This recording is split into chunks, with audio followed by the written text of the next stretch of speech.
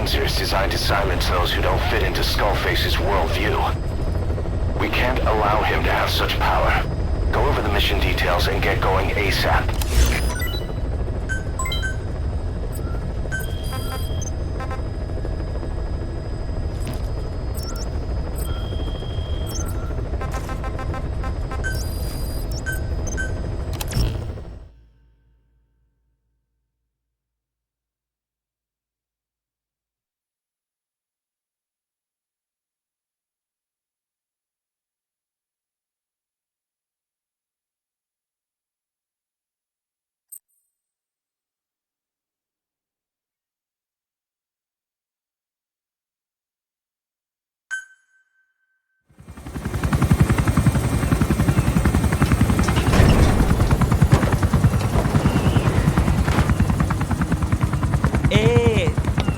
Saba, tata na mono, intangu yandi ibandaka ke sala namin. Ke salaka, tata nange mingi. Eli lolu la mono, muzo laka vekutuba. Ukizina unge bingi laka mono. Ukizina unge bingi laka mono. Hey, Tepe, Eli, what's the matter? Fighting will get you nowhere, Eli.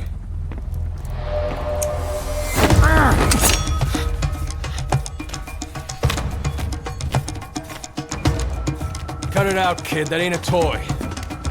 Eli. Don't call me that!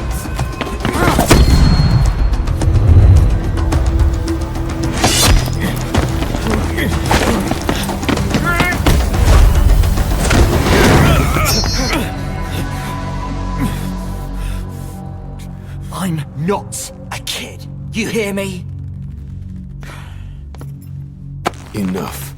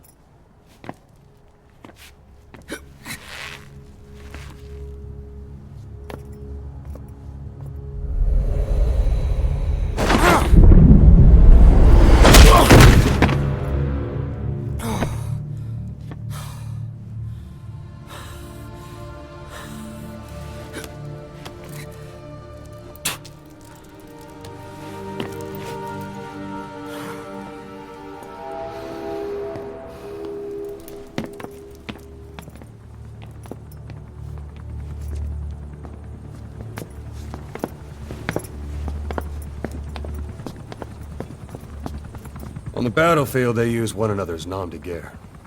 But here, we insist they use their real names. Well, that hasn't sat too well with Eli. Or should I say, Unyoka ya Mbempe. He thinks his boys are letting us grown-ups walk all over him.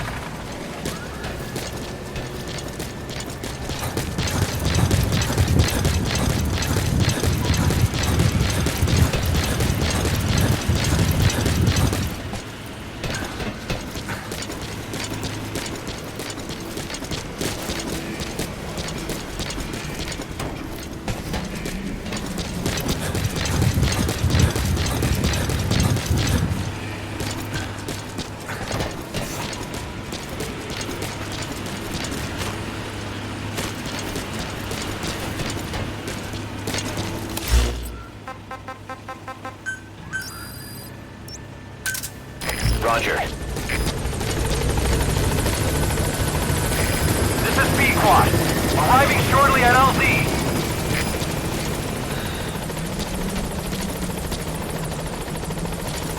Welcome home, boss. This is B-Quad. On station at LZ.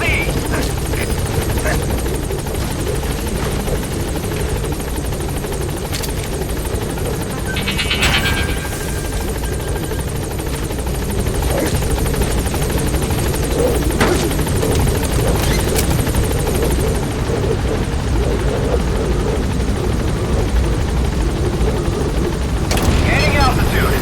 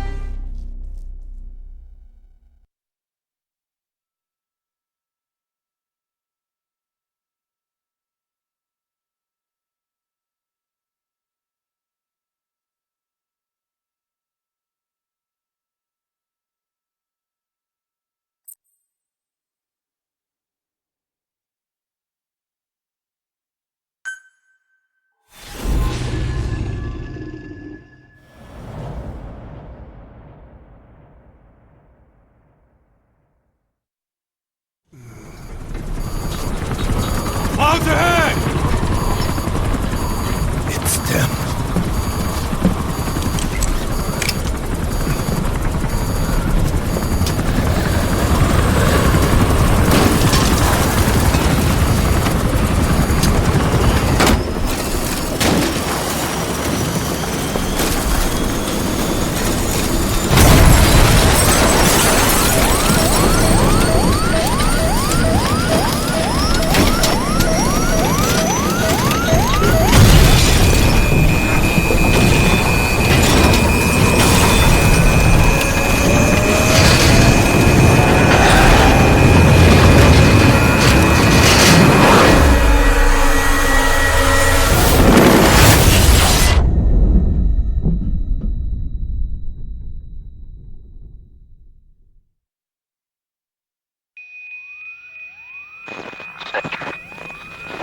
Can you hear me? Are you okay?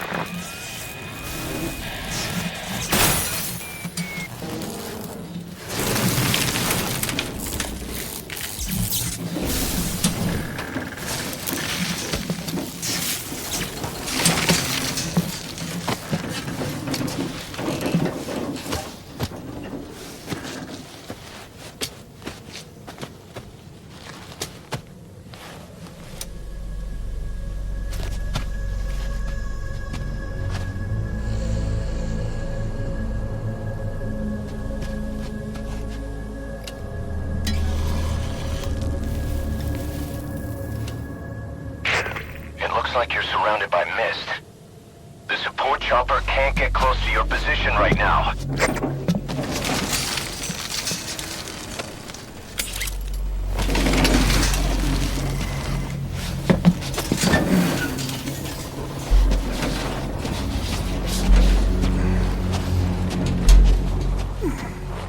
Hurry!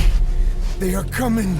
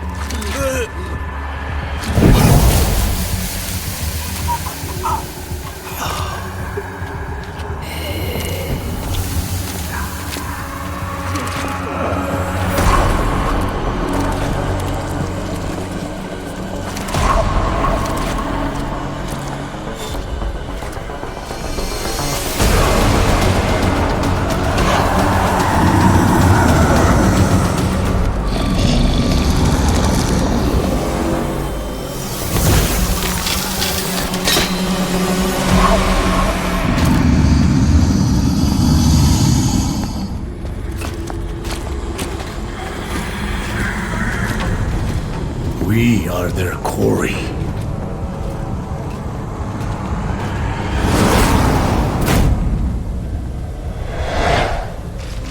Skulls.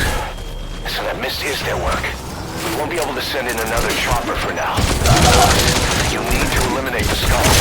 You cannot lose Code Talker.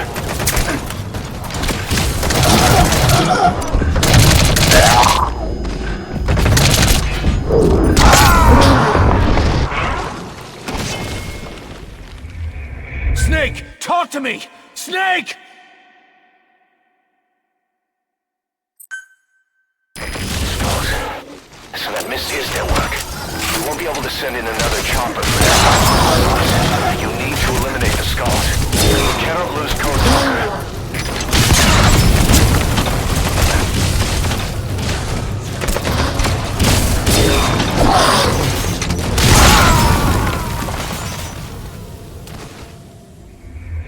Hey, quit kidding around. Snake? Snake!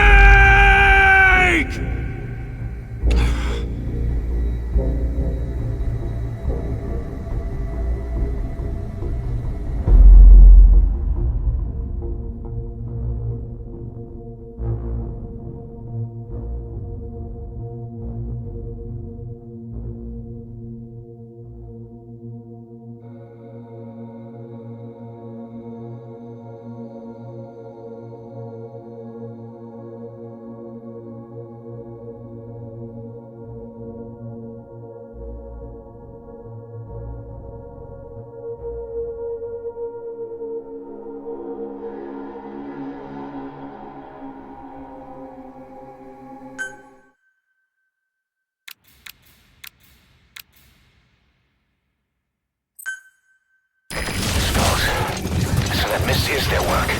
We won't be able to send in another chopper for now. Boss, you need to eliminate the skulls. We cannot lose Code Talker.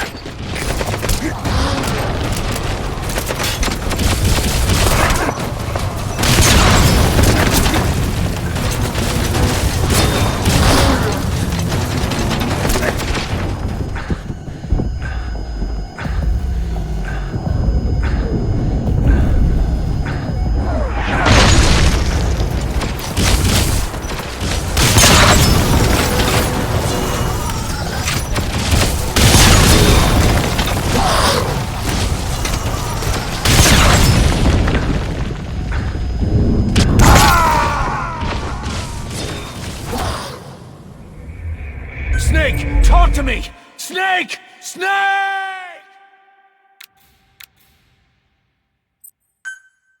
Skulls. So that mist is their work. We won't be able to send in another chopper for now. Boss, you need to eliminate the skulls. We cannot lose Code Talker.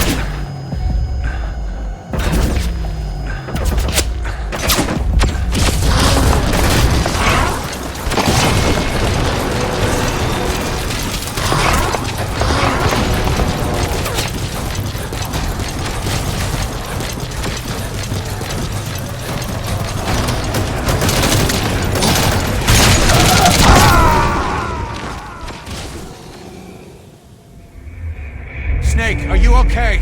Snake!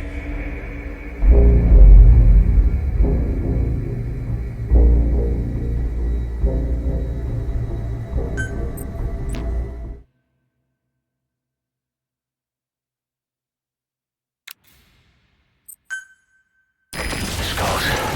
So that mist is their work. We won't be able to send in another chopper for now. Boss, you need to eliminate the skulls. We cannot lose Code Talker.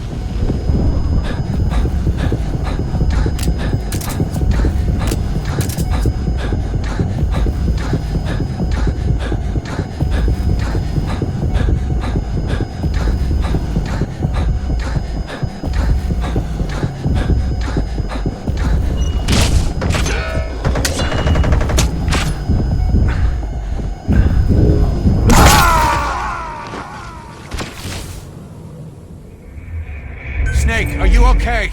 Snake!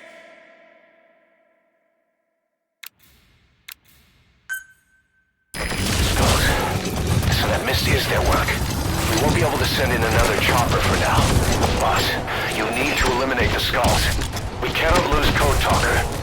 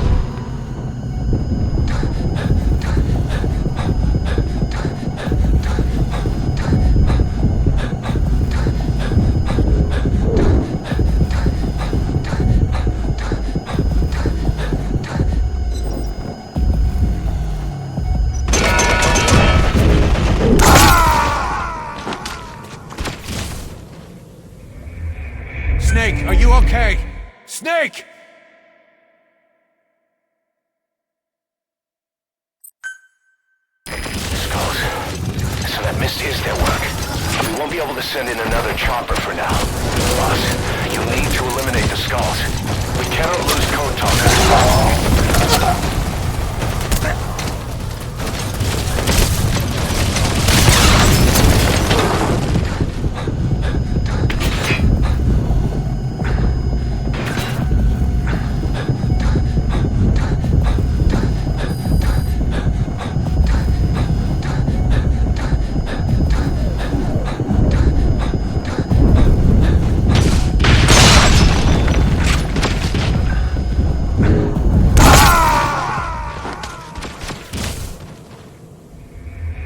Boss, what happened? Boss!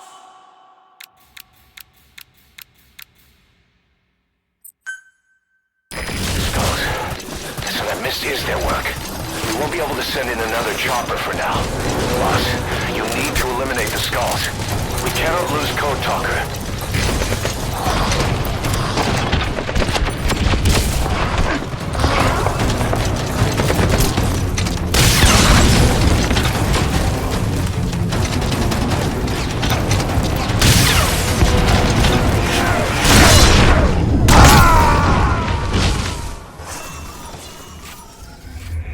Hey, quit kidding around. Snake?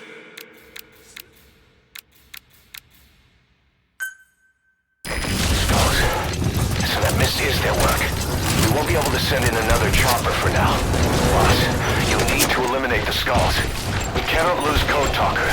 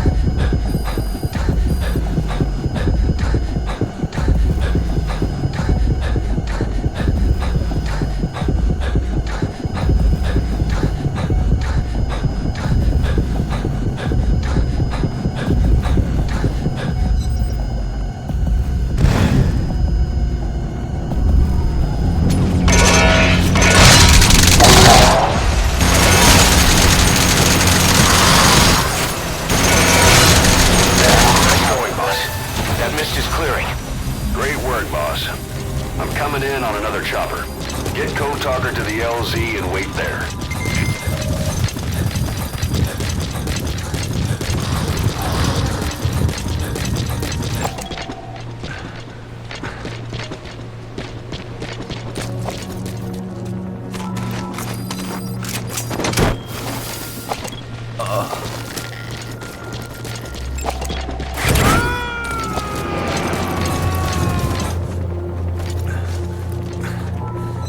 Subject on board. Leave the rest to us.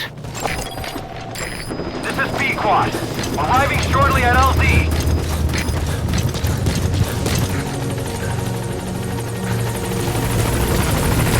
This is B-Quad. On station at LZ.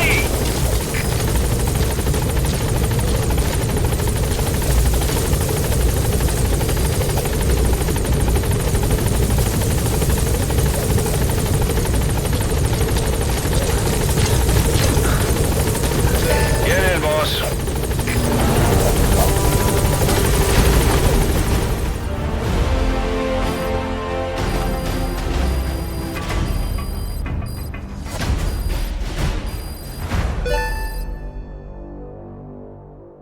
Mission complete, boss.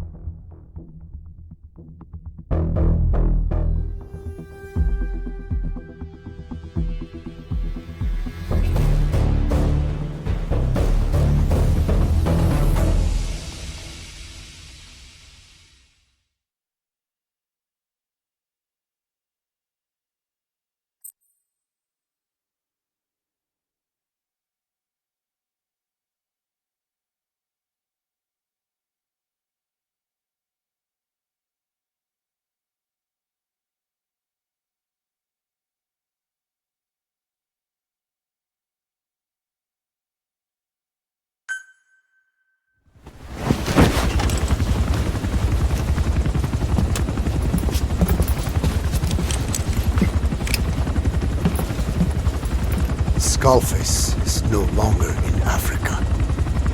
The nuclear test was a success. Now they turned their knives on me. Satellites didn't read any test. Neither did seismometers. The detonation test took place 5 years ago in the southern Indian Ocean. The final test was the opposite, to prevent detonation. You mean? Skullface plans to sell nuclear weapons that he retains control of. It's not like hawking small arms to militias. Indeed. He plans to avoid detection by exporting minerals containing tiny amounts of uranium in the form of metallic archaea. Once on site, the metallic archaea enrich the uranium and weaponize it. Loaded onto all-terrain bipedal machines, they ensure any country, armed group, even the smallest terrorist cell, can become a nuclear power. Bipedal. So that's why they needed Huey. A nuke business to replace the arms business. And Skullface owns the market. The very atmosphere of nukes, anywhere and everywhere. Deterrence on all sides. So that's why he ran a non-detonation test. Yes. Another metallic archaea instantly overrides the criticality generator. A fail-safe only he controls. Any such weapon can be deactivated whenever he chooses, regardless of who owns it or their intent to use it. Nukes. Controlled by a man, not a country. If they proliferate, conventional nukes lose all value.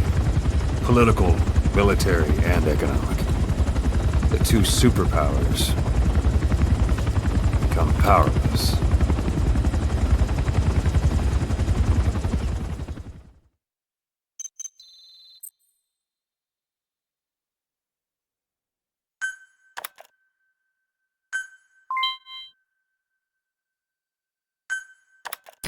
R&D and medical teams have come up with a proposal for a new suit that applies Code Talker's research, the Parasite suit. Apparently, it can recreate some of the Skull's unusual abilities. But in order to use those abilities, it needs parasites. If you want to wear this suit, you're going to need to get a hold of parasites by extracting skulls.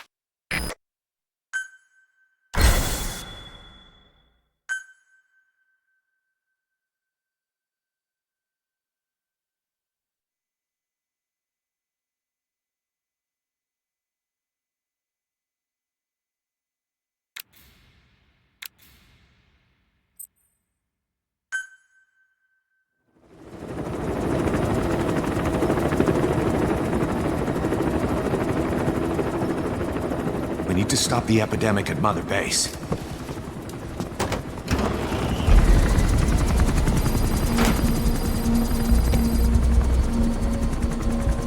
About the pathogen spreading through Mother Base, what's your opinion?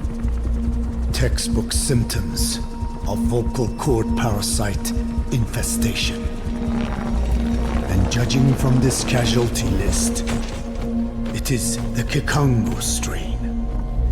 Meaning, a breed of parasite that triggers symptoms upon detecting pronunciation specific to Kikango.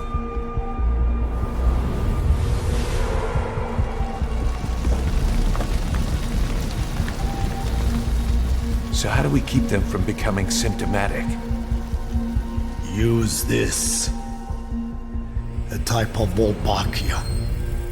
Introduced to a sample of the parasite. A parasitic bacteria that colonizes the parasites, turning male to female and preventing copulation. We must cultivate more.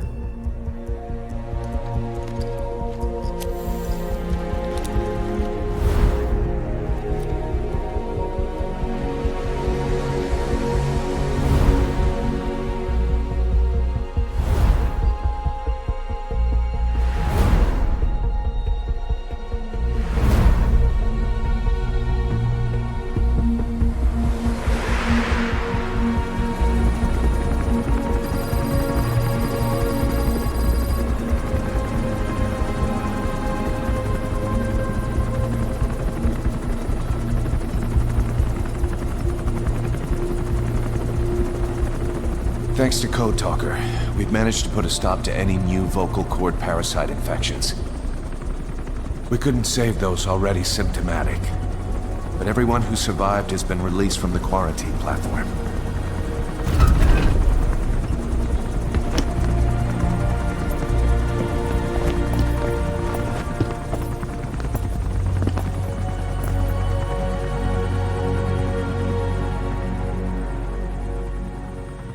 Skullface will pay for this.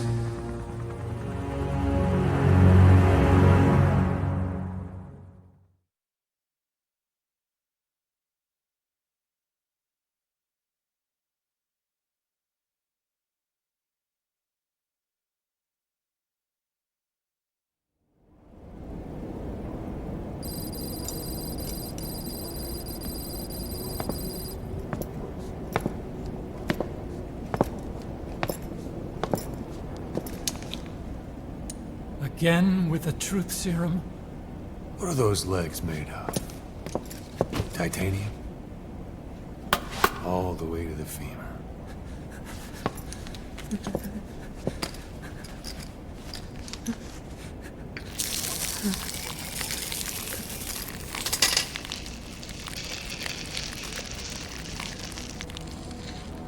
Metallic archaea. Sahelanthropus. Where is it? What? We have to know before his plan is complete. Sahelanthropus is the final piece. What are you talking about? If the Soviets break out a mobile, controllable nuclear weapon, East-West relations will be right back at the Cuban Missile Crisis. The Cold War returns to life, as countries without nuclear arsenals line up for what Skullface is selling.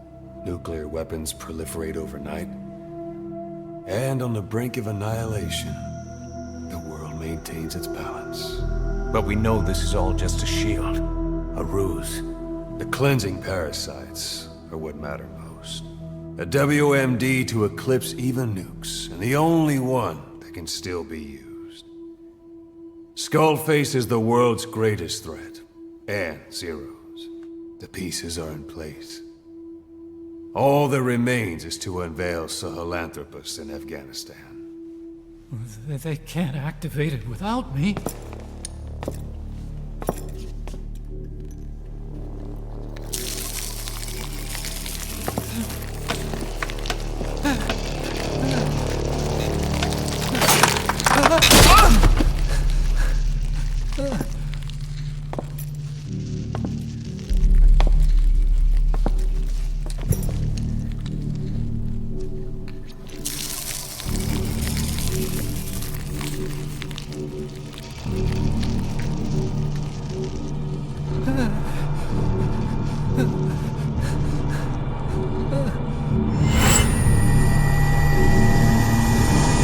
Okay, B-Zero.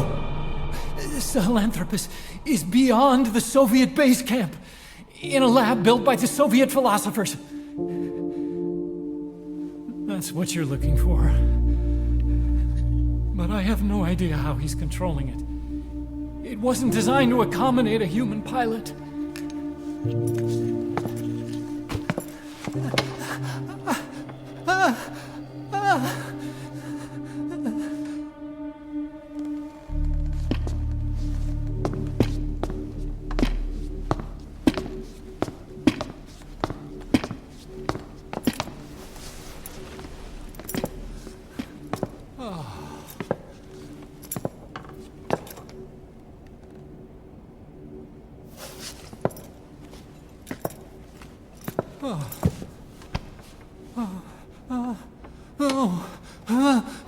No! No! Wait!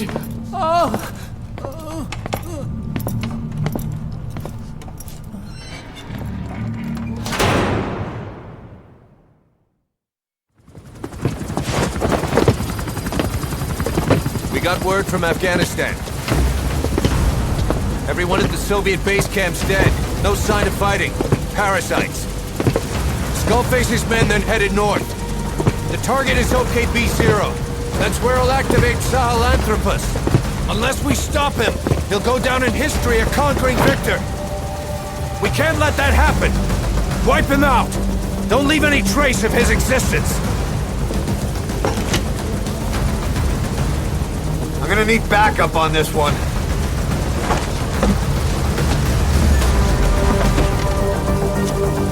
You'll rendezvous on site.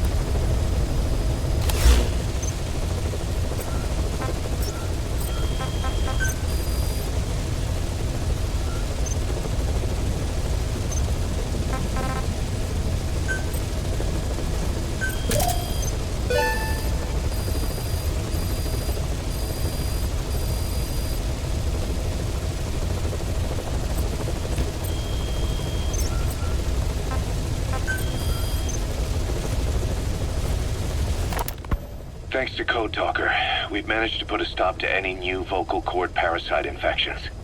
We couldn't save those already symptomatic.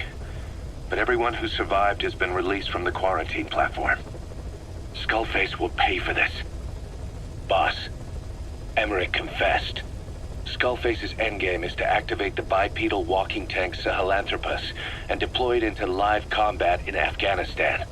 That's why he moved into the Soviet research facility they call OKB-0. If his plan comes to fruition, there'll be no stopping the ripple effect worldwide. Find a way to make contact with Skullface before that happens. Then learn what you can from him, and put a stop to his plan. We'll have our fun with him later. This is it, boss. Diamond Dogs is strong enough now to face him head-to-head. It won't be like 9 years ago. Make your way to OKB-0.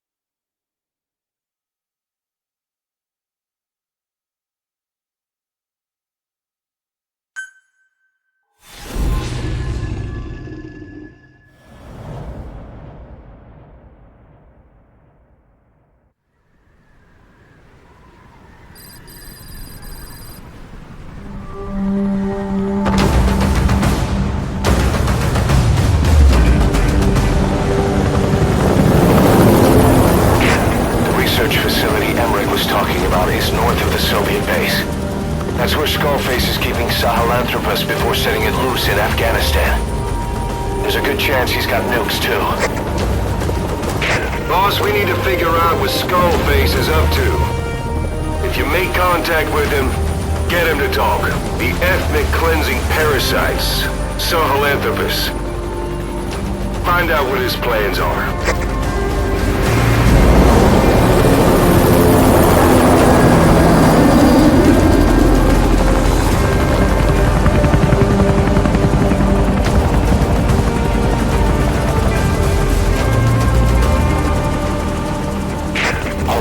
Skullface's plans are on the verge of fruition. We need to stop him while we still can.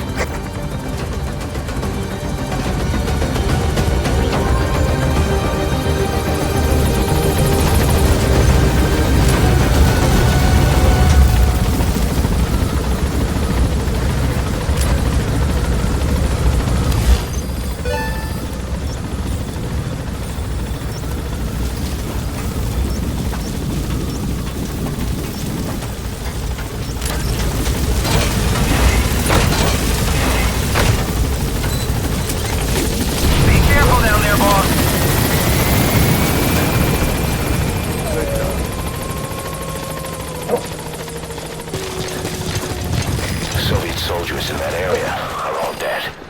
Apparently XOF unleashed the Russian parasite strain. To isolate the facility, they first spread reports of a chemical weapon leak. The infection won't spread into the surrounding regions. Still, I think they just exterminate the men who work with them all this time. Skullface must be making his final play.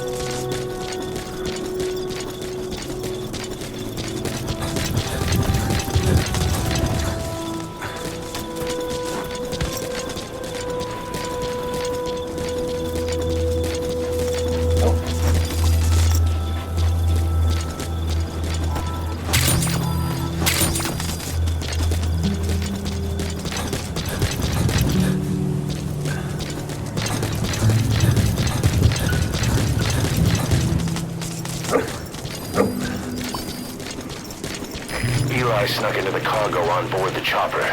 His idea of an escape attempt? Who can say? We'll think of how to deal with him later. Snake, do you read me? I know more than anyone about OKB-0 and Sahelanthropus. Boss, I've made up my mind. I want to be of use to you, not him.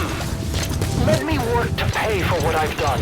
I'll prove it, that I've always been your ally. Boss, I'll be focused on coordinating backup here at Mother Base. The chain of command is still in place. If you have orders, give them through Miller as usual. Skullface is in OKB-0. Start by making contact with him. The facility itself is under the control of XOF, Cypher's Strike Force. We have no hard data on their force strength, so your judgment in the field will be key. Boss.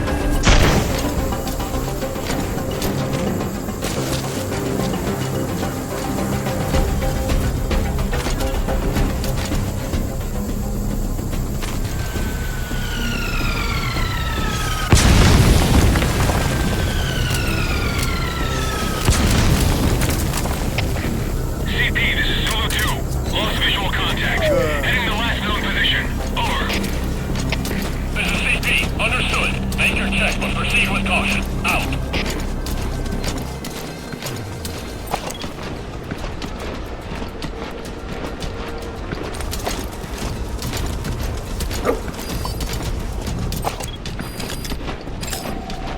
XOF has occupied the facility. Skullface must be close.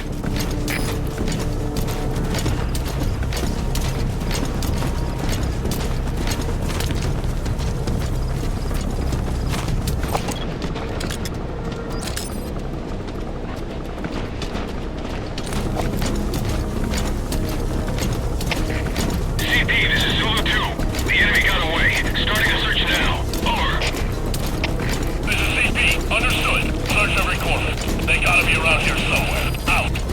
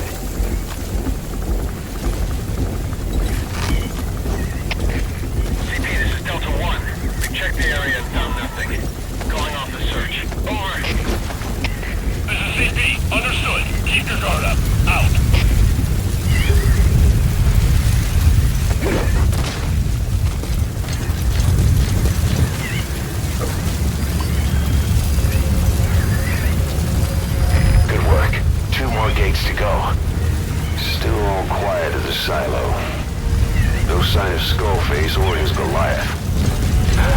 Surely they can't already have... No, never mind.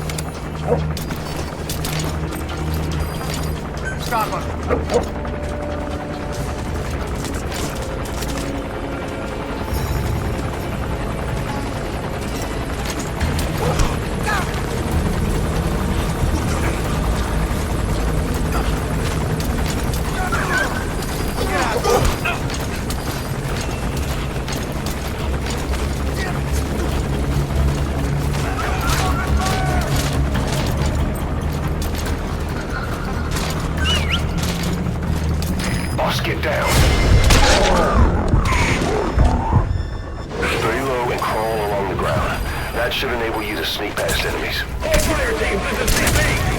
Enemy attack in front of us! All units, ready for combat!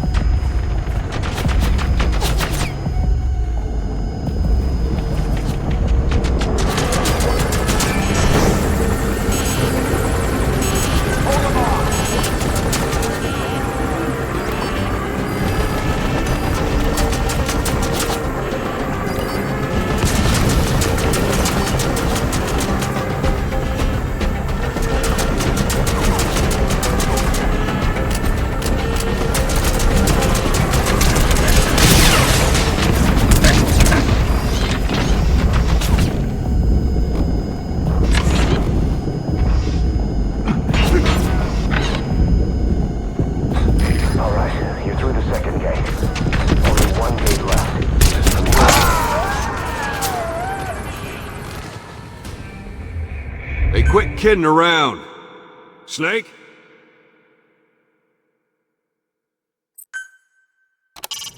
Make contact with Skullface. Head for the silo at the facility's northernmost point. Good work. 2 more gates to go.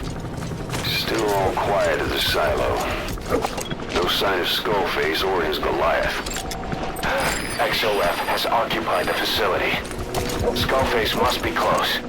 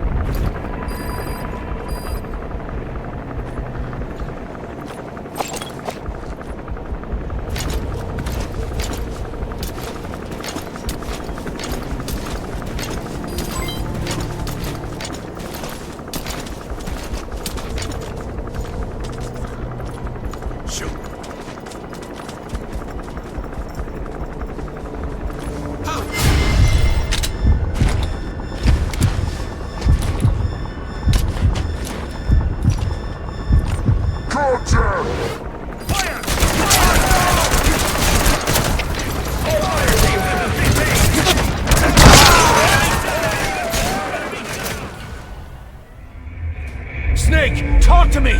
Snake! Snake!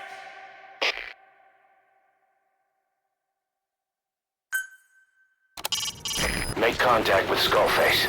Head for the silo at the facilities. Good work. 2 more gates to go. XOF has occupied the facility. Skullface must be close.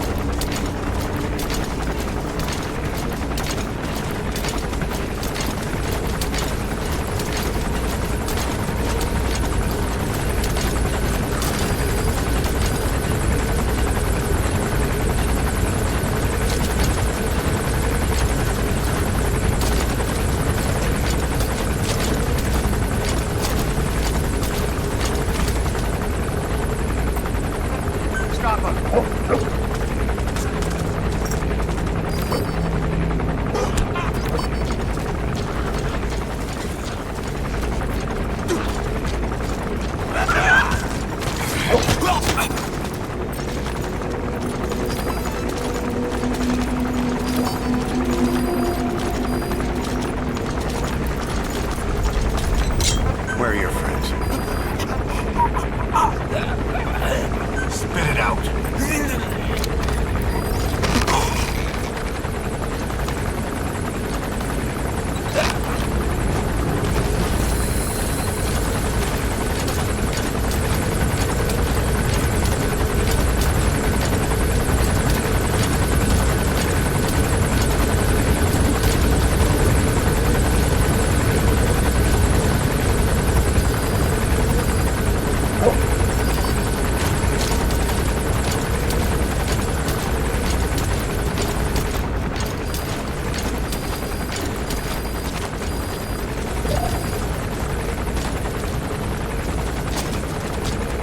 All right, you're through the second gate. Only one gate left. From here on in, you're in the enemy's headquarters. Something's wrong. But it has to be here.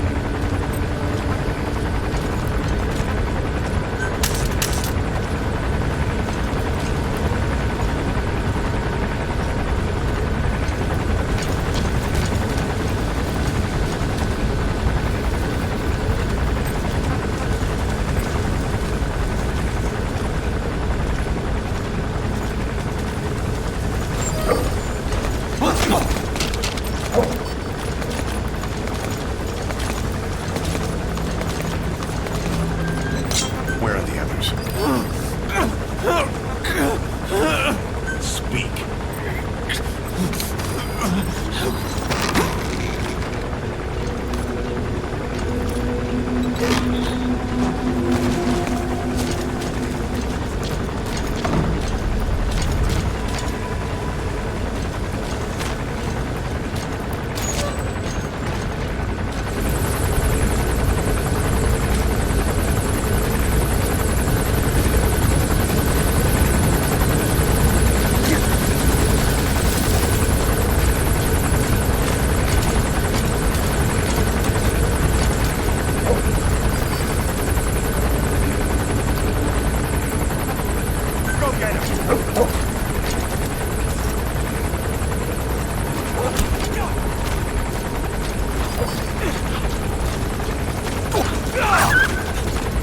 door's open!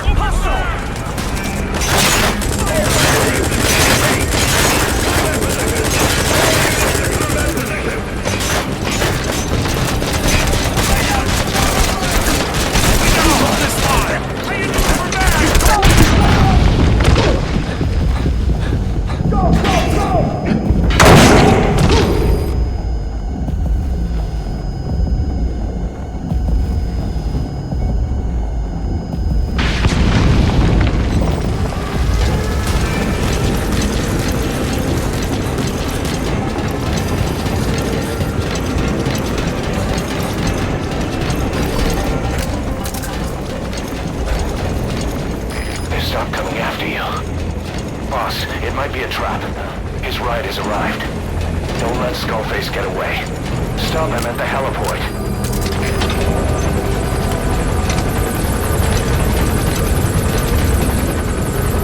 Boss, can you see the heliport?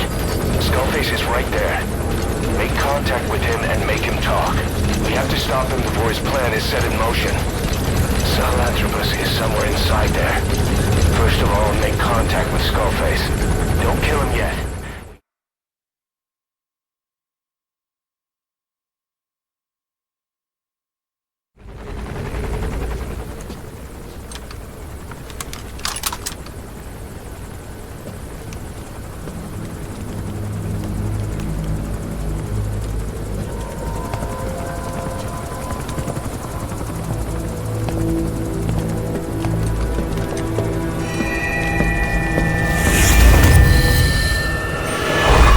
You too have known loss, and that loss torments you still.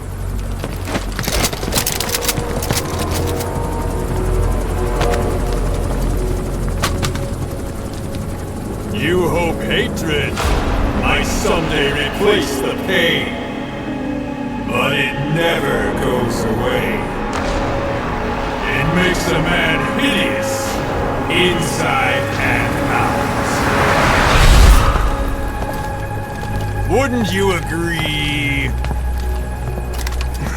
We both are demons. Our humanity won't return. You, me, we've no place to run, nowhere to hide. And that is why I'll show you my demon. Follow me, big boss!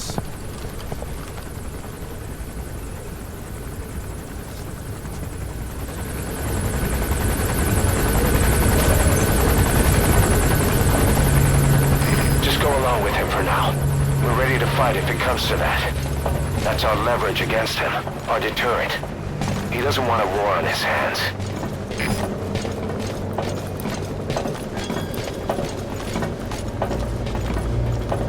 Whatever the Navajo told you, with just one possible solution derived by Cypher, my will is different.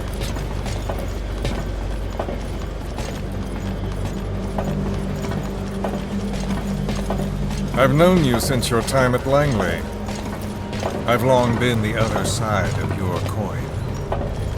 1964, Soviet territory. Fox's first mission. Any mess you made, I was there to clean up. You completed your task, and admirably. The information you returned was far more than enough to fill our pockets. With it, our futures became, more or less, set in stone.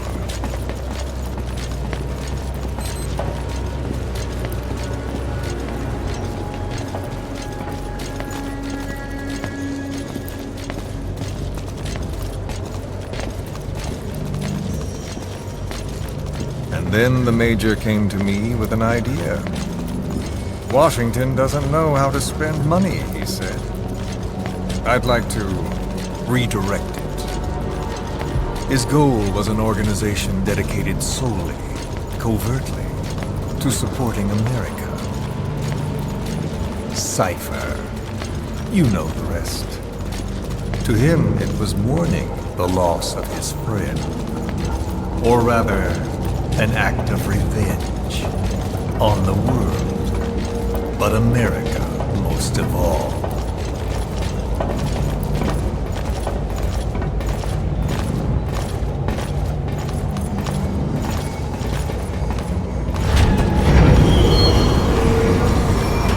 America is a country of liberty, a meeting of immigrants. Instead of simply assimilating, its citizens live alongside others. Their roots are very diverse. America's never been made up of just one group. But he tried to forge a single consciousness for it and from it. The idea that every citizen would use free will to unite behind their country.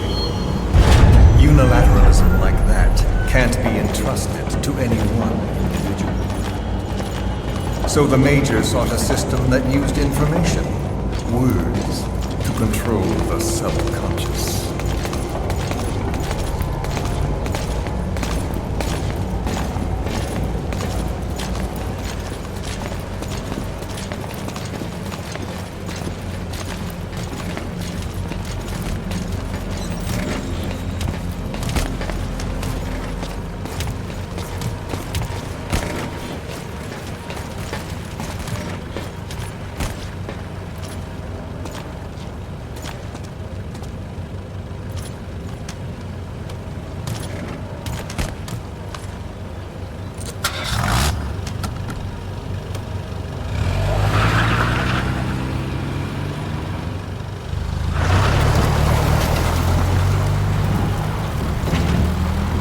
To unite America and the entire world.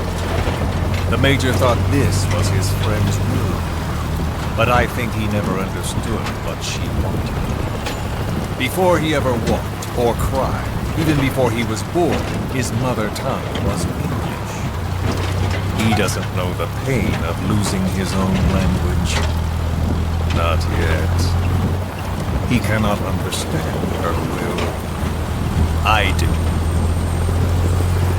I was born in a small village. I was still a child when we were raided by soldiers. Foreign soldiers. Torn from my elders, I was made to speak their language. With each new post, my masters changed, along with the words they made me speak. Words are peculiar. With each change, I changed too. My thoughts, personality, how I saw right and wrong.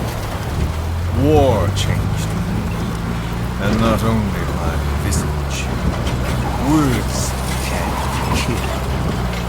I was invaded by words, burrowing and breeding inside me. A philosopher once said, "It is no nation we inhabit, but a language." Make no mistake, our native tongue is our true fatherland. My fatherland, my truth was stolen from me. And so was my past. All that's left is the future. And mine is revenge. On those who leech off the words of their fellow man. This is what I learned from the Major. And then it hit me. It was he who should feel my wrath. He and the code he chose as basis for control. Language codes, information codes, beamed all around us, genetic codes spanning history. By controlling the codes, Cypher Zero intends to unify the world. Codes implanted into our heads, sucking our minds dry as it spreads from one host to the next. A parasite upon this earth, that is what Zero is. As one born into this world, he's afflicted. I hold him responsible for killing my freedom. Killing all traces of my past. Killing any promise of a future. We are all but dead men forced to walk upon this earth. A world reduced to zero. Cypher plans to use its codes to control the world. They think they can. And the mother tongue of all those codes is ink. The Word became flesh. The final parasite. It knows English. An English strain of the vocal parasite. I will exterminate the English language. With this, I'll rid the world of infestation. All men will breathe free again, reclaim their past, present, and future. This is no ethnic cleanser. It is a liberator. To free the world from Zero.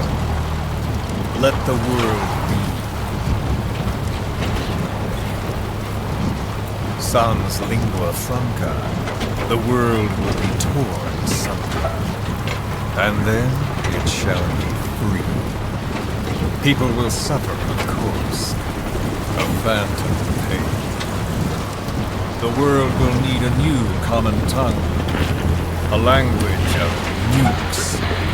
My metal ears shall be the thread by which all countries are bound together. In equality. No words will be needed. Every man will be forced to recognize his neighbor. People will swallow their pain. They will link lost hands. The world will become one. This war is peace.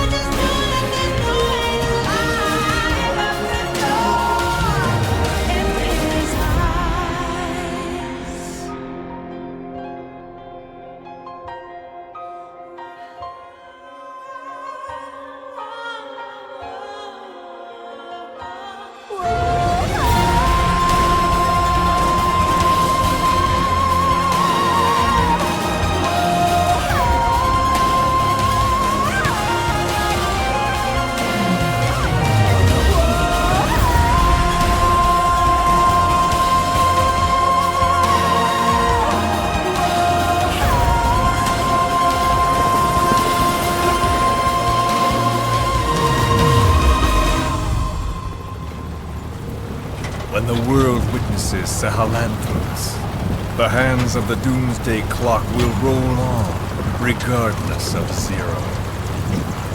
Sahelanthropus will take the first giant step into a brave new world. It is the bell with which a world trodden upon by words declares its independence.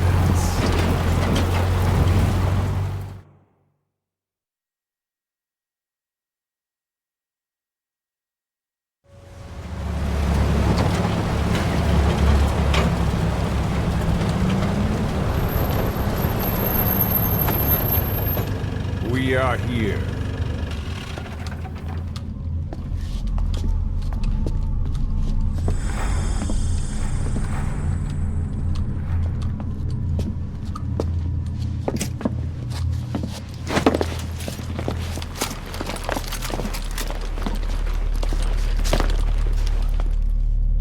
Remember the Alamo.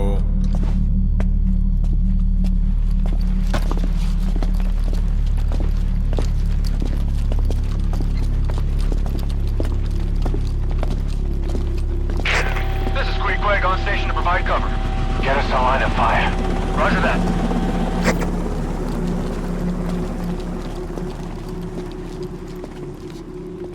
We're not the only demons in this world.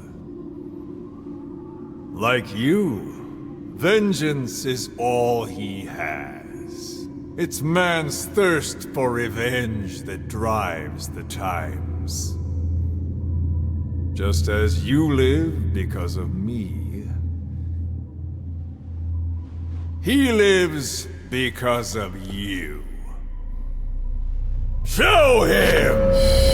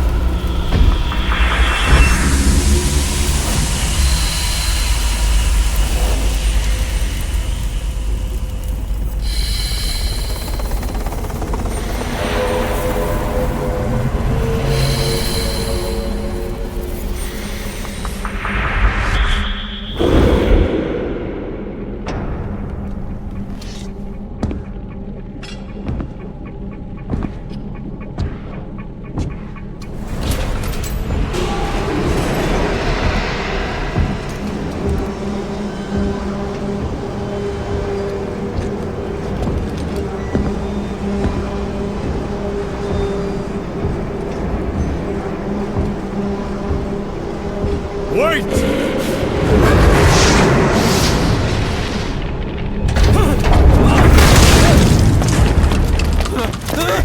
Who is doing this? Such a lust for revenge? Who?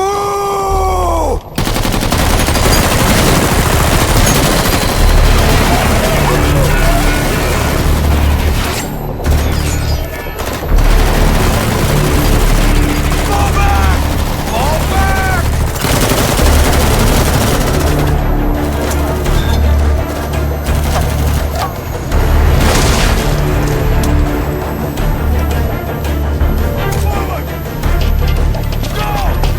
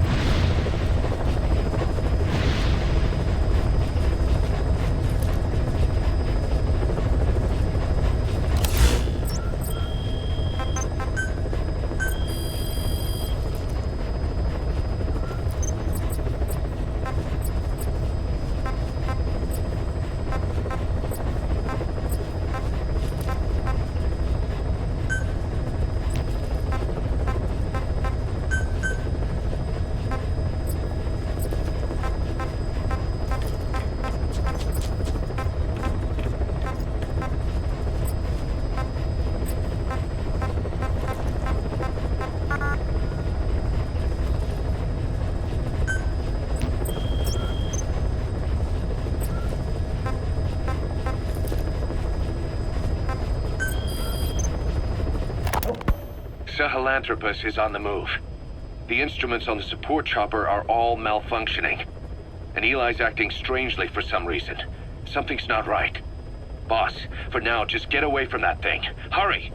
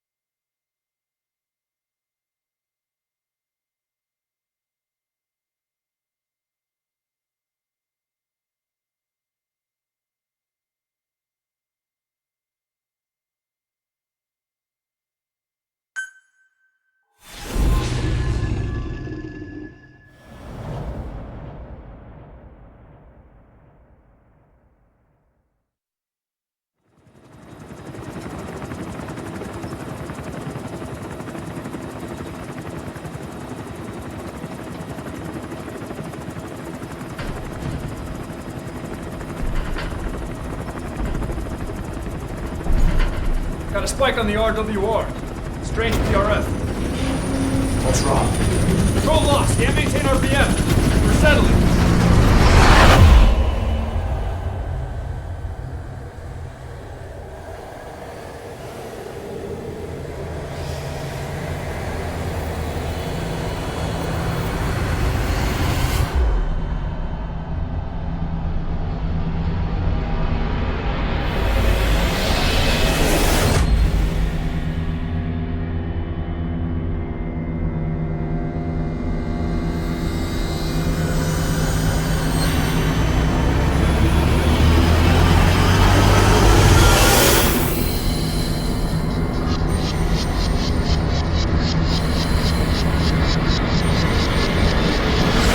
Recovered control. Ascending. Hey, Snake. There's something wrong with Eli.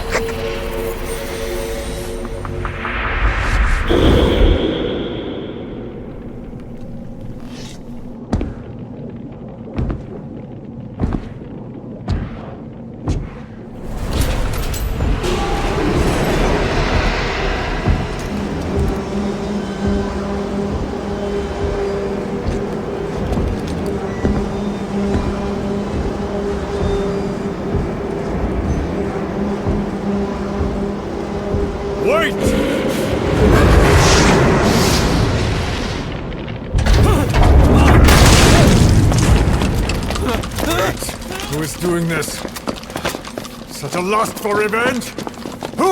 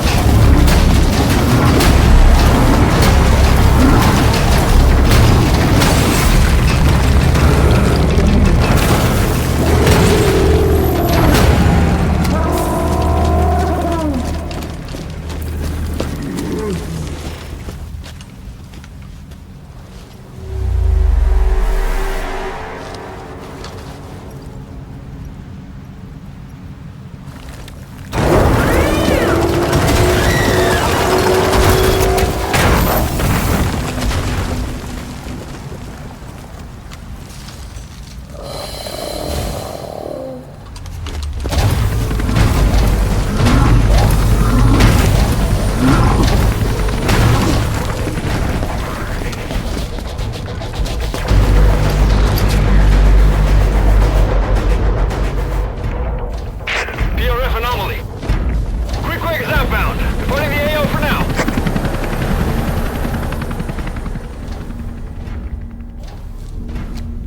All units, move in!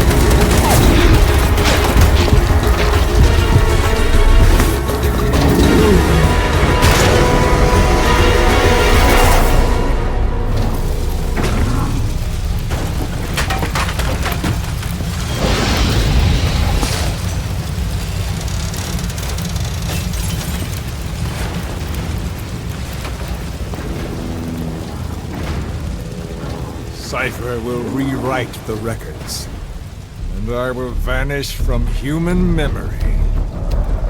But the thirst for revenge that I have planted will infest the system! No one can stop it now! Sahelanthropus will unleash that thirst onto the future!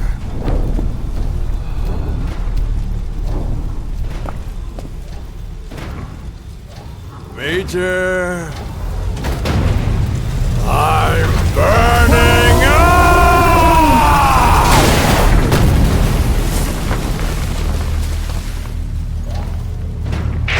Boss, get out of there!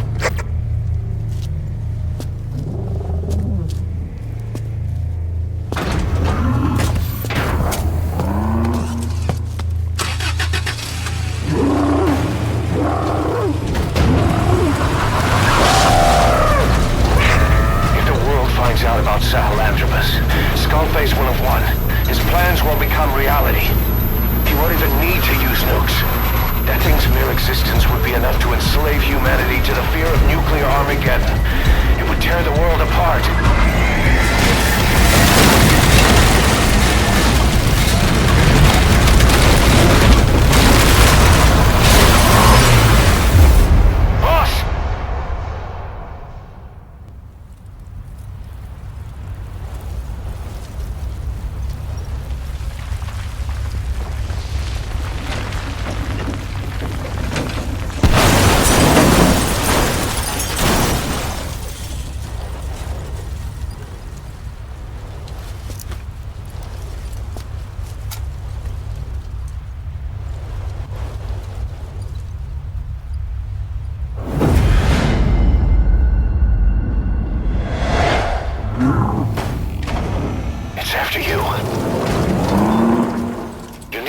Stop it, boss. Destroy Sahelanthropus.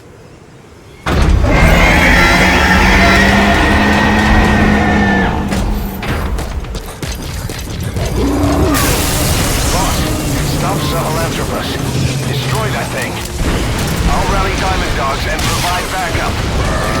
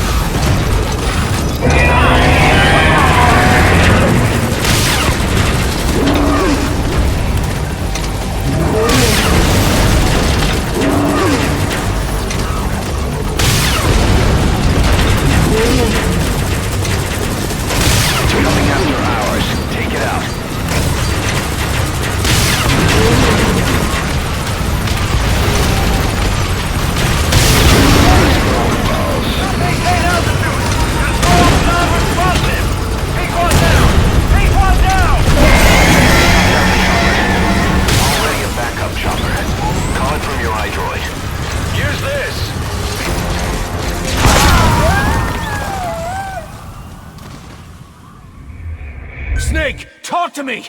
Snake!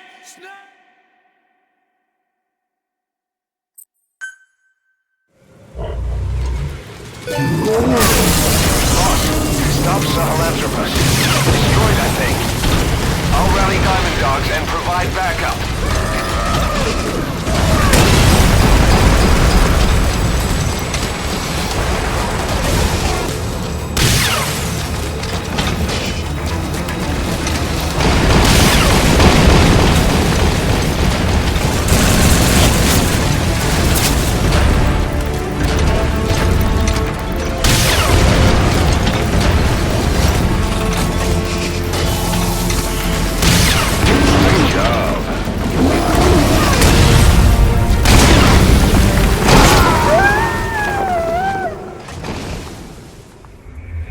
Hey, quit kidding around.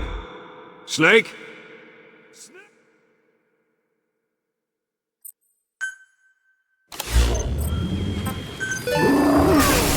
Boss, stop Sahelanthropus. Destroy that thing. I'll rally Diamond Dogs and provide backup.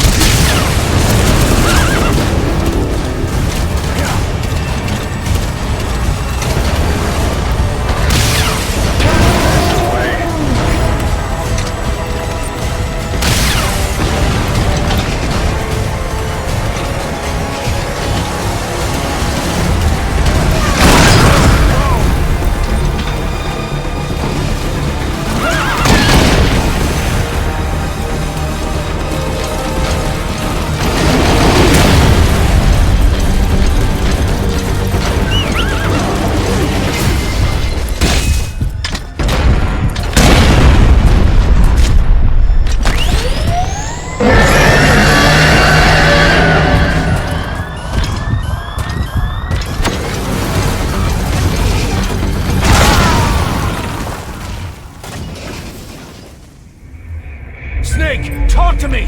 Snake! Snake!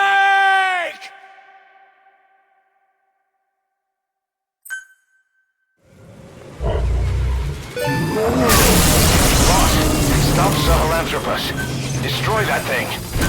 I'll rally Diamond Dogs and provide backup.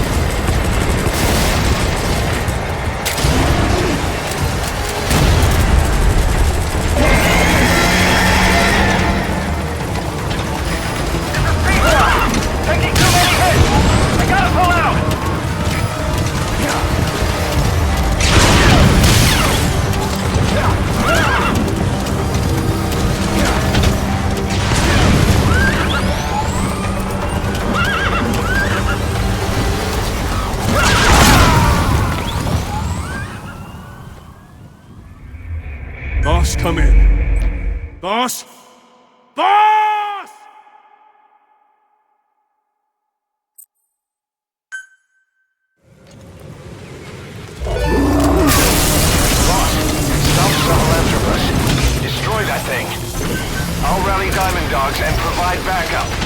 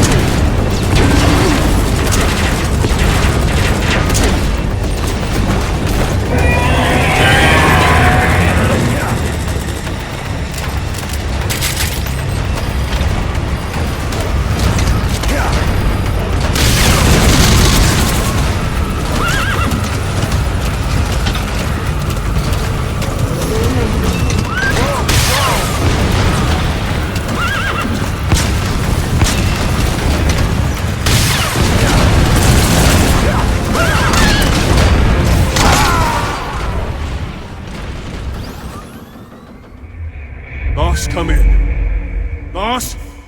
Boss!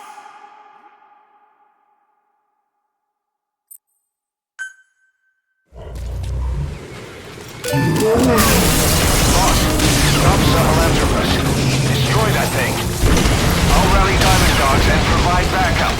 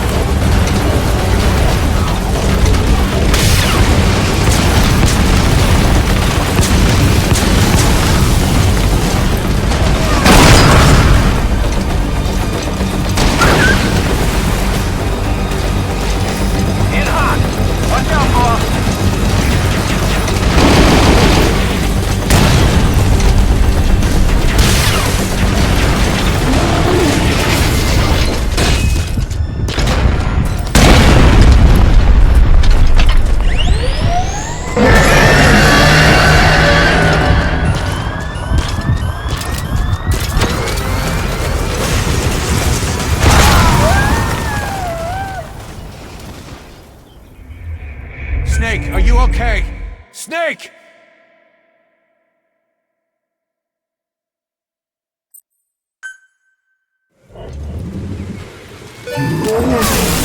Boss, stop Sahelanthropus. Destroy that thing.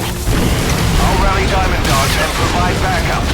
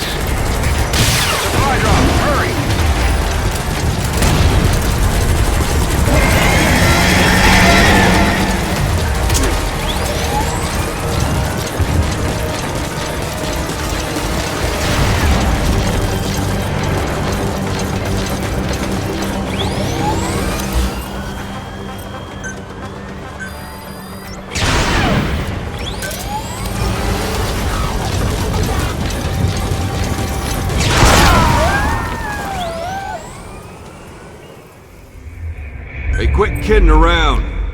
Snake? Snake!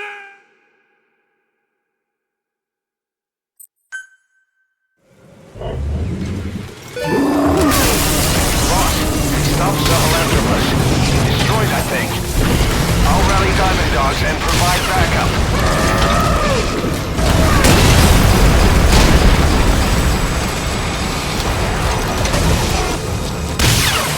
Great job.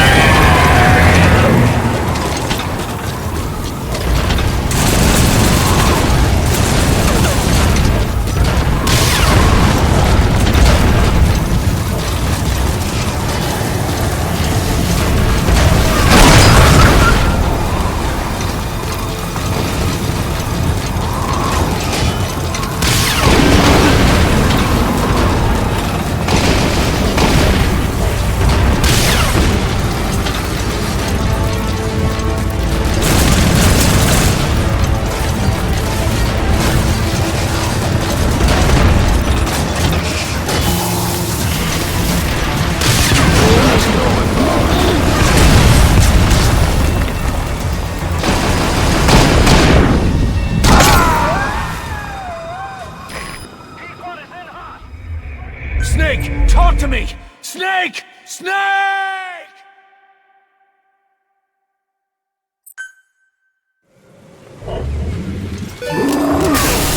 Boss, stop Sahelanthropus. Destroyed, I think. I'll rally Diamond Dogs and provide backup.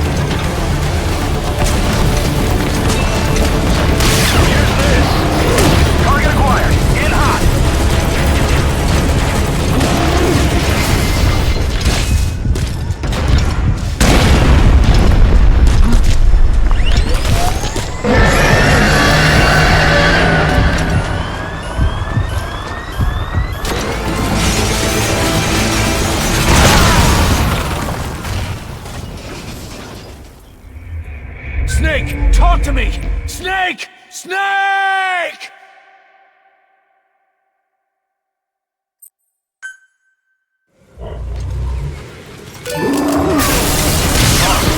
Stop Sahelanthropus. Destroy that thing. I'll rally Diamond Dogs and provide backup.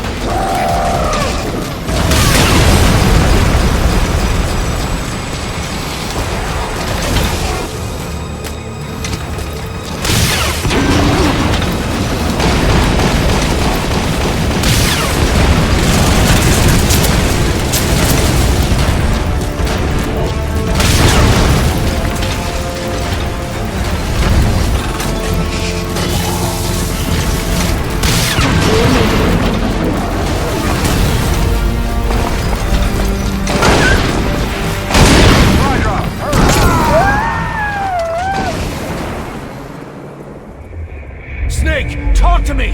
Snake!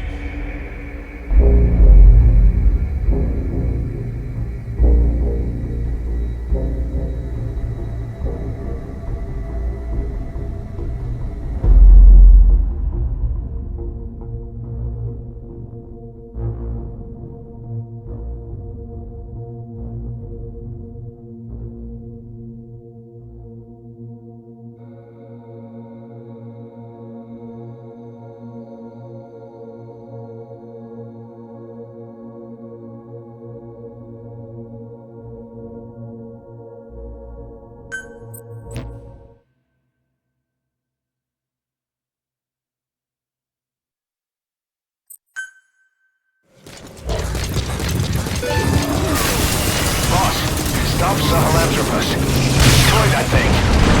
I'll rally Diamond Dogs and provide backup.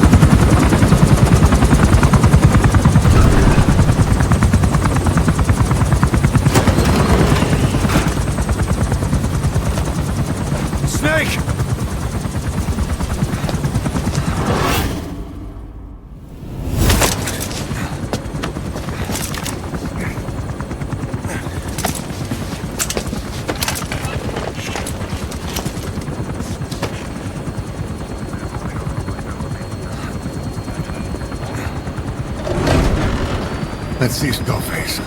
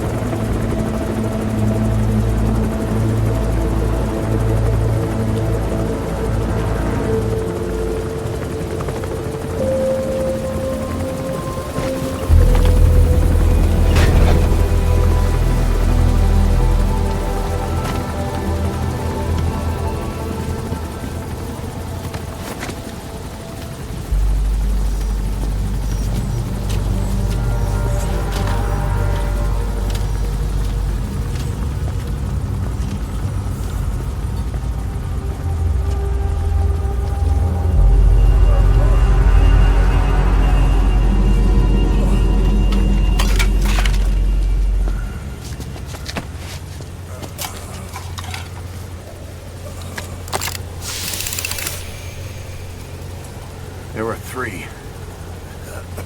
Where's the other? Very close to you.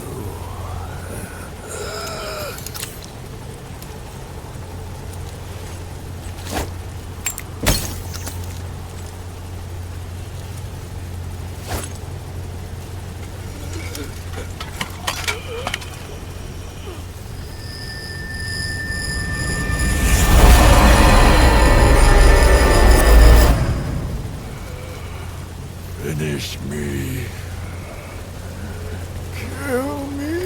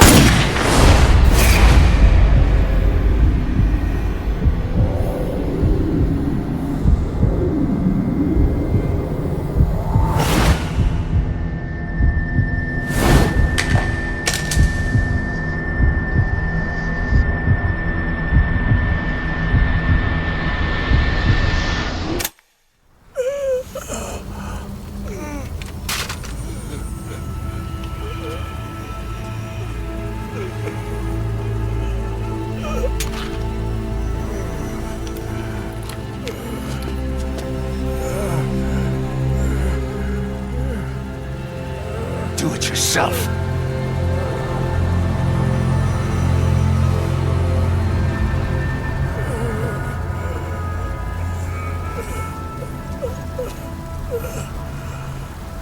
Mission complete, boss.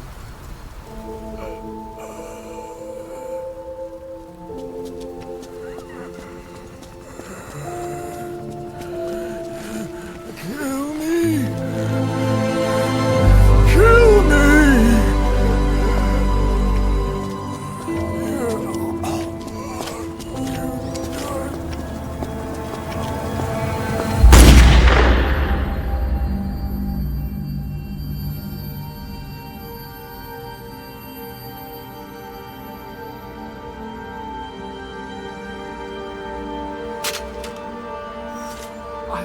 I did it! Revenge!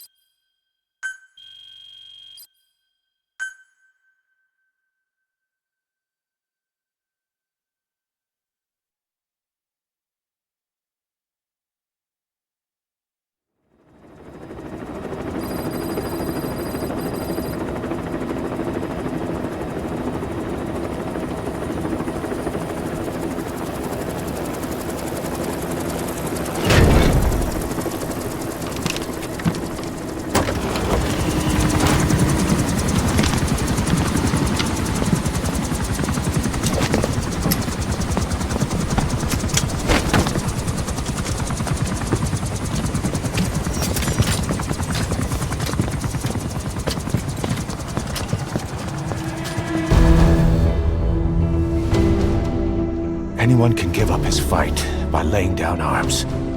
But the feeling of holding a gun, that we'll never forget.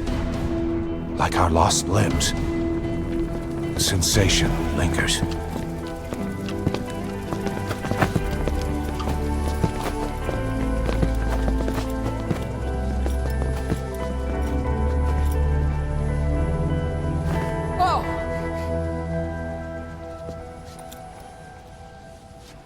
Here she comes! Here she comes!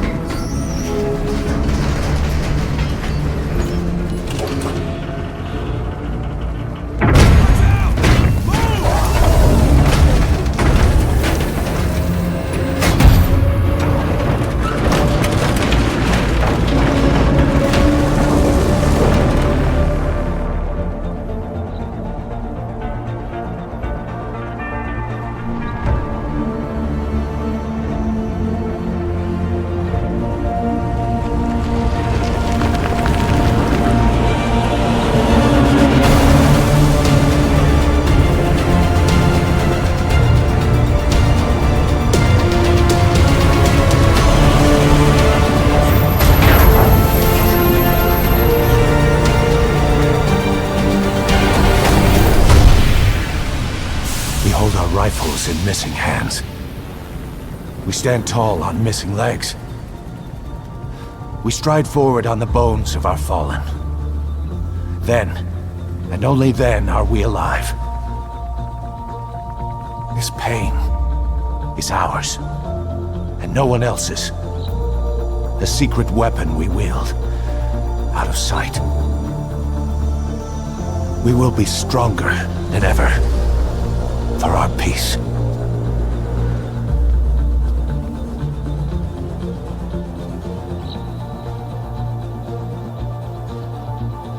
Sahelanthropus will unleash that thirst unto the future. Those were his last words.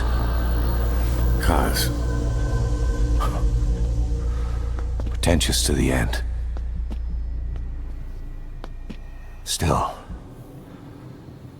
doesn't feel like this is over. And I'll never be whole again.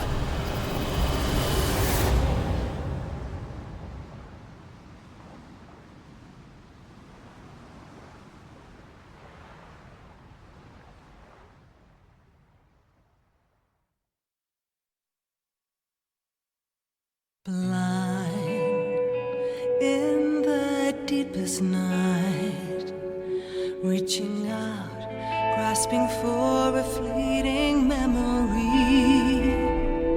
All the thoughts keep piercing this broken mind. I fall, but I'm still standing, motionless.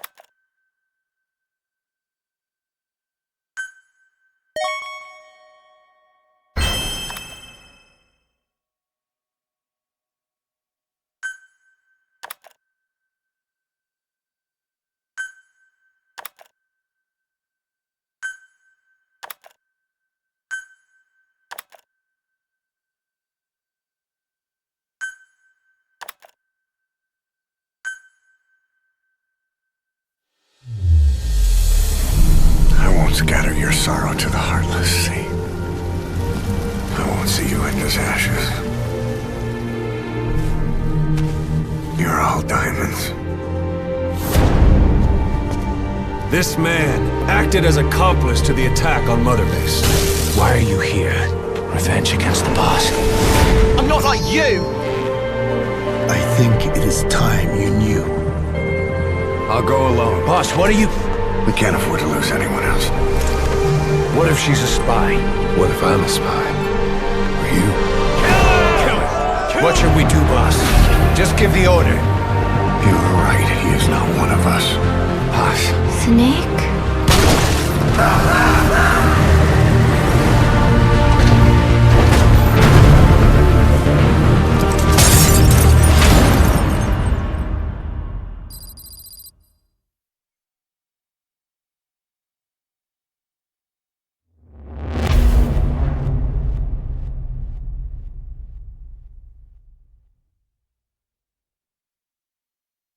Attention!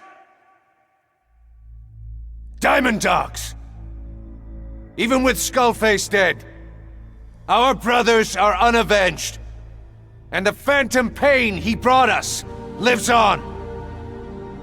Cypher is still out there. We know they planted spies, parasites among us. Watch the man to your left, to your right. Assume nothing. Report everything. It's the only way to protect ourselves. From here on out,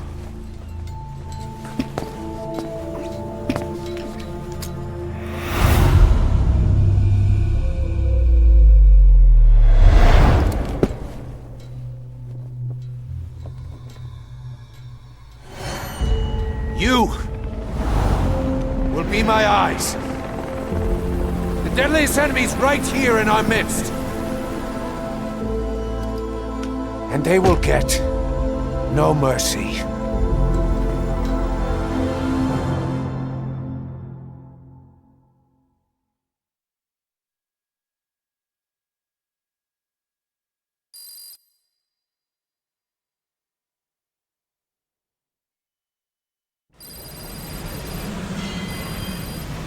Even with Skullface dead, our pain is still right with us.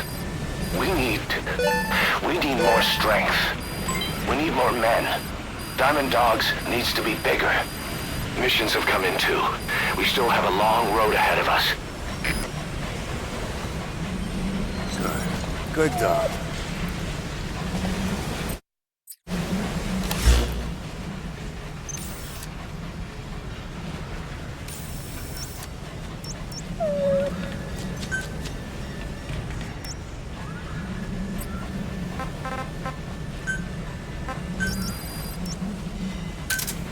Roger.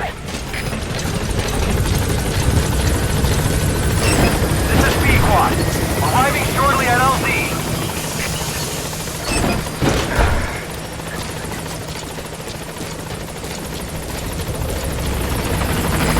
This is B-Quad. On station at LZ.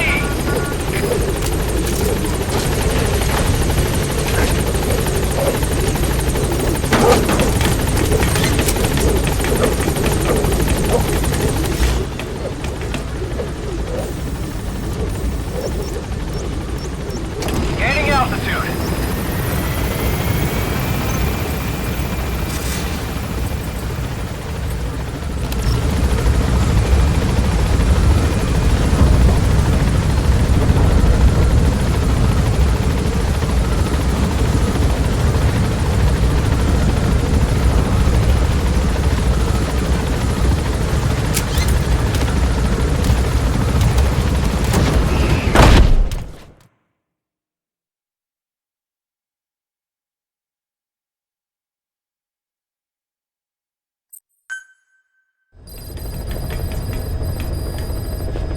Boss, you can now give the order to develop or dispose of nuclear weapons from your iDroid. With a nuclear deterrent, even if you're discovered while infiltrating a rival PF's FOB, most PFs won't dare retaliate. But you, of all people, know how dangerous it can be to have nuclear weapons. So will you add nukes to our arsenal as a deterrent? Or will you take them away from other PFs and dispose of them to help build a world that's free of nuclear weapons? I'll leave that decision up to you.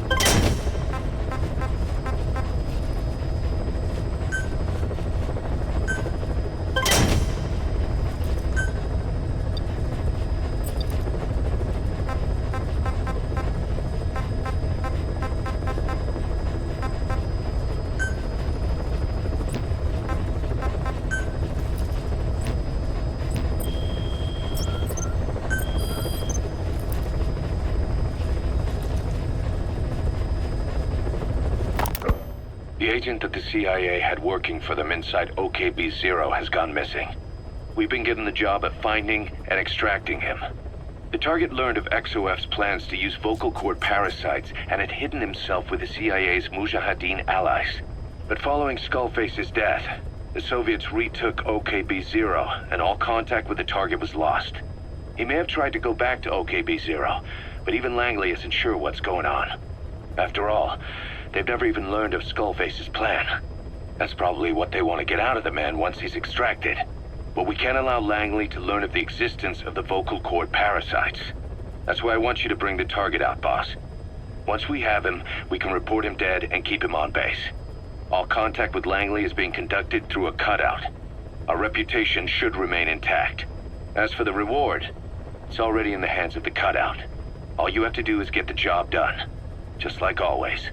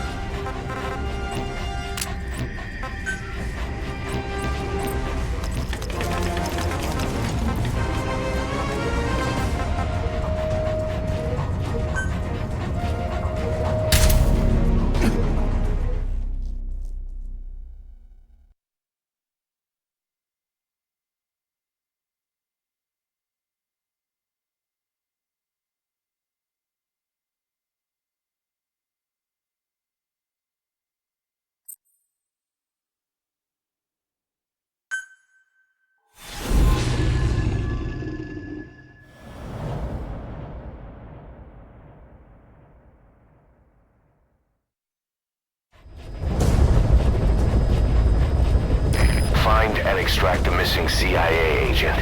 The target was laying low with the friendly Mujahideen during the vocal cord parasites incident. The man headed back to OKB-0 after the Soviets recaptured it. Check the target's VI on your iDroid.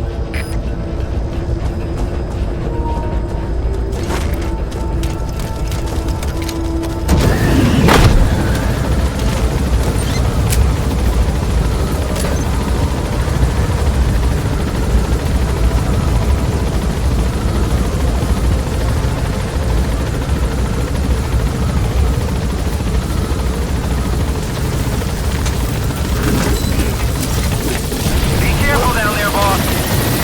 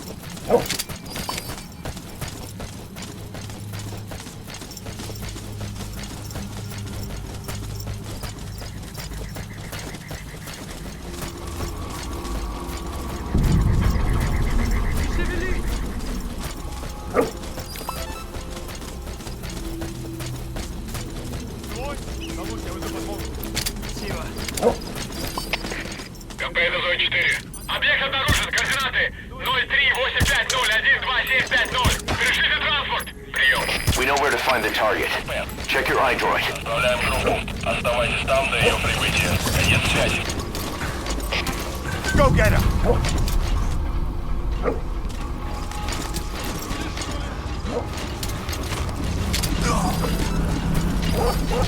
Смотри вверх! Пошел! Огонь! Stop him! Отвали!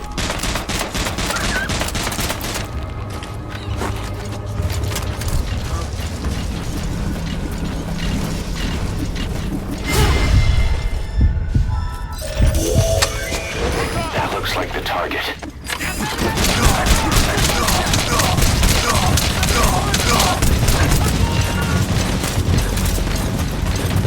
Go get him!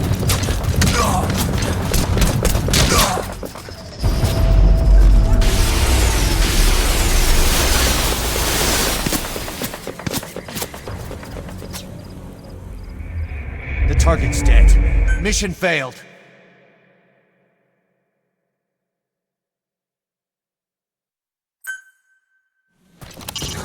Boss, you need to extract the target alive. He might be able to tell us about what went on at OKB-0.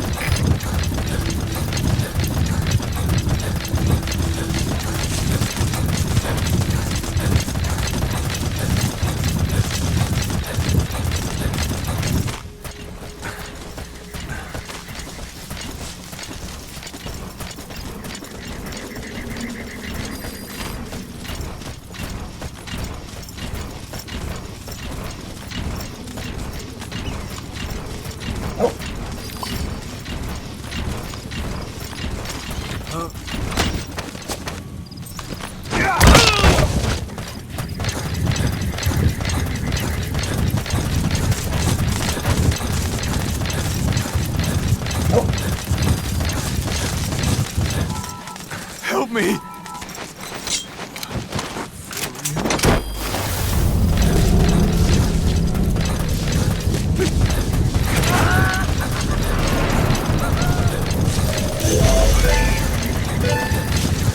Good work.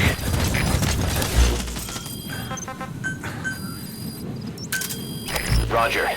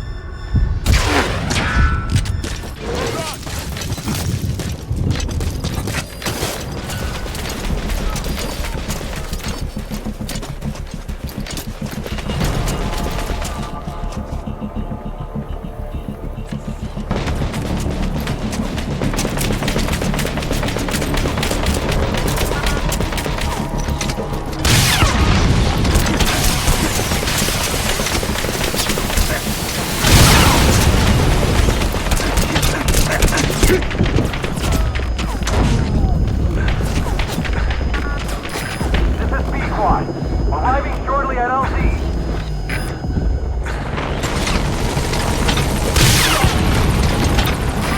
This is P-Quad. On station at LZ.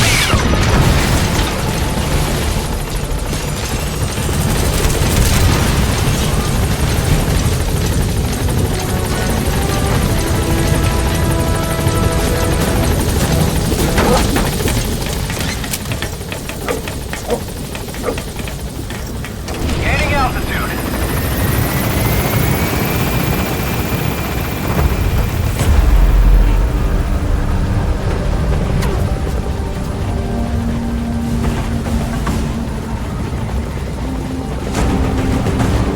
Departing.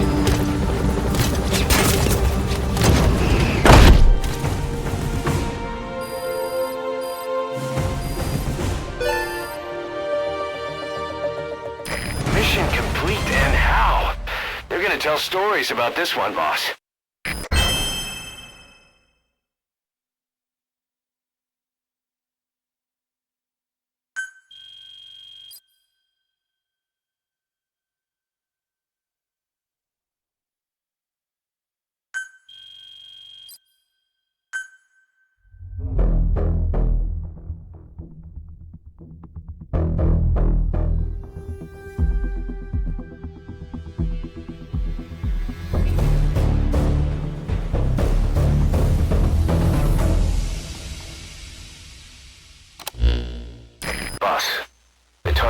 us in on what's been going on. He betrayed the Soviets, passing information to Langley, but got scared after learning XOF used the vocal cord parasites. Then came feelings of guilt that his leak sent comrades to their deaths, and fear that America might deploy such a weapon itself. But in reality, XOF and Langley don't have a collaborative relationship, and Skullface was not working for America. Still, I can't blame the man for being afraid. After laying low with the Mujahideen, he tried to cut his ties with the US and return to the Soviet military. But along the way, someone came after him, and he was forced back into hiding. Could have been remnants of XOF looking to silence him. And you know the rest. He doesn't seem to know much about the parasites, but nevertheless, it'd be too dangerous to hand him over to Langley or the Soviets. We'll keep him here as originally planned.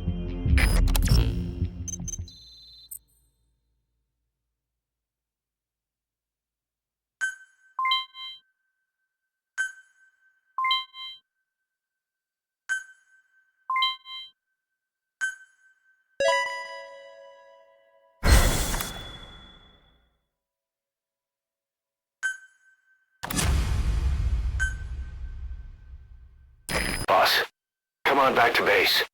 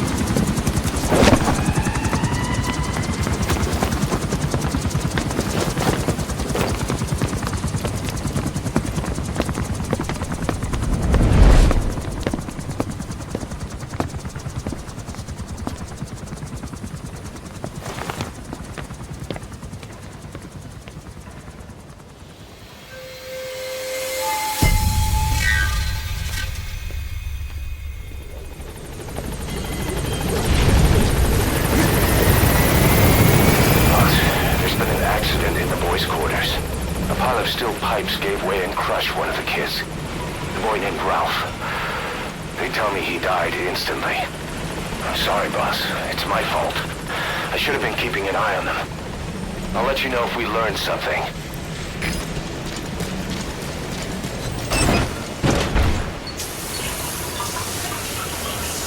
Boss, welcome home.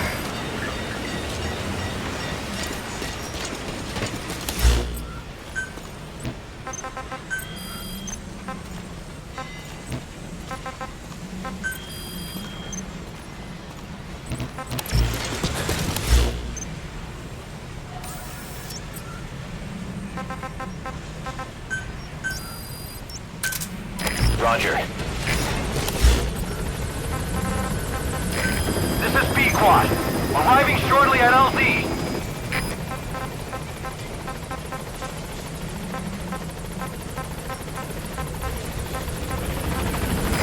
This is B-Quad. On station at LZ.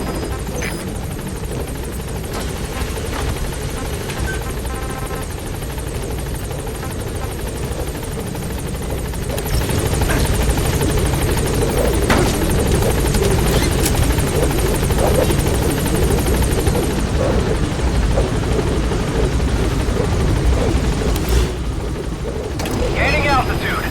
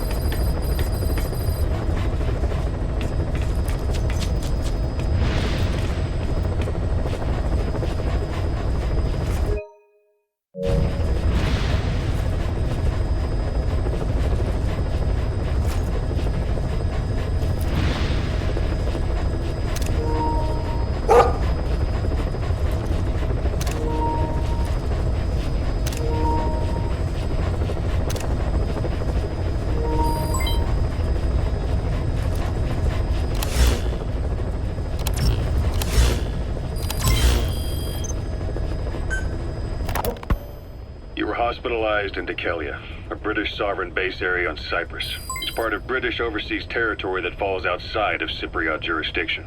You got moved from Cuba's Little America right into Cyprus's Little Britain. Why Dikelia? The UK and the US remain close allies. The last place Cypher would think to look for you is inside their own system. That's what kept you safe in British military hospital for 9 years. The safest place from a whale is inside its own belly. You were a regular Geppetto. Well, it wasn't Pinocchio who led me out to safety. So who was that guy? Cypher went so far as to attack British territory, burning their own ally. That's how badly they wanted you dead.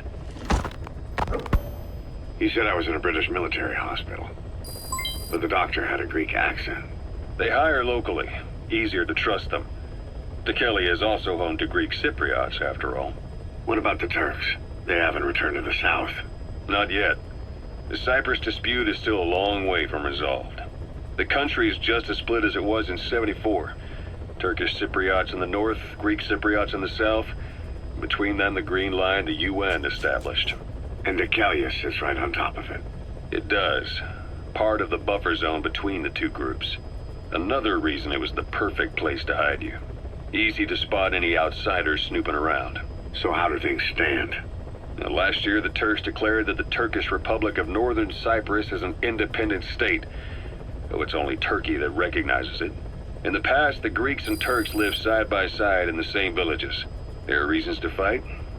Those came from the outside. Greece, Turkey, Britain, America, they all had their own stake in pitting the two sides against each other. But once you spark something like this, it's impossible to control. Both sides build up grudges like debt, without the foresight to see that each act of revenge just fans the flames. And then it's too late for other nations to rush in with peace talks. The embers keep on smoldering. Each nation's arrogance only breeds anarchy.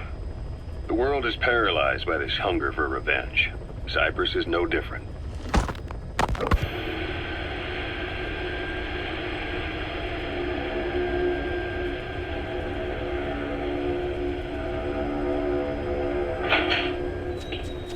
You're up. We're changing ships? We can't go sailing the Suez in a whaler. The Suez Canal. When did they reopen it?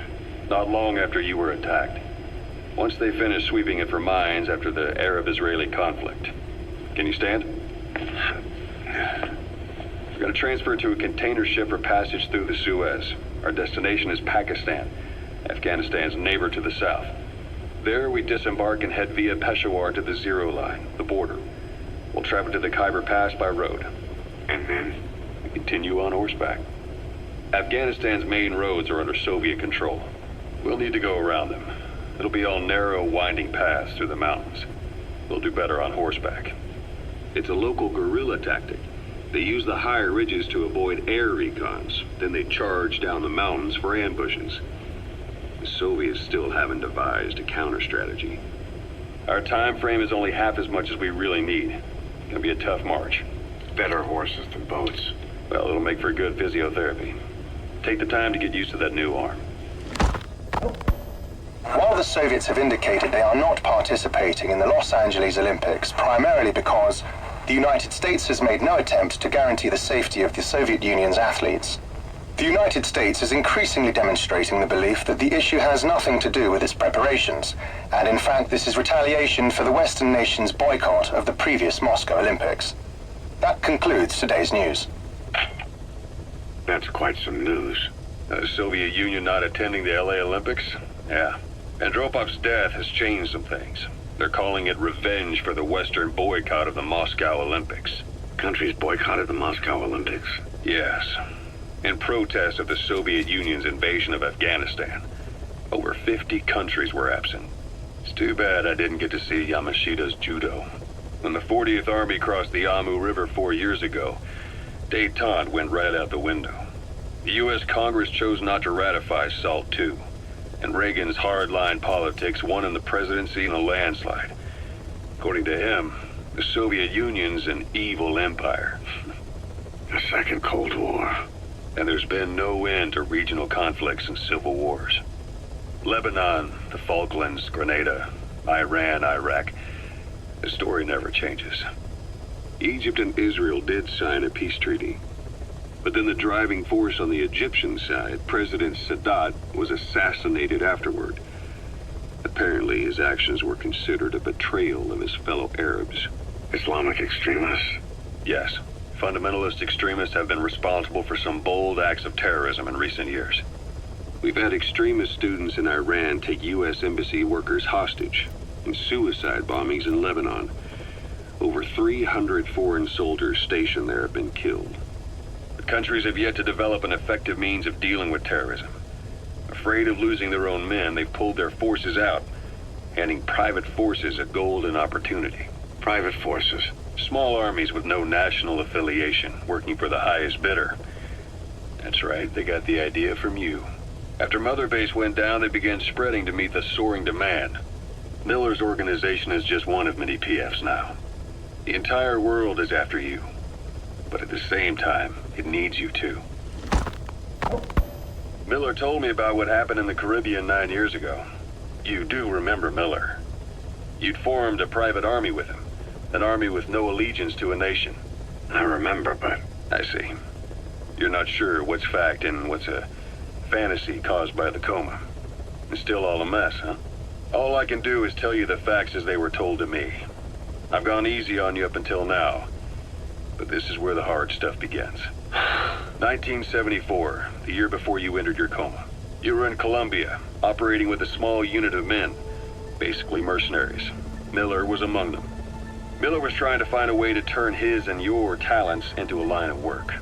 He was looking to start a business where you would fight on behalf of others around the world, those who needed military force.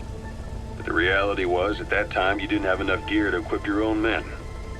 Then Miller came across this client. It was a huge job he was offering, but you had a shot at pulling it off. You accepted it and headed into Costa Rica.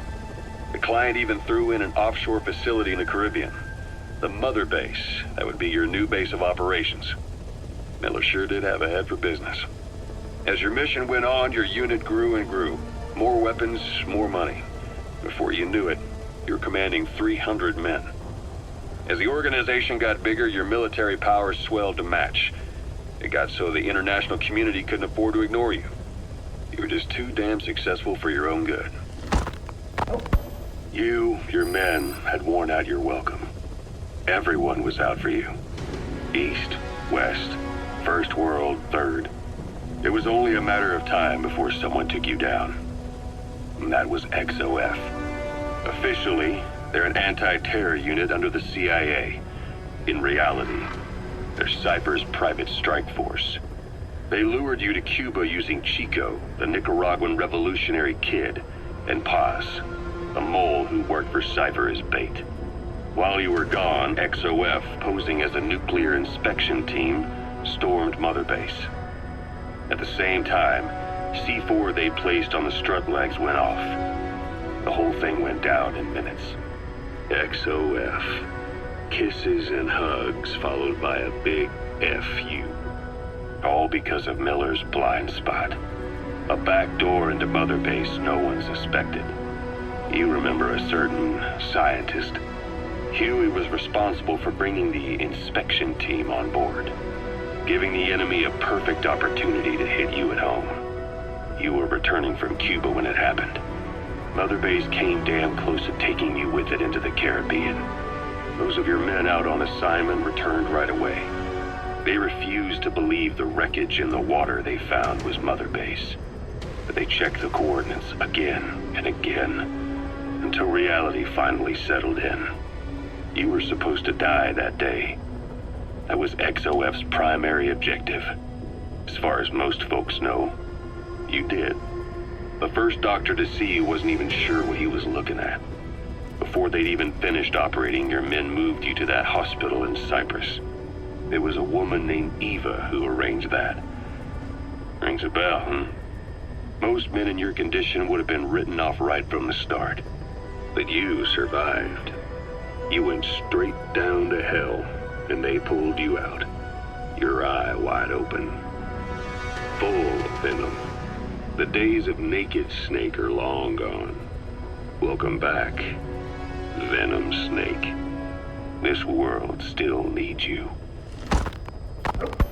Here, Snake, try this on. A prosthetic arm. Yeah, Miller was calling it the arm that wasn't there. The physiotherapy's going well. Your arm's bulked up enough for it to fit. There. Perfect. A little time with it, and it'll work better than the real thing. What do you think? Huh.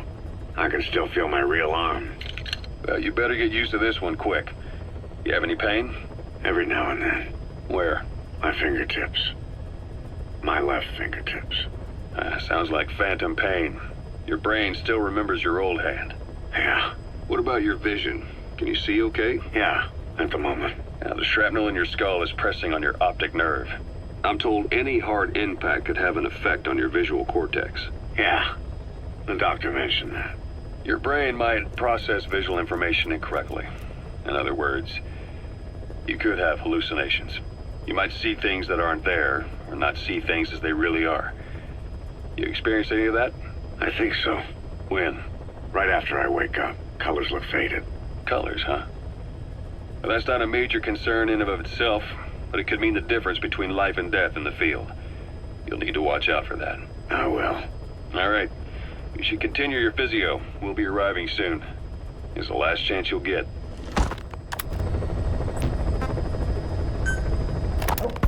Ocelot. I hear they started calling you Shalashaska in Afghanistan. What's that about? You know the term Sharashka? It's slang for a suspicious, hastily thrown together organization. The word became associated with a type of forced labor facility in the Soviet Gulag system. OKB scientists and engineers who'd been convicted of crimes were sent to a Sharashka for forced R&D. The Sharashkas were supervised by Lavrenti Beria of the NKVD, the secret police, under the official name 4th Special Department. Forced research? That's not very different from what we do here. Diamond Dogs is different. Everyone here believes in you. Regardless of where they came from or why they're here, they revere you. And they're fighting because it was their choice. And if it wasn't, they'd leave? Who knows? That's our reality here, whether it's real or not. If there's another truth, I don't want to know it. All that matters is that's the concept that's taken shape in their heads. The traces of a group ideology, our superstructure, to put it in Marxist terms. All right. Go on. Right. So anyway, at some point the enemy started calling me Sharashka. This was after the war in Afghanistan broke out.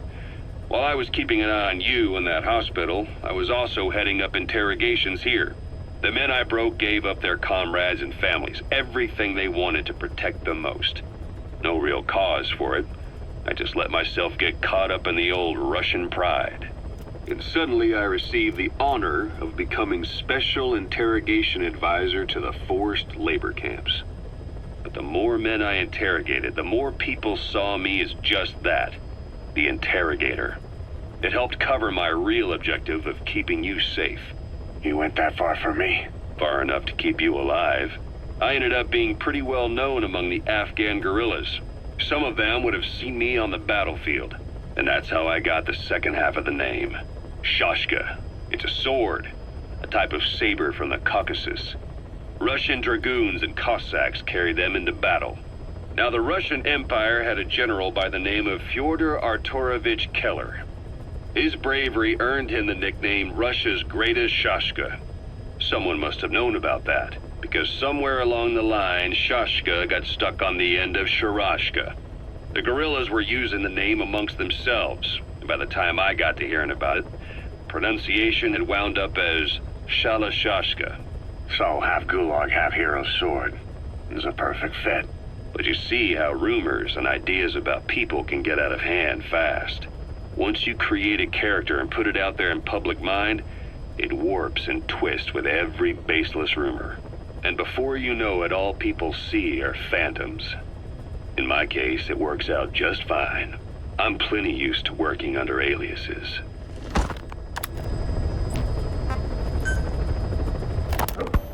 So SALT II still hasn't gone into effect? That treaty was drawn up to limit not just the size of the U.S. and Soviet Union's nuclear arsenals, but also their delivery systems. The whole deal. Just when we thought all those years of negotiations had paid off, somebody decides to invade Afghanistan. Your timing couldn't have been worse. The President was in the middle of the SALT II talks back then. You mean while you were busy trying to stop Peace Walker? I heard. President Ford was meeting with the General Secretary in Vladivostok.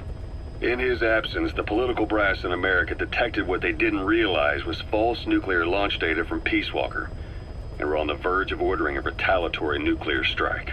Coleman's big idea? Humans are incapable of destroying themselves. Turns out he never knew what humans are capable of.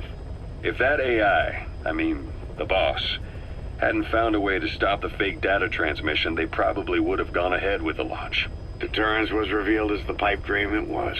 All thanks to you. And her. The U.S.-Soviet talks looked set to fall through.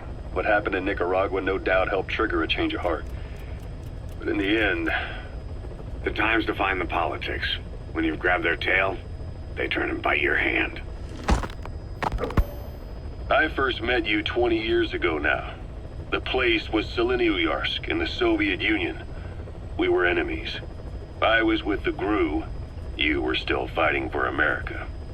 1964. Operation Snake Eater. Its objective? The assassination of the legendary soldier known as the Boss. When you returned home successful, they awarded you the title Big Boss. Your CO, Zero, sought to carry on the boss's will by covertly establishing his own organization. You knew the original members from Operation Snake Eater.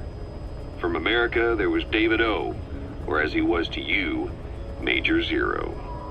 Donald Anderson, aka Sigint, Dr. Clark, who went by paramedic during the operation, and the fourth, you. From China, there was Eva, and me, Ocelot, from the Soviet Union. 6 in total. To us, government notions of friend and foe were meaningless.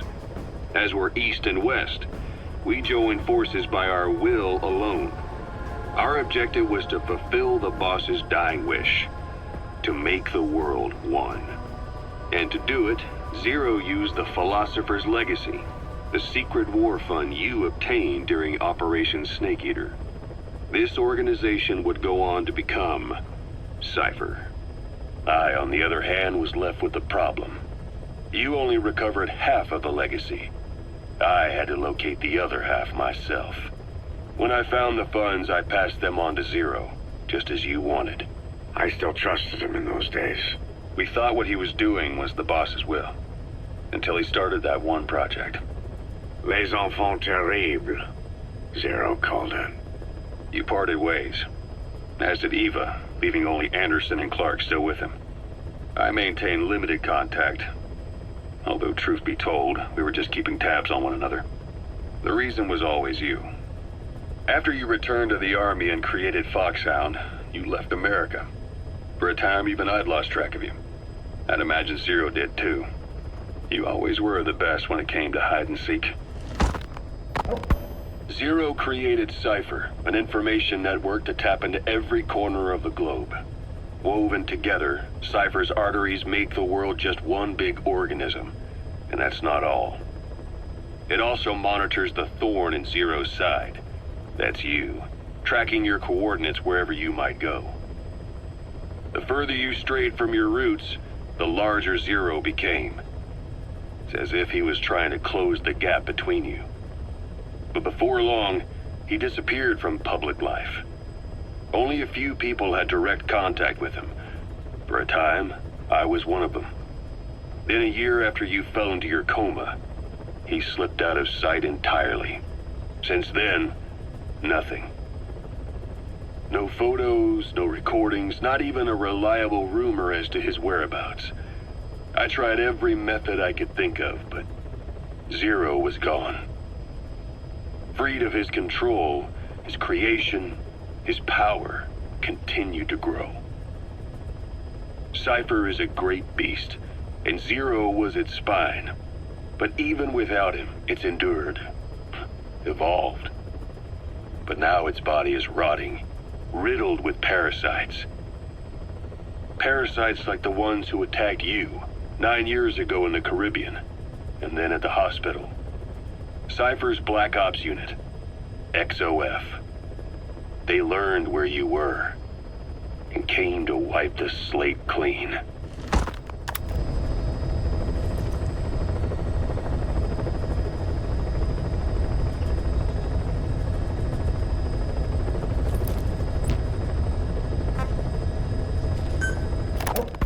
Christmas Eve, 1979. The Soviet Union rolled into Afghanistan. Muslims had revolted against the Soviet-friendly regime established the year before. The DRA forces could no longer contain it themselves, so the Soviets went in to intervene. The Afghan government was powerless and fraught with infighting. They lost the hearts and minds of the people, and that alarmed the Soviet leadership. With the Islamic Revolution happening in Iran, the Soviets felt they had to act fast or risk the spread of Islamic revivalism. A superpower, sending a motorized rifle division against men on horseback with antique rifles. Everyone thought it'd be over in an instant, only it wasn't. Some Muslims made their fight a jihad, a holy war, and began a guerrilla campaign on all fronts. A war of attrition. These fighters call themselves Mujahideen. They're being supported by the West through Pakistan. That's why Miller was involved. He was training them near the Zero Line, sponsored by the CIA. The war has become a nightmare for the Soviet troops stationed here. They thought they'd be headed home in 6 months at the most. Then a year passed. 2 years. Now here we are 4 years on with no exit in sight. Afghanistan has become the Soviet Union's Vietnam. The Soviet troops on the ground want to go home, but at least they have homes to go back to. The Afghans have lost theirs. The Soviets destroy the kishlaks, villages, wherever they can. They burn down homes and fields, fill in wells, turn pastures into minefields. It's created a mass of refugees who fled to Pakistan. If the Mujahideen are fish swimming around the villages, the Soviets will go so far as to dry out their ocean. But this has had a big price. There's bitter resentment among the Afghans, and they're taking out their anger on the soldiers on the front lines. Among the Mujahideen are the Pashtun people. They're fiercely devoted to their code of Badal, or revenge. Soviets they've captured have had their hands, feet, and noses cut off before being left to die at the side of the road, just to show their comrades what they're capable of. Friendlies who come across them can do nothing but put them out of their misery. Then they burn down another village in retaliation. And the cycle of vengeance goes on.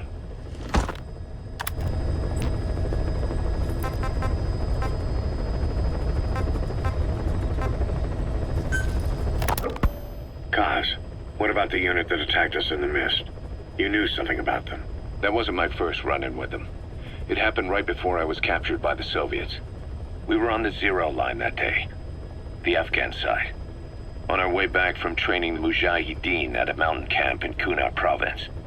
There's a lot of that work in Afghanistan. Most PFs shy away from it because it draws too much attention.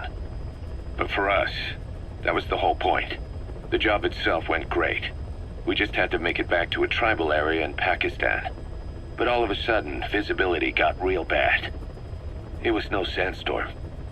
Our point man gave the strange report. He said he could see skulls in the mist. Skulls? The next moment, he went silent. We scrambled into formation, right before his arms and legs came raining down on us. It was always supposed to be a dangerous mission, so I had Diamond Dog's very best with me. We were calling out to each other. But one by one, their voices just went dead. Whatever happened to me, I lost consciousness before I knew it. When I came to, I was in a Soviet camp, tied to an interrogation chair. Could they be some new Spetsnaz unit? No. The ones that interrogated me were just the average rank and file. Whatever group attacked us, the way they moved was just insane. And that mist, appearing out of nowhere. The Soviets don't have tech like that. If they did, Ocelot would have heard about it. I doubt the West does either. Otherwise, the folks at Langley would be sleeping a lot easier. Why'd they come after you? Wish I knew. I'm the only one who survived. Though I don't think they planned it that way. If I was their target, they wouldn't have just handed me over to the 40th Army. Whatever the case, we need to watch our step until we know who they really are. And boss, if you ever do run into them again, don't try to take them on.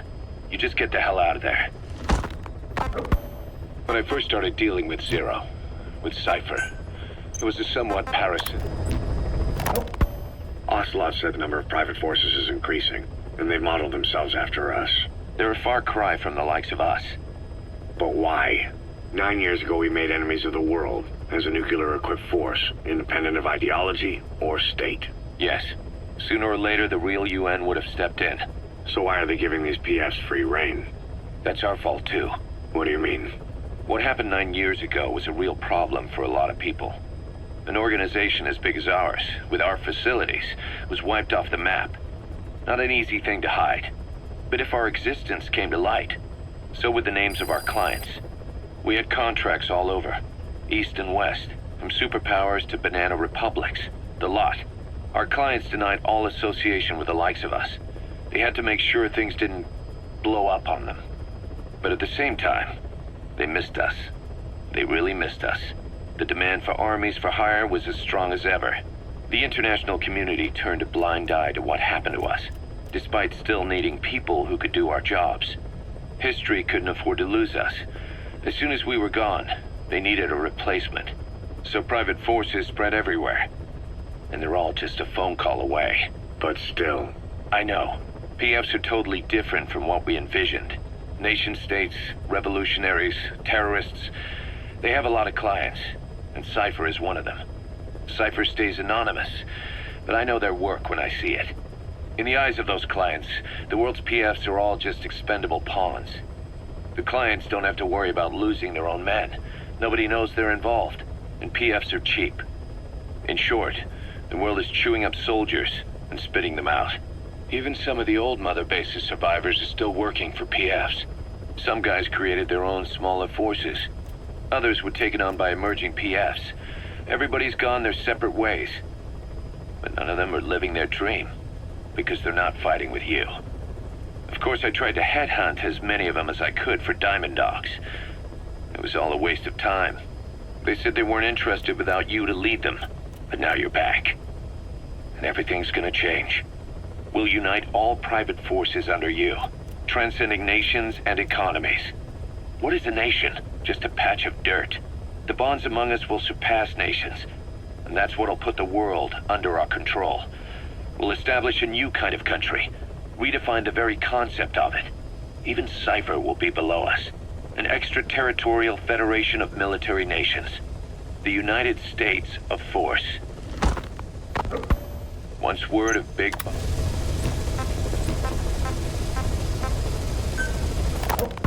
Remember before, boss? When Quiet attacked one of our guys on Mother Base, stuck a knife in his mouth. He's one of the very few soldiers who've had contact with her recently. Close contact. I don't think it's a coincidence that he was among those who became symptomatic pretty early on in this epidemic. Saliva and blood spatter, an open wound, mucosal infection.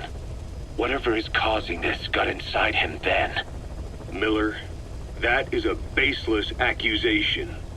The source of the infection is Quiet. Everyone suspects her. We don't know that. And we've come across these symptoms before. The bodies in the water at the oil field facility, those sick people in the beds at the Devil's House. They're identical to what we've seen while we've been after Cypher. The infection could have come from elsewhere. But at the very least, she does know something. It's not like she's gonna talk. No, not through words anyway. But what about her actions? Quiet held a knife to that soldier back then, before he became symptomatic. There must have been a reason for that. A reason for shoving a knife down the throat of one of our men. What if she's capable of identifying who's infected? What if she was trying to stop the infection but couldn't communicate that to us? The answer to that, the source of the infection, might be in the mouths of the infected. You think there's some kind of clue in their mouths? I don't know. But maybe there's something about the mouths of those who become symptomatic, something in common. Something their mouths have in common. Forget it. We can't trust her. Even if she can spot the infected, I don't want her help. I understand how you feel. But this is something to go on. Can't you see it's just like I said? Bringing her here was a big mistake. Quiet is gonna be the end of us. Stand down. You've got zero proof. Try to keep an open mind on this, boss. There has to be a way to identify who's infected.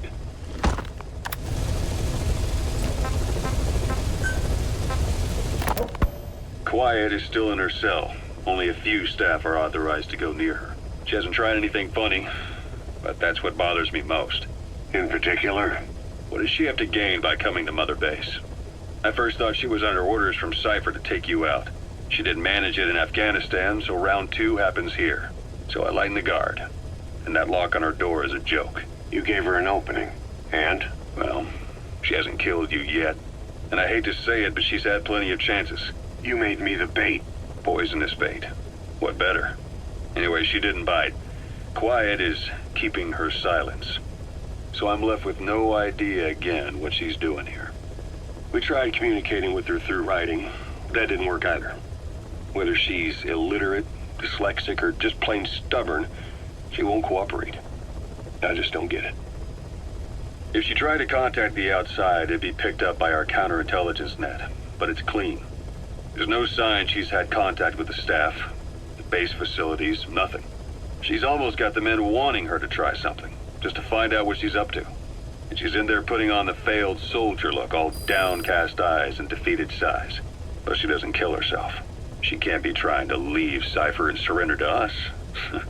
So what's the verdict? This may sound optimistic, but here's how I see it. Quiet came here to fulfill some objective. To kill you, maybe to destroy Diamond Dogs. Whatever it was, before she could do it, something changed her mind. Yes. When I look at her, I sense hesitation. You think she betrayed Cypher? Can't say for sure. I prefer the ones that talk. Anyway, we'll keep her under watch. And we're also looking into those special abilities of hers. You'll be the first to know if something comes up. Why not look in on her yourself once in a while? Right.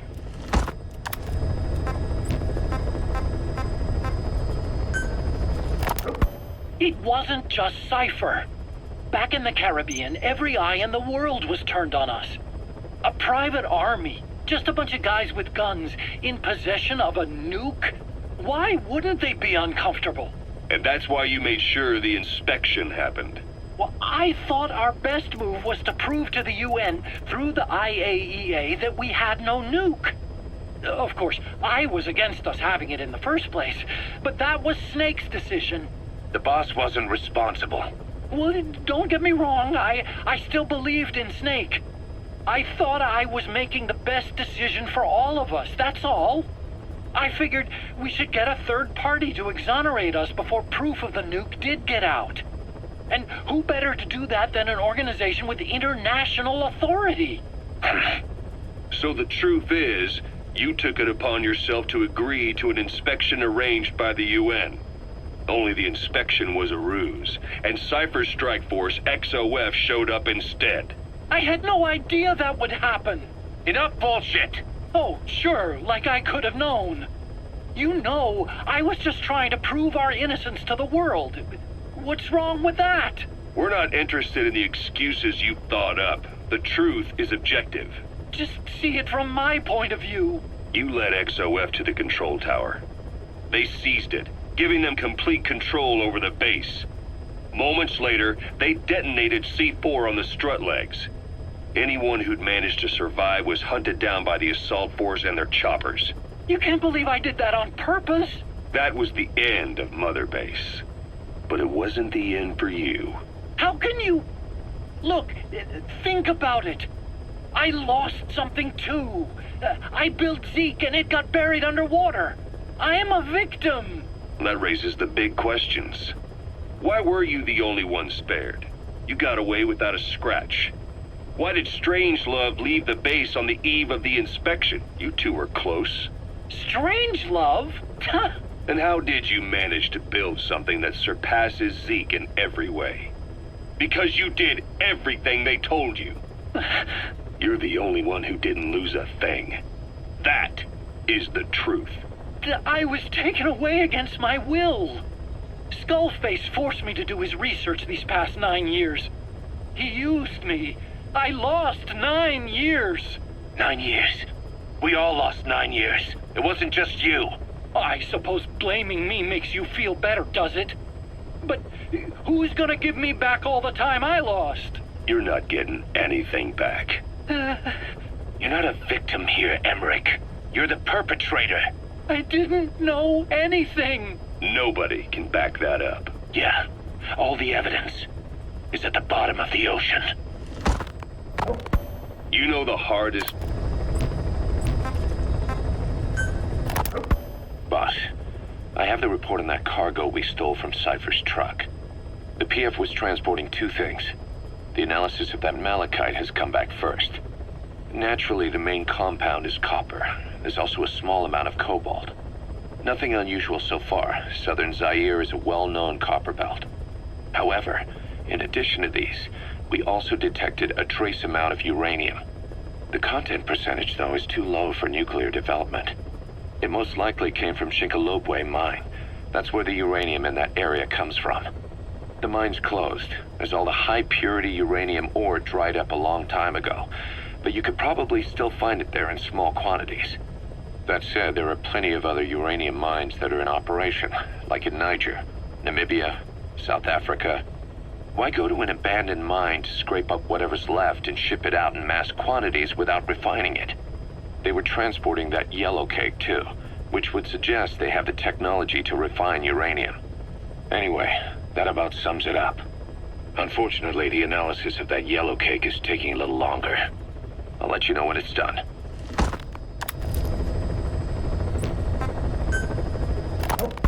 Boss, sorry to keep you waiting. We finally finished analyzing that yellow cake Cypher was moving. There was nothing unusual about the composition of the yellow cake itself. Most of it was oxidized uranium, with the rest being impurities, various metals as well as traces of organic matter. What's interesting is the composition of these impurities.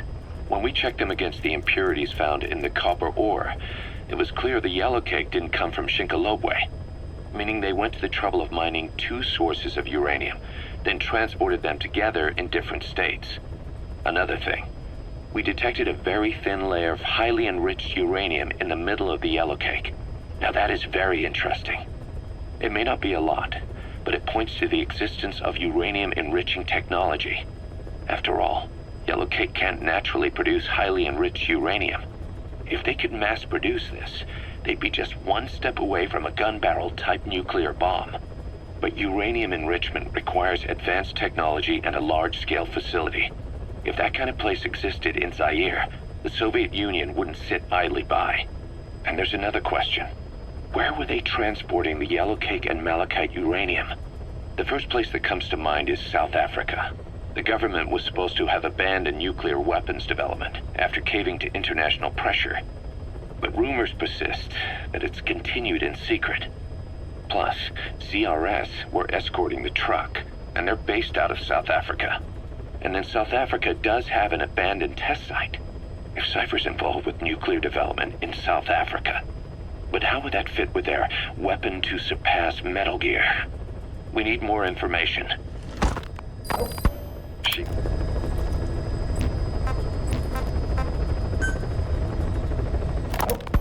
Hard to believe how many of those bipedal weapons have popped up around Africa. When did that start? No more than 6 months ago. Didn't really hit me until I came here. They're not supposed to be in use yet. Emmerich says they were still doing the last round of fine-tuning. The doctor has no idea. His research has already hit the black market. Both sides of the Iron Curtain will have it by now. Even so, they're spreading much too fast. Sure, the Walker gears can operate in any terrain. Their mobility's just as good in the jungle as it is in the desert. That would come in handy in a place like Africa. They are modules that can one day be used as nuclear weapon systems. And with that in mind, the numbers are way too large. There must be another reason they're so widespread. Like what? It's all about needs. To small-time outfits like most of these private forces, this product is a dream come true. Hell, it goes beyond PFs. This is the ultimate weapon, the forbidden fruit, for anyone with an enemy to fight and people to defend. A nuclear deterrent. Exactly. Sounds familiar, huh? PFs are all operating off your playbook. You created these times. But could this be the new weapon in Africa that Emmerich talked about? If it is, Why is Cypher letting everyone and his brother get their hands on one? What comes next? Selling nuclear weapons in the open? Making them public property? Why don't they give that a try? Then the next war really will be fought with sticks. Right. The man we're dealing with isn't foolish enough to make a suicide pact with the world. So, what is Cypher really up to?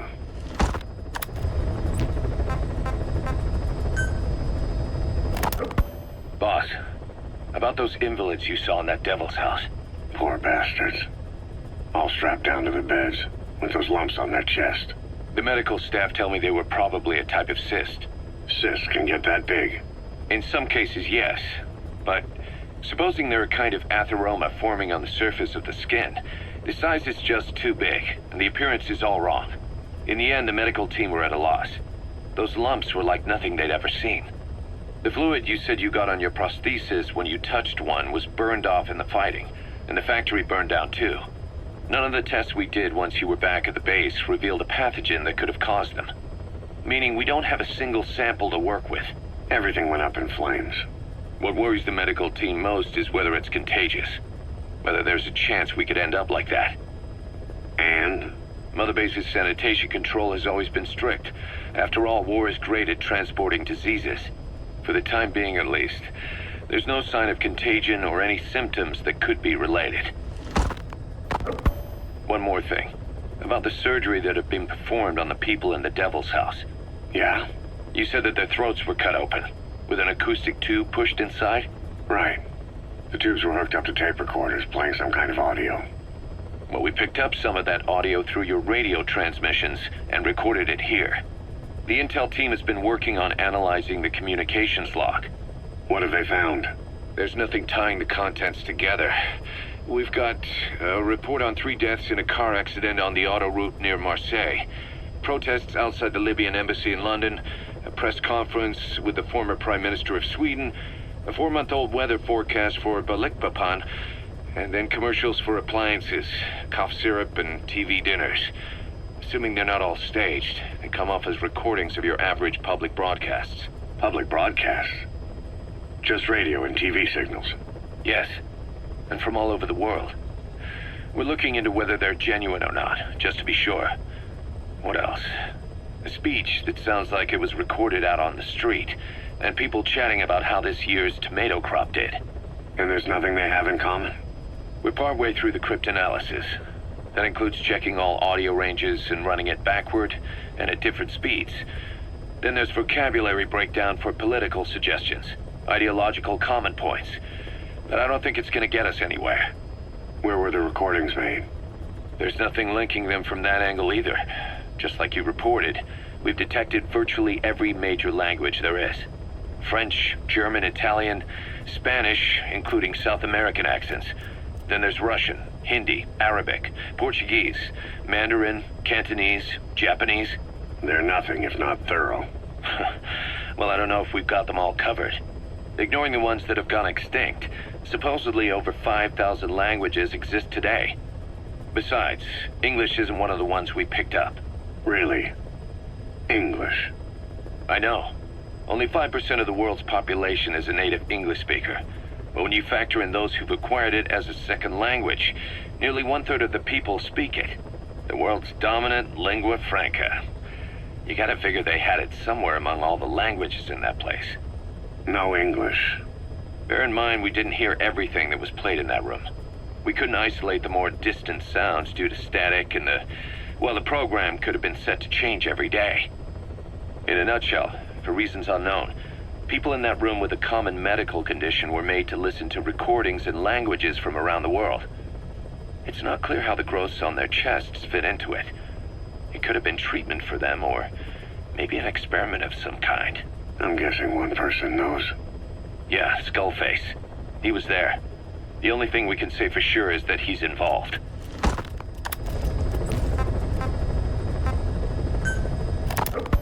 Snake, I wanted to ask you about the man on fire. What do you remember from the hospital? Anything we can use? Well, he took off the moment the sprinklers started up. Sprinklers? The fire system? And when he got sprayed with water from the burst pipe, it slowed him down. When we escaped on horseback, he wouldn't cross the river either. And then it started to rain. And he disappeared. Water against fire. Is it that simple? I mean, it makes sense. It's just hard to believe it would work on a guy like that.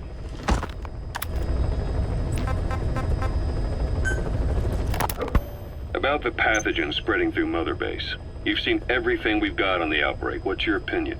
Textbook symptoms of vocal cord parasite infestation. And judging from this casualty list, it is the Kikongo strain, meaning a breed of parasite that triggers symptoms upon detecting pronunciation specific to Kikongo. So our Kikongo-speaking staff are at risk? Quite so. He's right.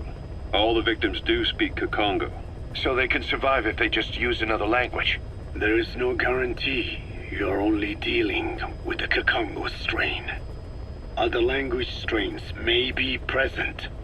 You well know he was teaching them languages from all over the world. The Devil's House. Nzoya Badiabulu. There is no way to know how many strains he has at his disposal. So how do we keep them from becoming symptomatic? You mentioned using microbes. Use this. A type of Wolbachia. Introduced to a sample of the parasite. Wolbachia? A parasitic bacteria that colonizes the parasites, turning male to female and preventing copulation. You must cultivate more. What have you done with the infected bodies? Cremated to stop the spread of infection, but we did keep a few for study. Good. Take this sample, grind it to a pulp, and introduce it to the larvae now nesting in the dead. The Wolbachia will multiply rapidly within those larvae. They're soldiers, not some petri dish. Conventional cultivation methods will take too long. Extract the Wolbachia from those larvae and vaccinate your men. Kikongo speakers first. This is the fastest, surest way. No one is to speak a word of Kikongo until the Wolbachia are safely inside them. I will instruct your medical staff in detail on site. You have the appropriate facilities. Yes, but... Do not worry. I made a pact with your Bete Cholone on the honor of the Dene. I speak no lies. Keep an eye on him. Will do. Follow me. I'll take you to the medical team. Now, we must wait for the Wolbachia to multiply in the larvae. How is the disease transmitted? If it's carried by insects or rodents, then... There is no intermediate host. So... The vocal cord parasites lay their eggs in the larynx of the host. Most hatch and migrate to the lungs, but some are transported to the mouth through ciliary movement, mixing in with saliva. Saliva. Droplet transmission. Sneezing, coughing. Any food or water containing infected saliva. It would spread fast. Indeed. And when the larvae migrate to the lungs, symptoms can resemble the early stages of a cold, making it easy to infect others. Meaning a simple conversation would be enough to pass it on. Alright, so what happens after the larvae migrate to the lungs? It is as I said before. They mature by feeding on alveolar tissue. It is only then that noticeable symptoms appear in the host. And by that point, it's too late. He's infected everyone else. It's one hell of a weapon you've created. That is what Blag Anna wanted. Something that would spread easily. In truth, he's not the reason. But we will discuss that another time.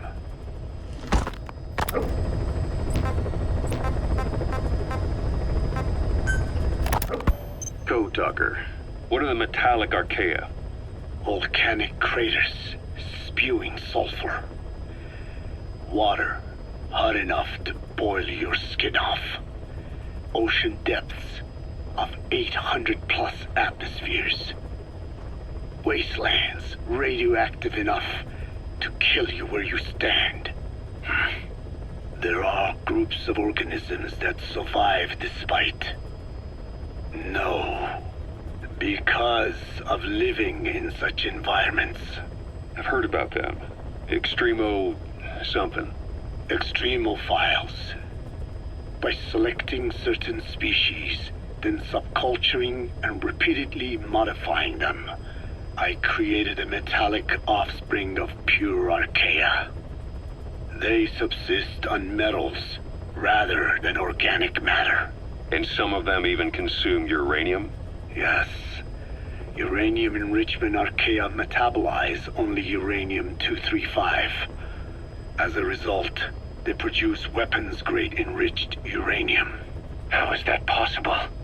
Consider how plants fractionate carbon isotopes when they conduct photosynthesis. Nature possesses abilities beyond our imagination. So it was archaea that brought down your chopper? Corrosive archaea, yes. They oxidize metals, feeding off the energy in the electrons they receive. What became of the wreckage?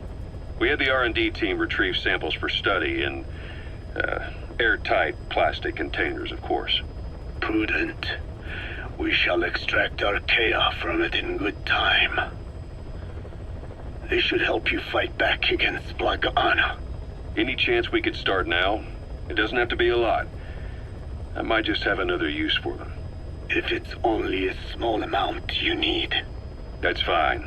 I'll get the R&D team to assist. Let's go.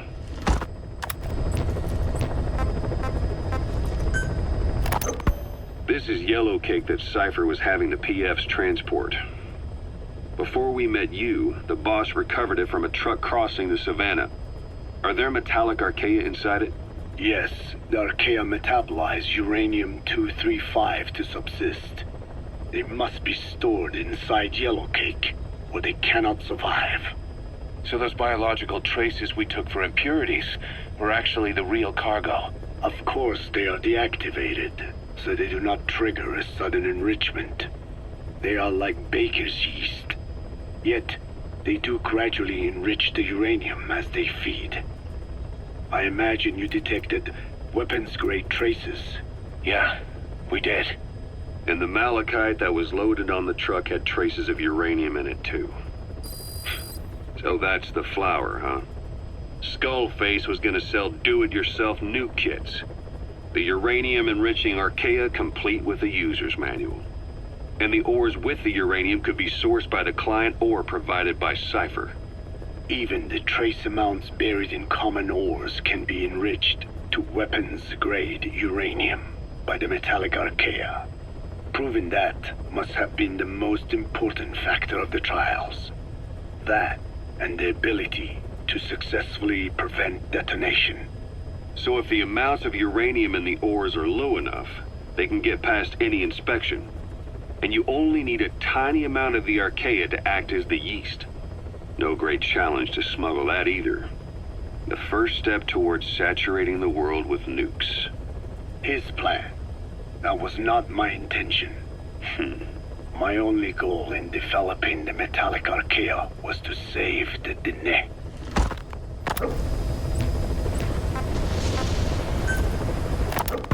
The one that covers.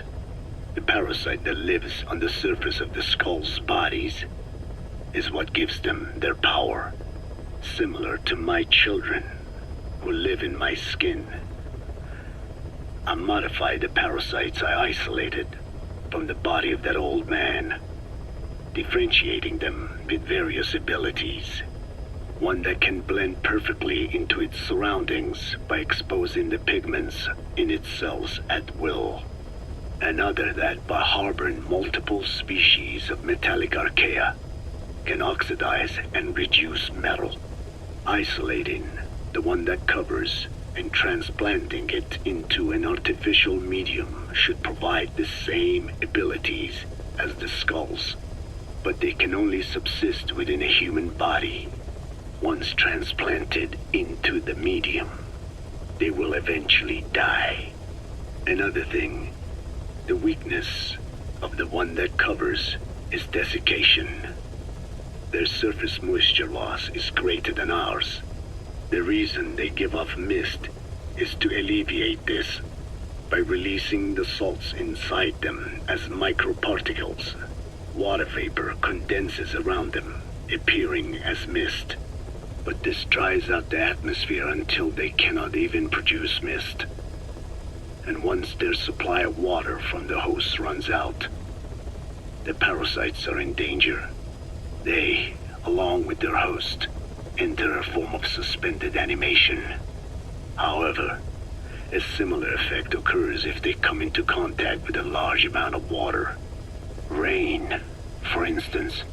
The one that covers will temporarily abandon other processes in his eagerness to absorb the water. Pitijolone. Make the weather your ally.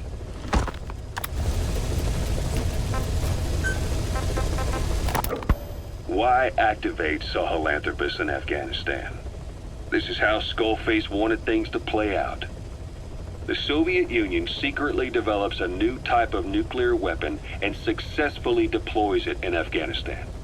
Revealing the existence of Sahelanthropus results in a return to the glory days of the Cold War.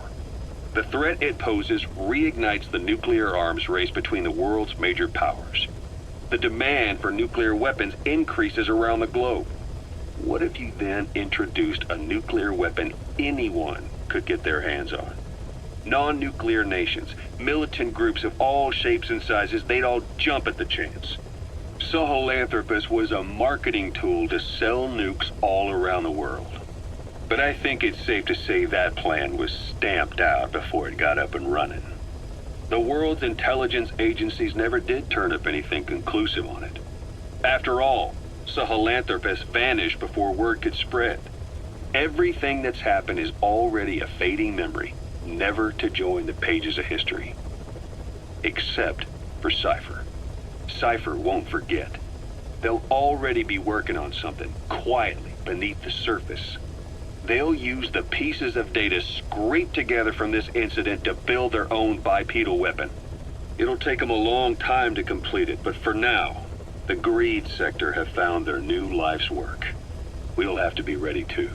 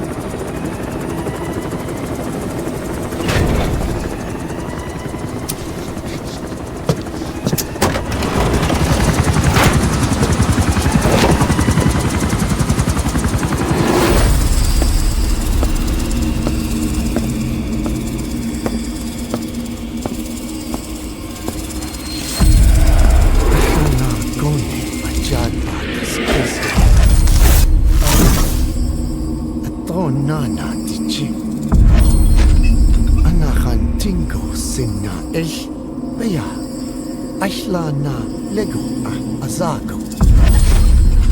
DJ na stoi to Ashchat Yigishta. Hey! Eyes on Kazuhira. A message from the parasites.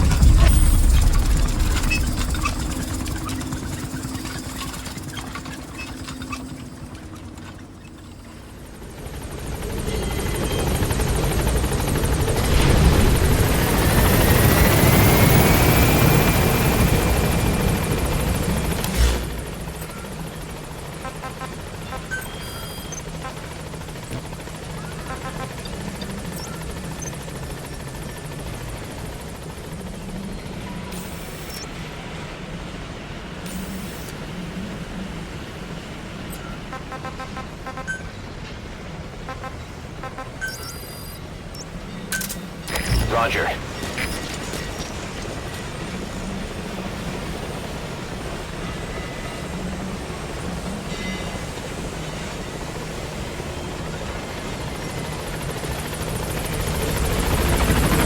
This is a Speedquad! On station at LZ!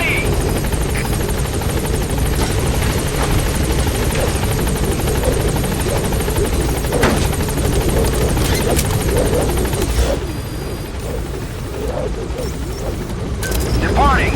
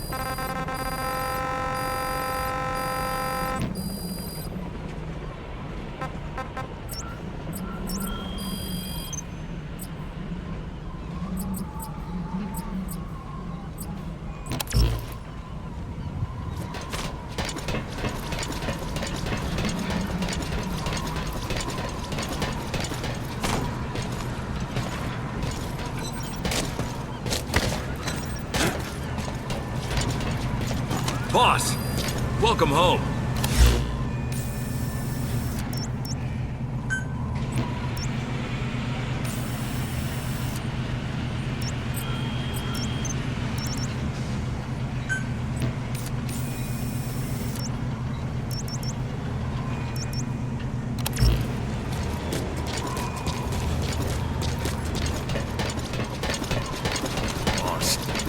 Thank you for putting an end to the infection.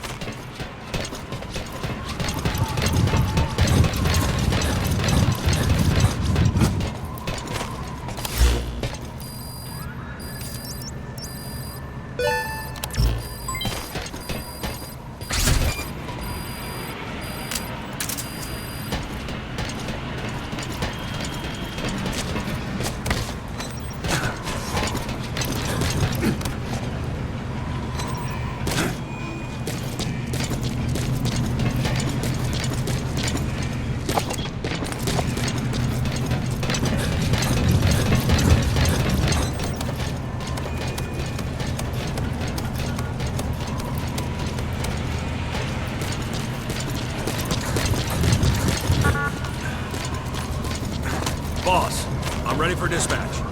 Send me on a mission.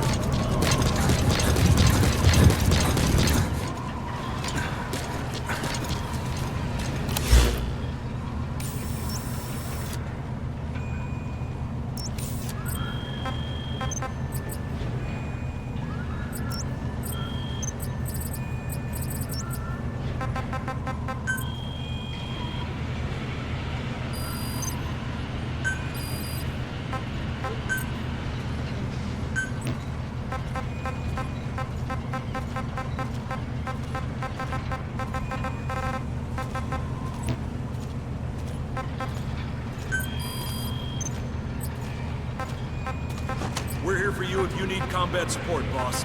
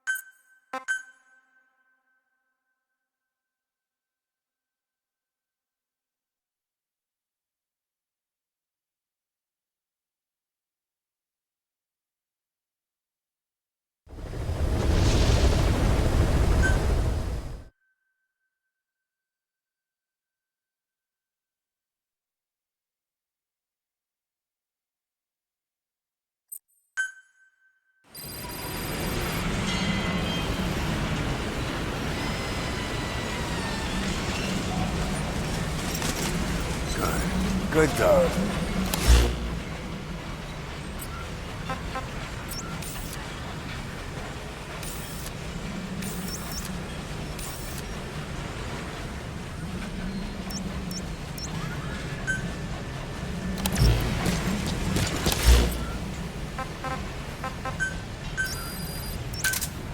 Roger.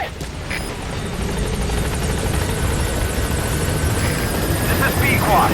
Arriving shortly at LZ. Good dog. This is B-Quad. On station at LZ.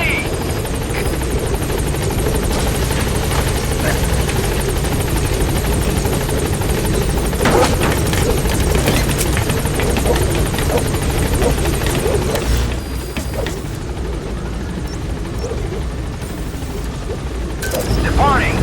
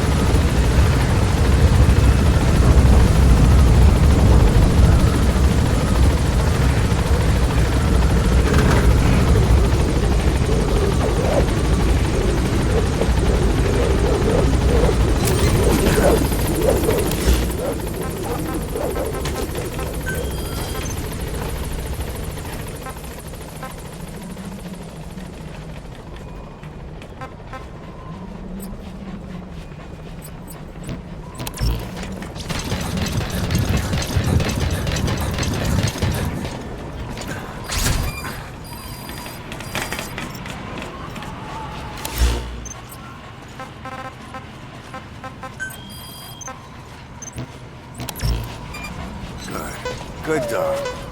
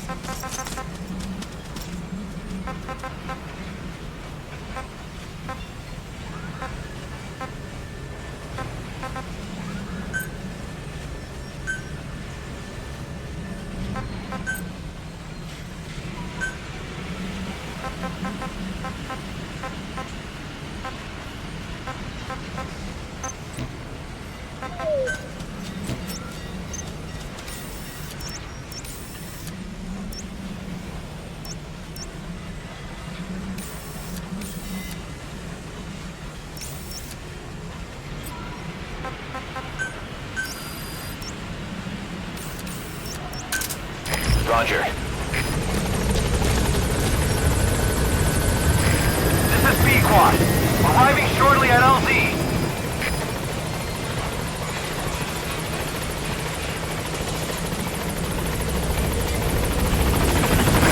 This is B-Quad. On station at LZ.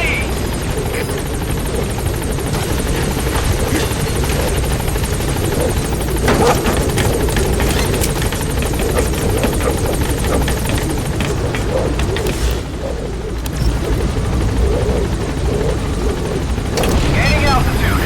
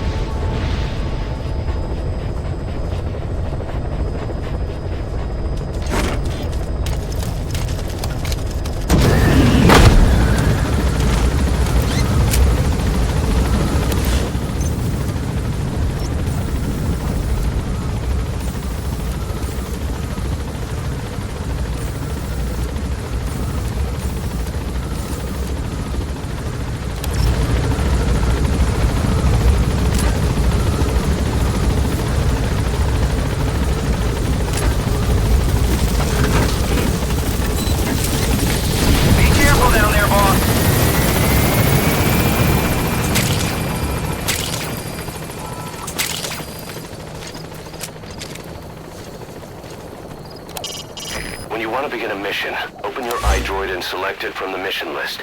I sent a list of selectable missions to your iDroid. They're all jobs that only you can handle.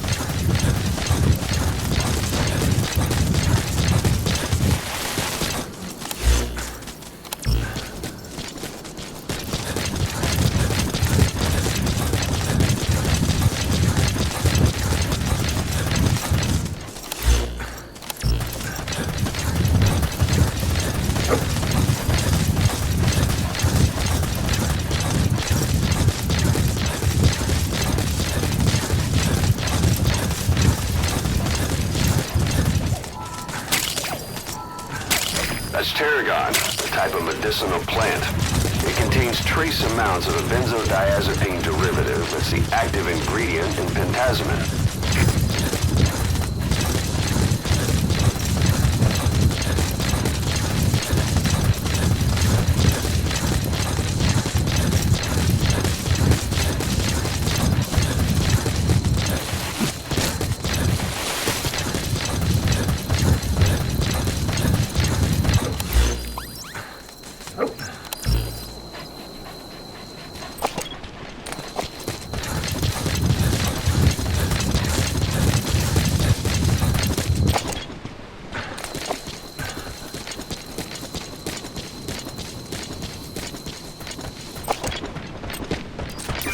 That's the target.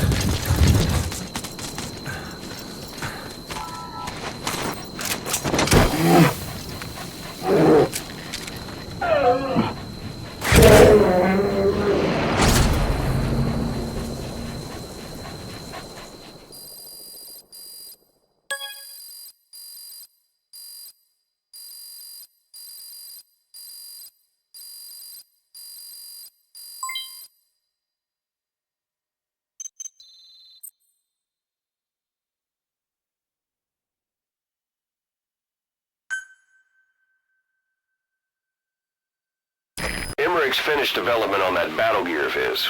Get back to Mother Base.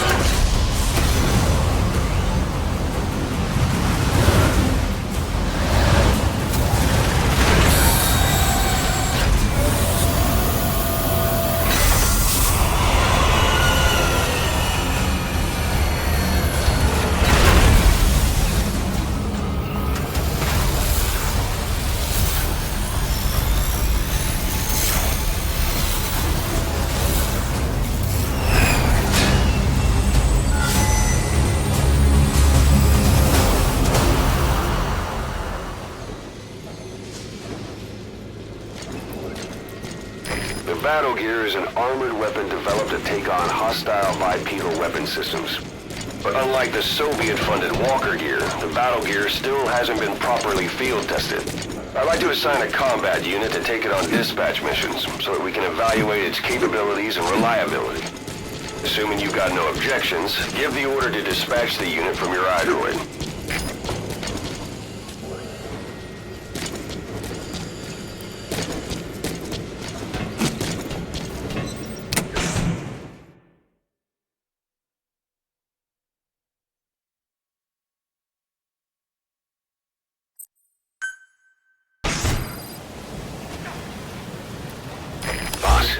We need evidence to prove our suspicions about Emmerich. Head to the central base camp in Afghanistan and recover that AI pod. It's time we purge Diamond Dogs of that traitorous parasite once and for all.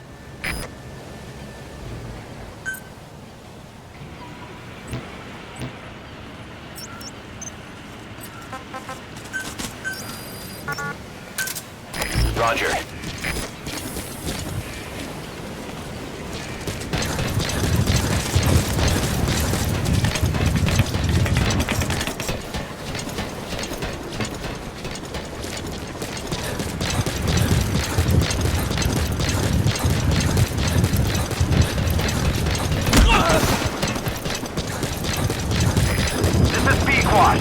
Arriving shortly at LZ.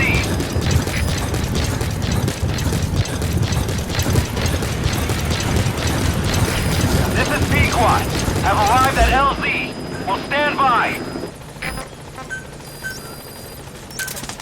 Roger.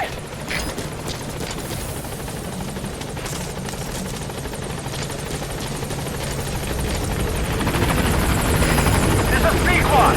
On station at LZ.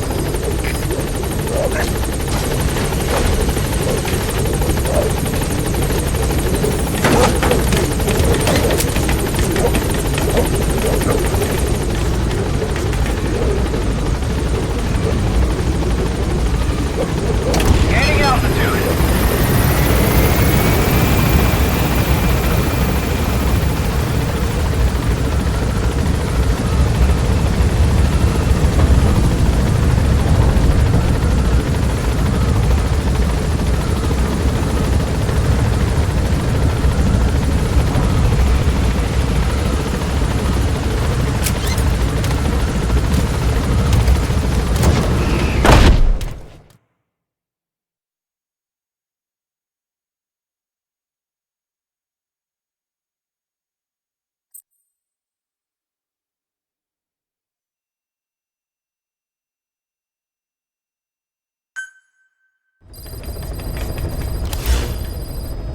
Boss, we need evidence to prove our suspicions about Emmerich.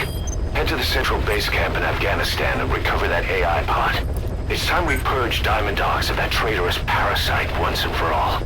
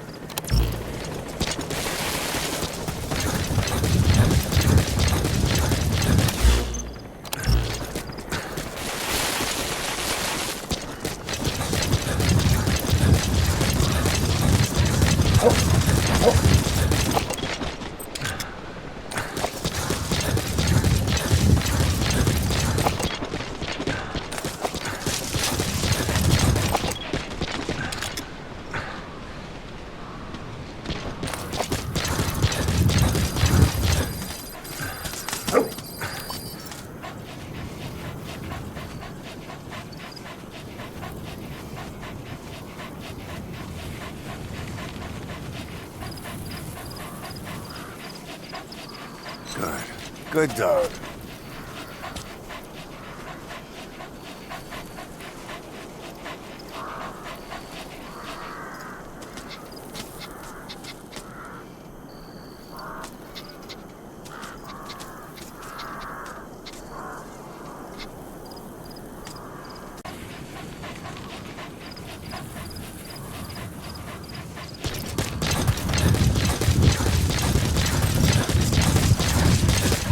Oh.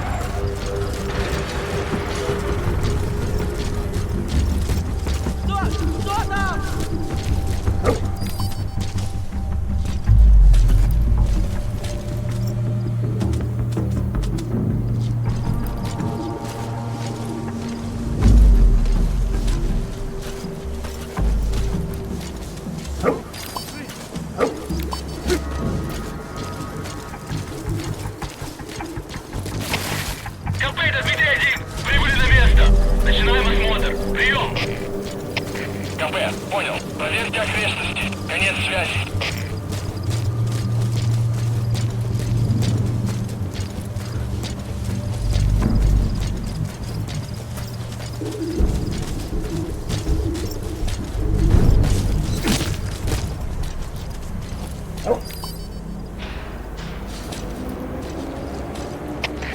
КП, это Дмитрий-1. Посмотрел. Ничего не нашел. Прием. Это КП. Понял. Держитесь на пост. Прием.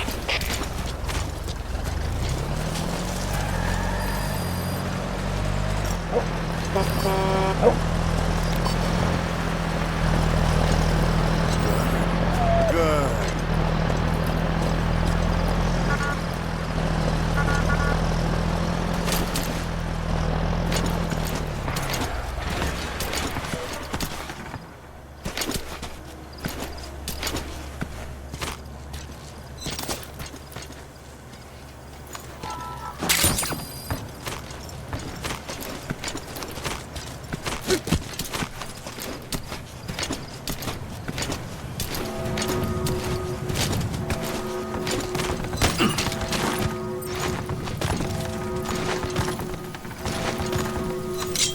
Where are your friends?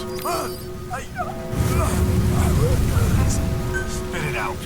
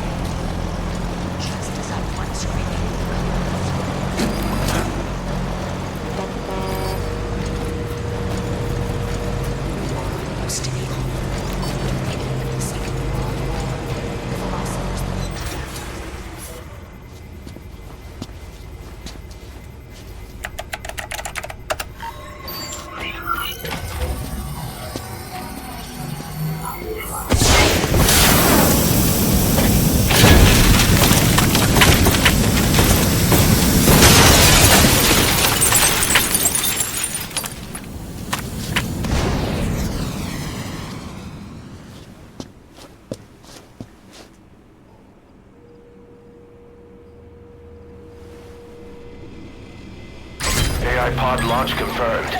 We'll pick it up. I wonder what kind of secrets are buried in it. I'll let you know if we learn something. Got a report from the intel team. Remember how the man on fire was crushed by Sahelanthropus? Well, the Soviets recovered his body. Could he really be dead? Boss, head for Yaha Obu's supply outpost and secure the man on fire's body. If Skullface was right, and a thirst for revenge can turn a man into a demon and keep the dead alive, and this man on fire who's been coming after us ever since you woke up, well, that just might be what's left of our old friend Volgan.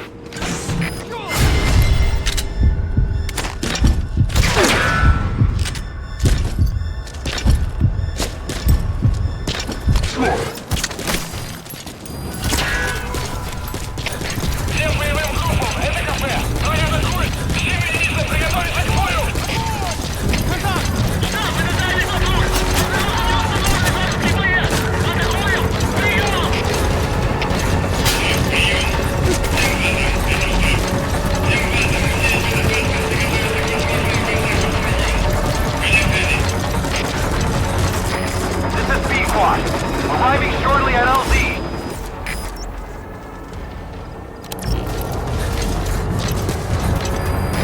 This is B squad.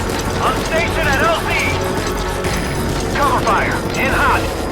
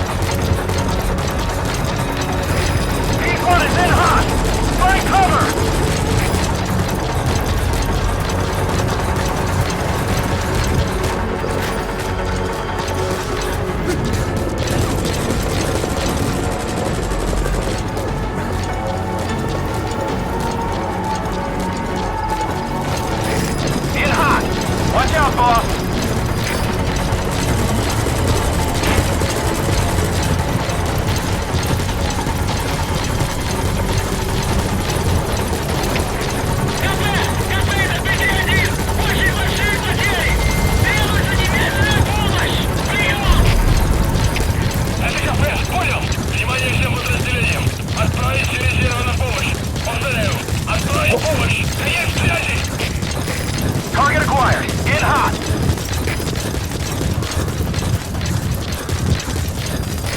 This is B Quad. No targets remaining. Ending attack run and we'll stand by at LZ.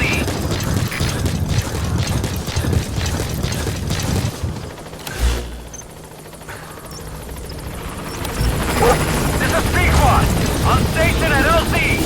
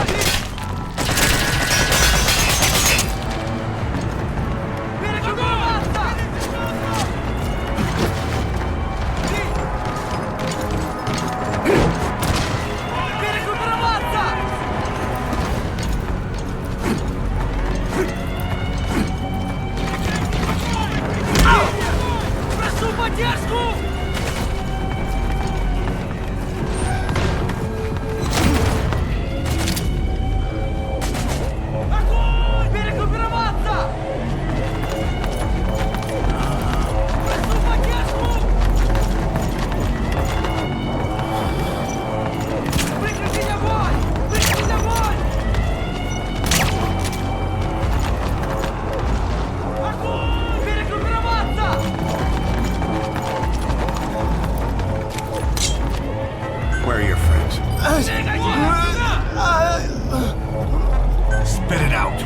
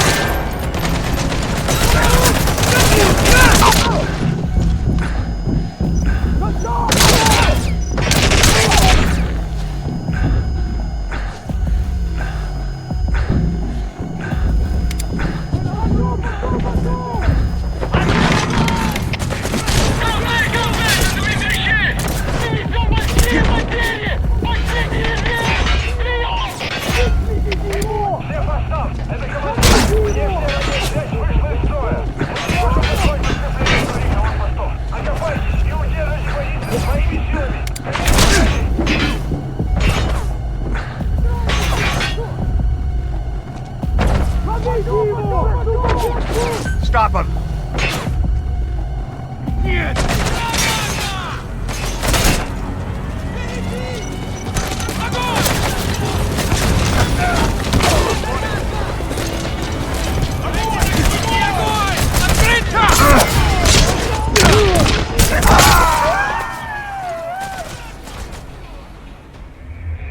Snake! Talk to me! Snake!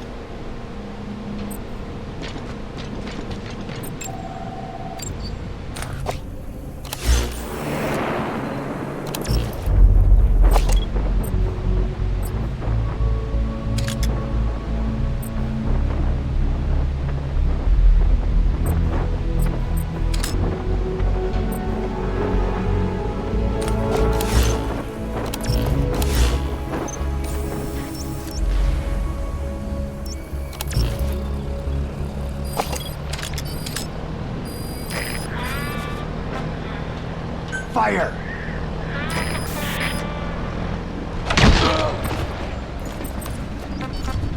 Fire!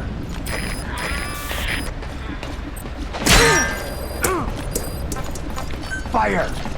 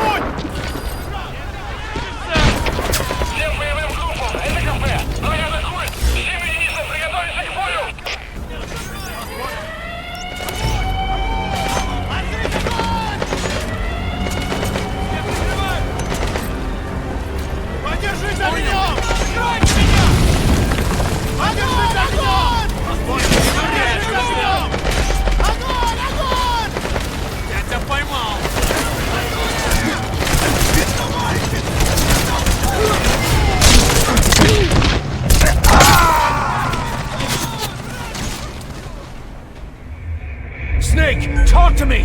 Snake! Snake!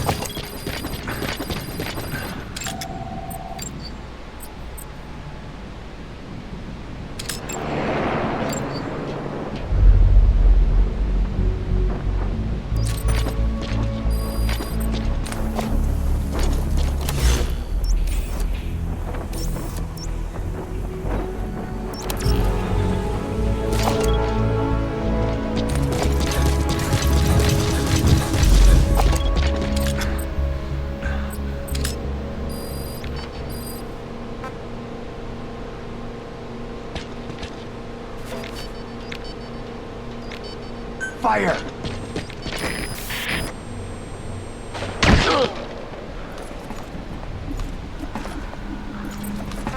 Fire!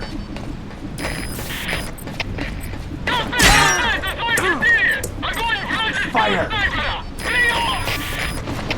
СКП, понял. Найти вражеского снайпера и снять его. Конец связи.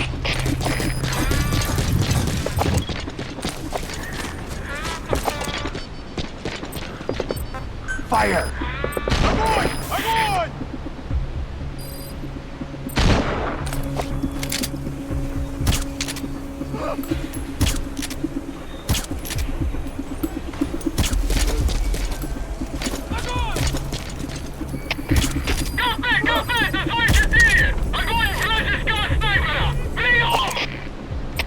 СКП, понял. Немедленно отправляйся сюда и будьте готовы к контакту с врагом. Конец связи.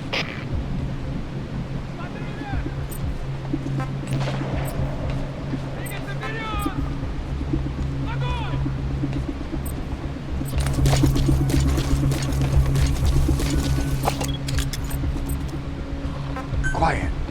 Открыть огонь! Сюда!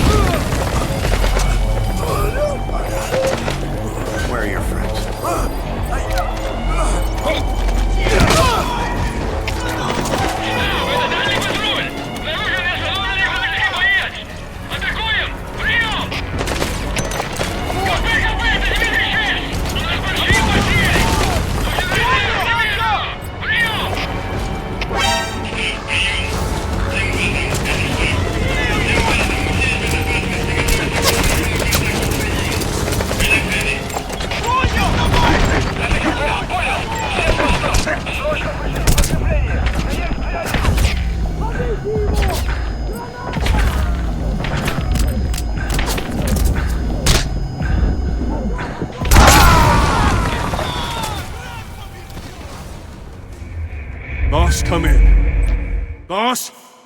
Boss!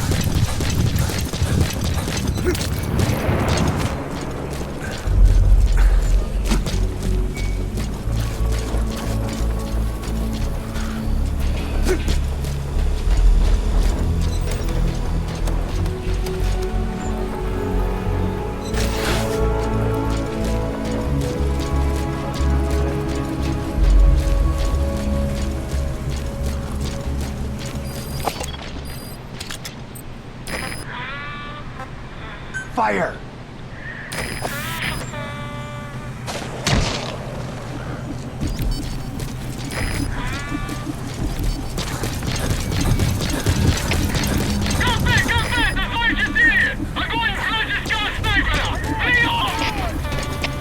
НТКП, понял! Найти вражеского снайпера и снять его! Конец связи!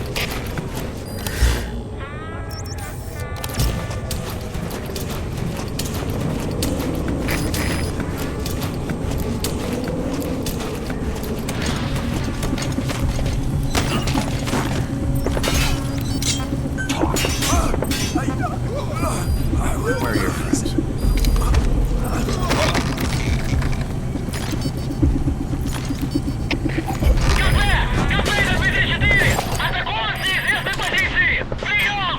Fire! НТКП, понял! Будьте начеку! Выкурите врага! Конец связи! КП, это Зоя 4! Мы потеряли вражеского снайпера! Остается начеку! Fire! НТКП, понял! Будьте бдительны! Не позволяйте им напасть на вас! Конец связи!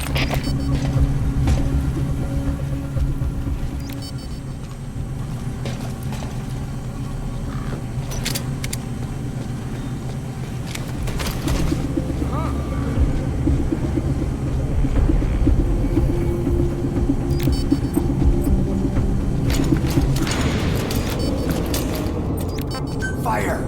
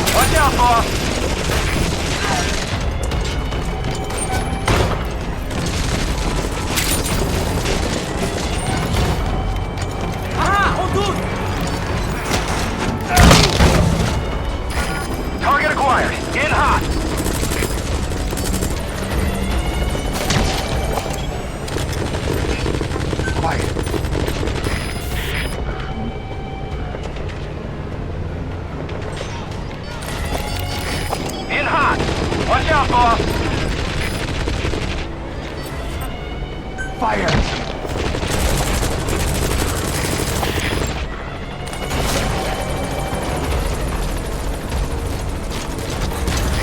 P1 is in hot!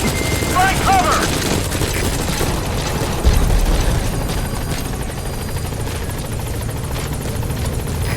This is P-Quad. No targets remaining. Ending attack run and we'll stand by at LZ.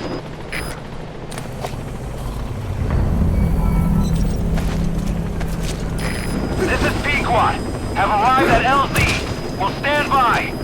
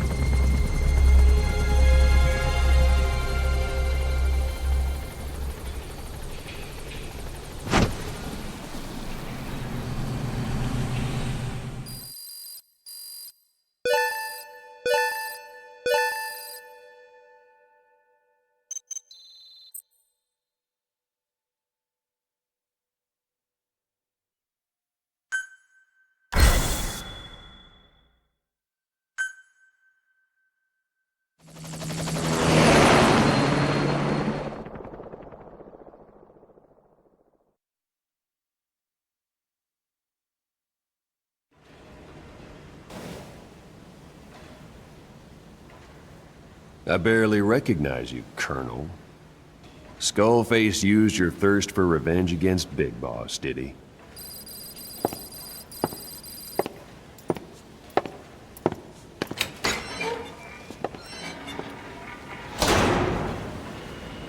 Boss, I've updated the mission list. We've received some new job offers. The details are on your iDroid.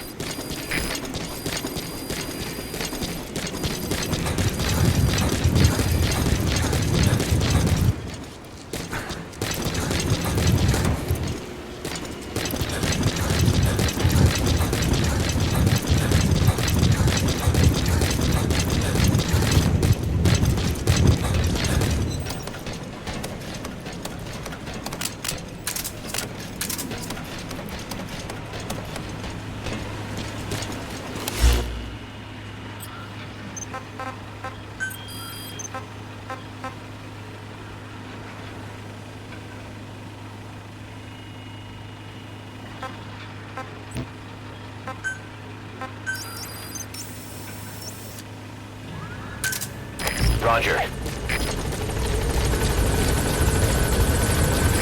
This is B-Quad. Arriving shortly at LZ.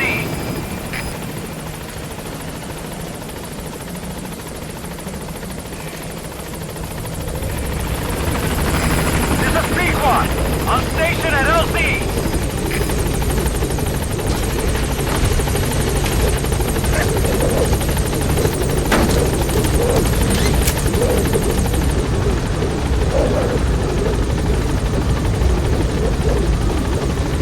Gaining altitude.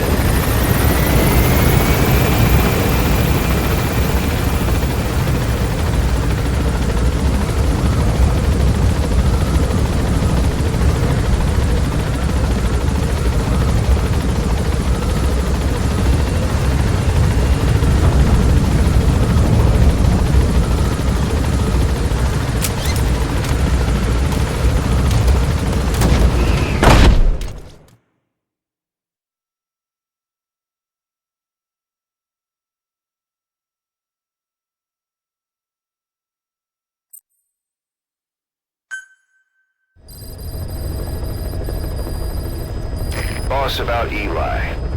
No matter how many times we talk to him, he just won't listen. He sees everything in terms of victory or defeat and still won't accept that you beat him. We're gonna have to put him in his place. Again. If you don't mind, come back to Mother Base and go another round with him.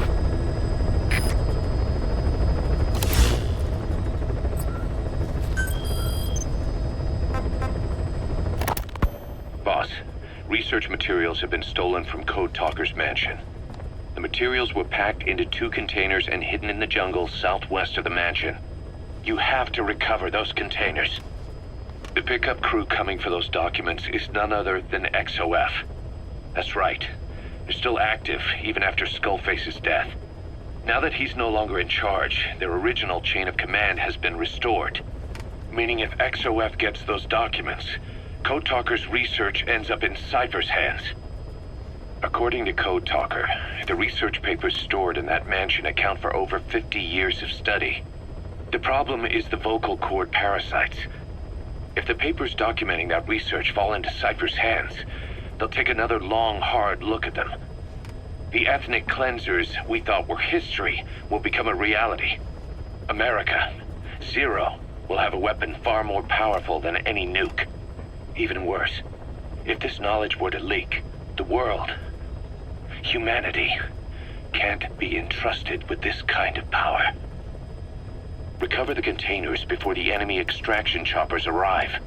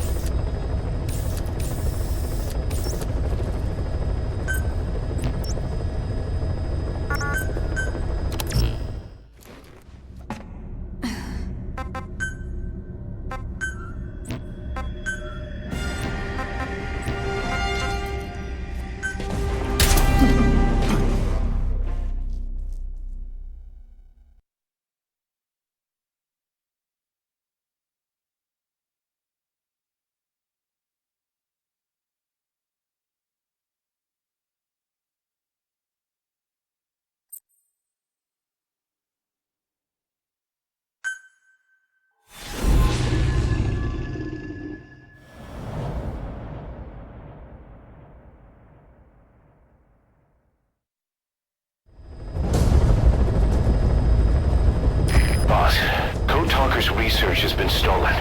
The research materials have been packed into 2 containers and hidden in the jungle southwest of the mansion. Enemy extraction choppers will be there any minute. You have to find and retrieve those containers before they arrive. That area is being guarded by zero-risk security, and their client is XOF. If the choppers make off with the containers, that research will end up in Cypher's hands. That cannot be allowed to happen. One other thing, boss. We need a cargo-capable Fulton extraction device to recover the containers. Use use your iDroid to order its development and have it dropped in. Be careful down there, boss.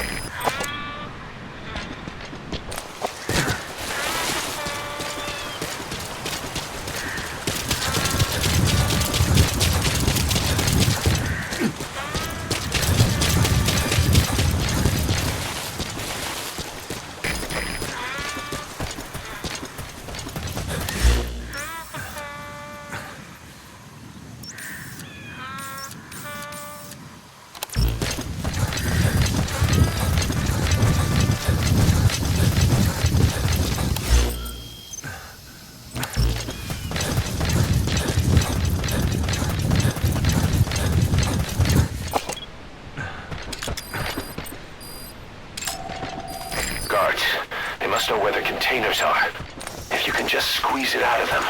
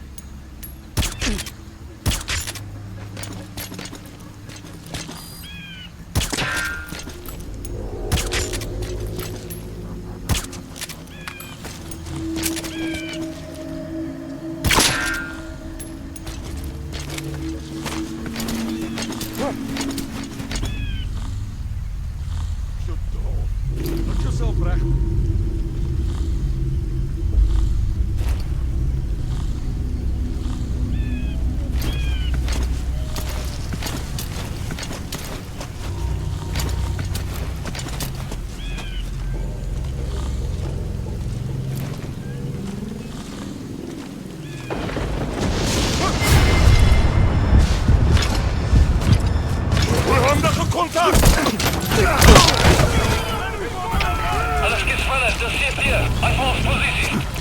Alle hierher. Anfangspositie.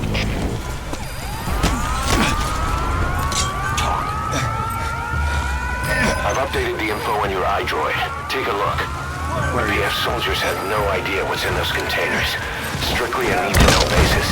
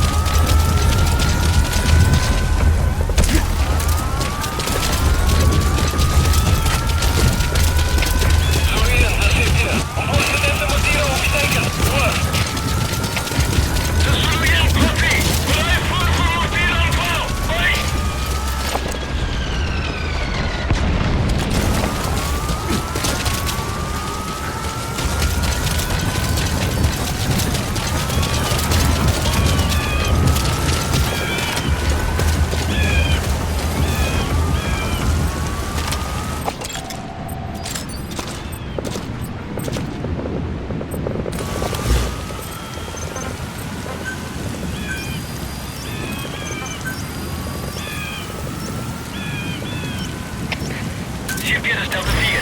Sal verloren vijand. Speed laatste punt van contact. Oor. Dit is GPS, begrijp. Hou die voorstel. Punt, holla. Uit.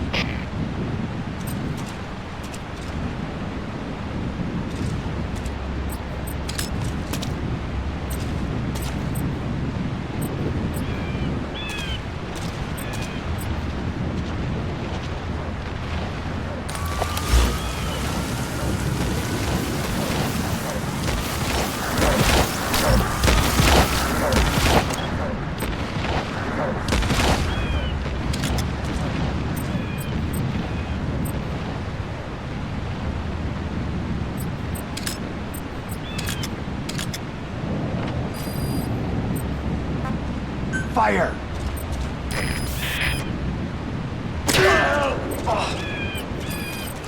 Fire!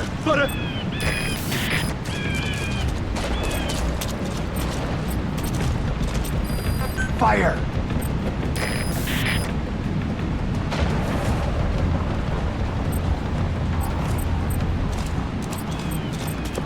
Our early warning radar still hasn't picked up the enemy choppers. But it's only a matter of time before they arrive.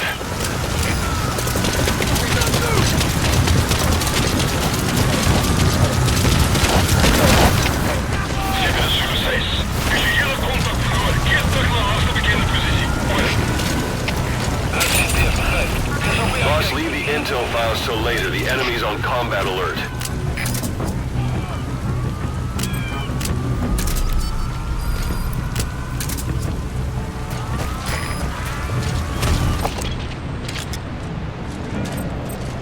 Fire!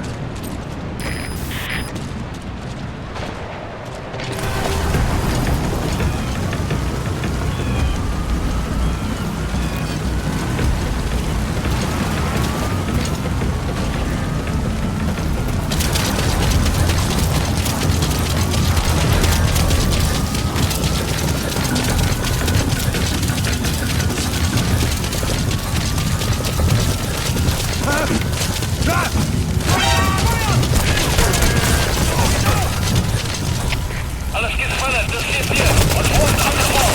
Alle Jäger beschermen Jungs posities.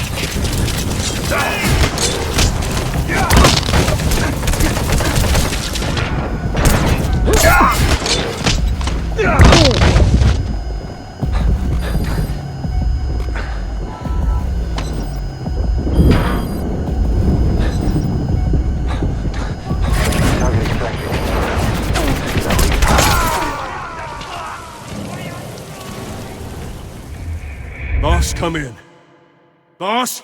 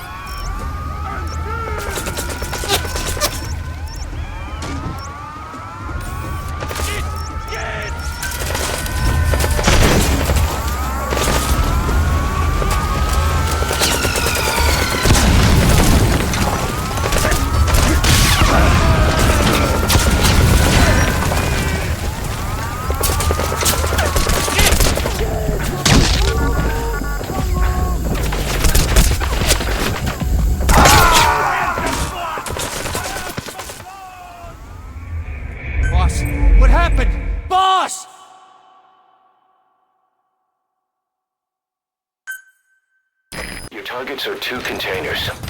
Locate and extract them both.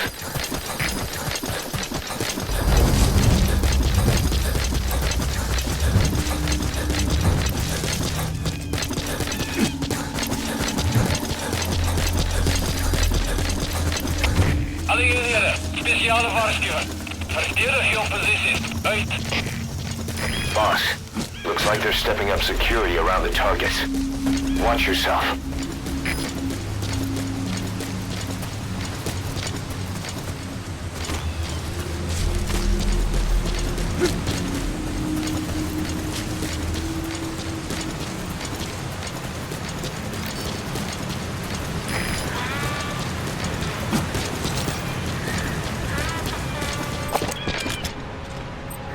Fire!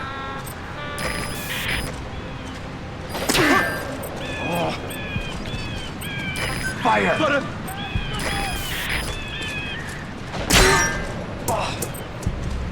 Fire!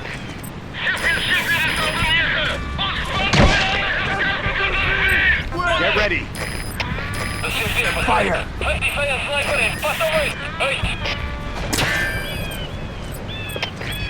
Fire! De CFD begrijpt. Kom daar zo veilig mogelijk en maak weg om die vijand te vertrekken. Uit!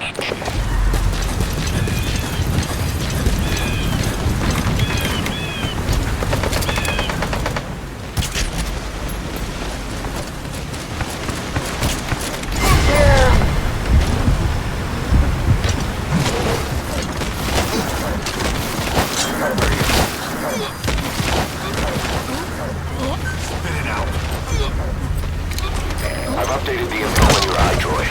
Take a look. PS soldiers.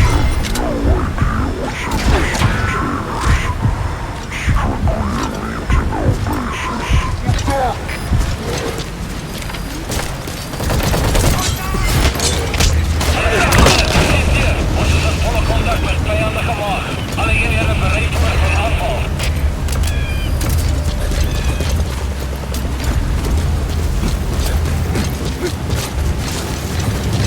Our early warning radar still hasn't picked up the enemy choppers. But it's only a matter of time before they arrive.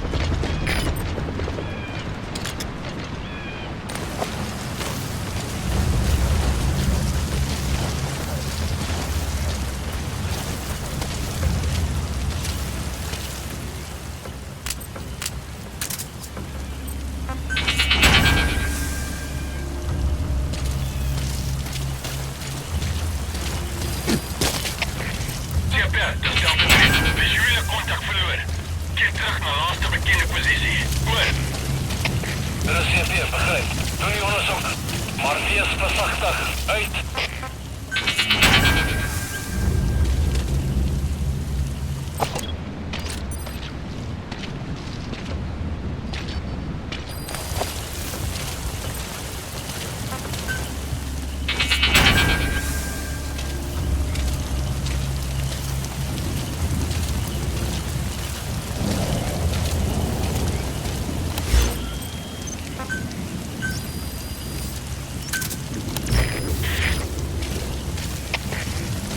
Dat is Delta 3. Geen teken van die vijand.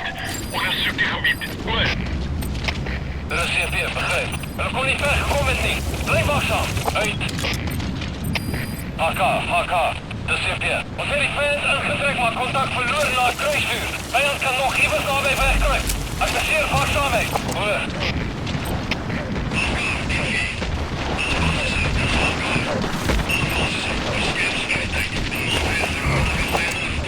Gaan kijken. Kom. Binnen.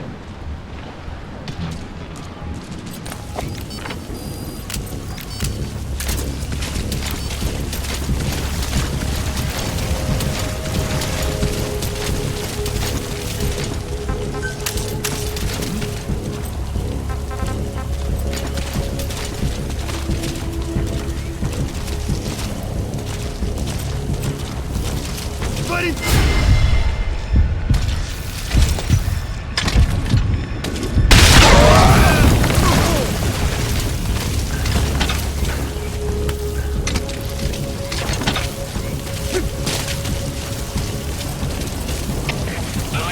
cirkelen. Hiermee opzommen. Hoor. Kopieer. Kom en... Alles roepen. Dit is cirkelen. Wat is de situatie? Als Boss, our early morning radar just picked up the enemy choppers. We'll keep you informed of their ETA. You can't go firing on the XOF choppers. If we attack XOF now, it'll be a declaration of war against Cypher itself. That time will come, but it's not now.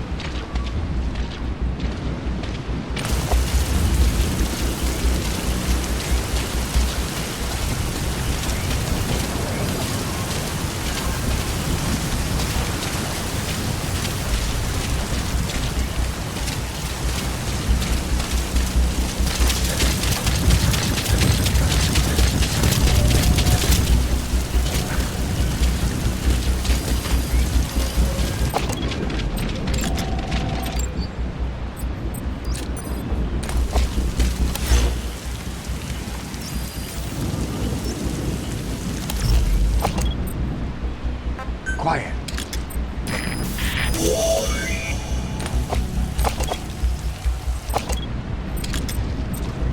Fire!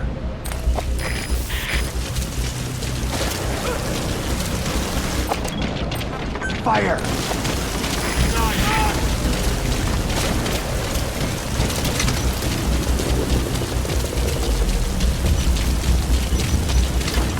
Fire!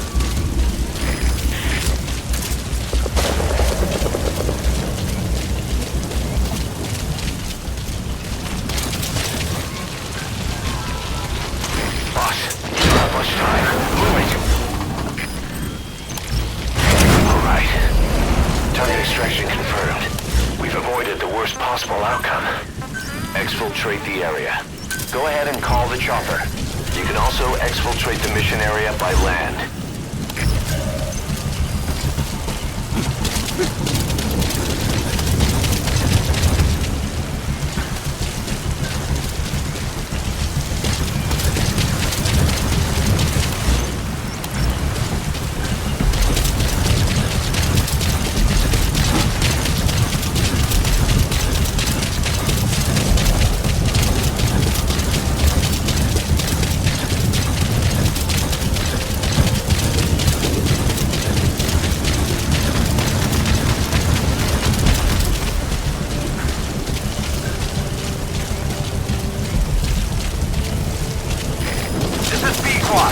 Arriving shortly at LZ.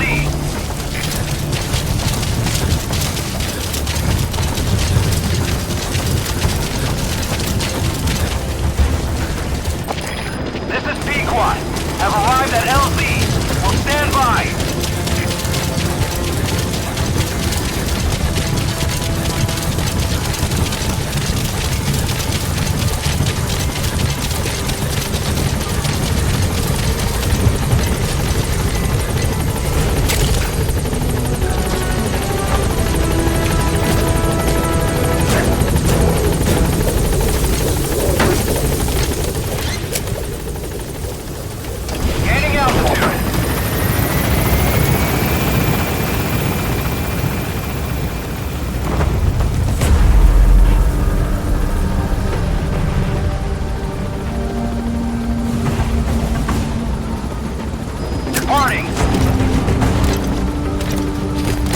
That's it. You've made it out of the hot zone.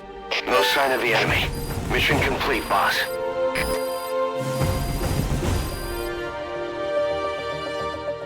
Mission complete, boss.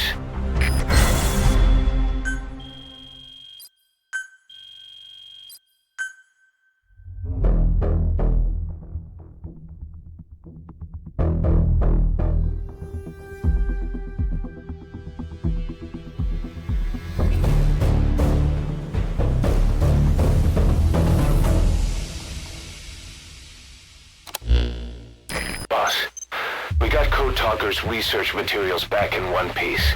The medical team has them under lock and key in the quarantine facility. The materials should help their research into the vocal cord parasites. Cypher won't be getting their hands on them now.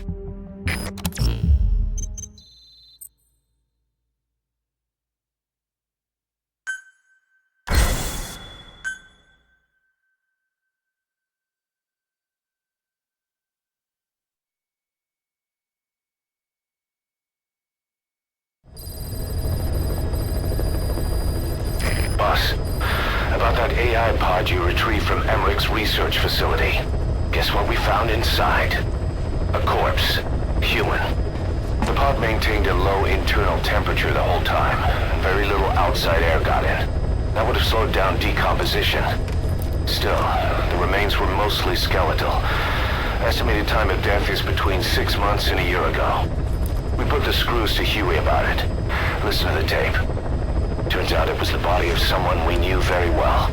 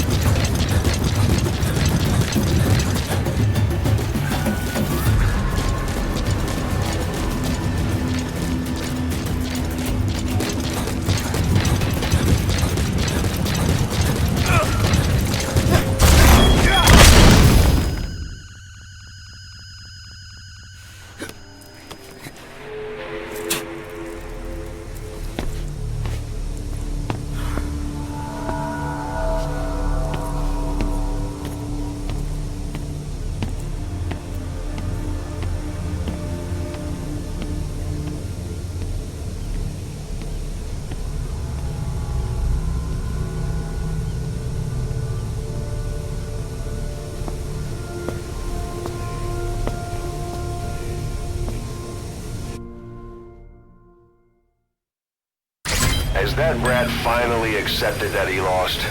Hopefully now he'll be a bit more obedient.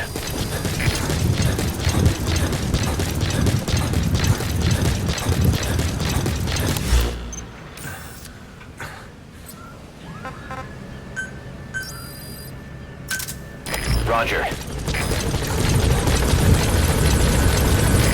This is B-Quad. Arriving shortly at LZ.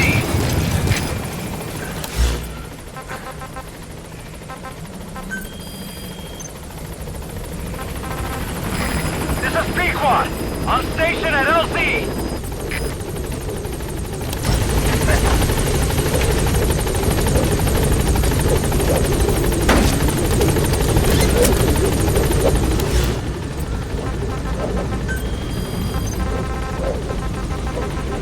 Gaining altitude.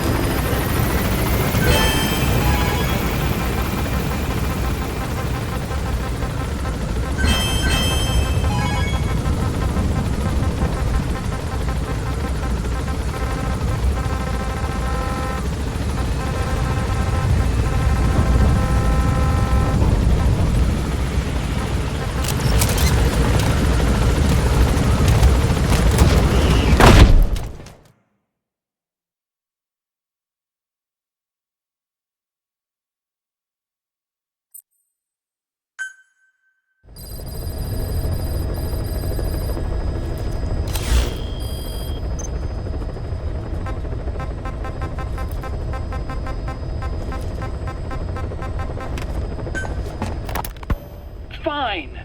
Yes, Strangelove was doing AI research in that lab. Why hide that until now? Why? Okay, so what? I wasn't working alone. You've got to understand. You do understand, right?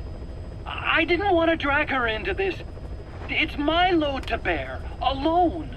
So you didn't create the AI intended to drive Sahelanthropus. It was Strangelove. Skullface was never in favor of AI control. So naturally they argued. Strangelove, she got him angry and he killed her. How? You didn't see it? So you found her inside that pod after the fact. And you just left her body to rot in there. Or perhaps you put her in there afterward. I asked him not to take her away from me. So she was killed by Skullface, but you asked nicely, and he put her body in the AI pod for you? That's right. Pathetic. You know, we have another idea.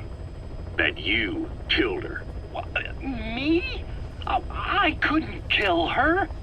You killed her and locked her body in the pod. I wouldn't.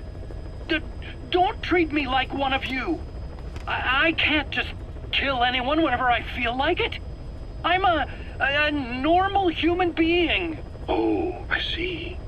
So you just shut her inside and waited for her to die. I would never do that. What, you mean she killed herself? Yes. She climbed inside that pod and shut the door. It can't be opened from the outside. It was suicide. Suicide, I said. She killed herself. She got in when I wasn't looking and suffocated. She'd often try to do things like that. By the time I realized and opened the door, she wasn't breathing. I got scared and shut the pod again. I couldn't bring myself to open it back up. That's right. Me? Kill her? What is wrong with you? I see. Just tell me one more thing. Haven't you gotten enough today? Okay, I see it's a painful memory. You don't have to answer, just listen to the question. You see, we examined her remains. She had a scar on her lower abdomen, a surgical scar. It had been stitched up and had fully healed, meaning it was long before her death. She had a child, didn't she? Your child. Where's the kid? How should I know? So there is a child. I've never seen his face. What do you take us for? They took it all. Even my child. I didn't even know he'd been born. I lost everything. How old would he be? It's 4 years since then. And you know it's a boy. Strangelove said so. And his name?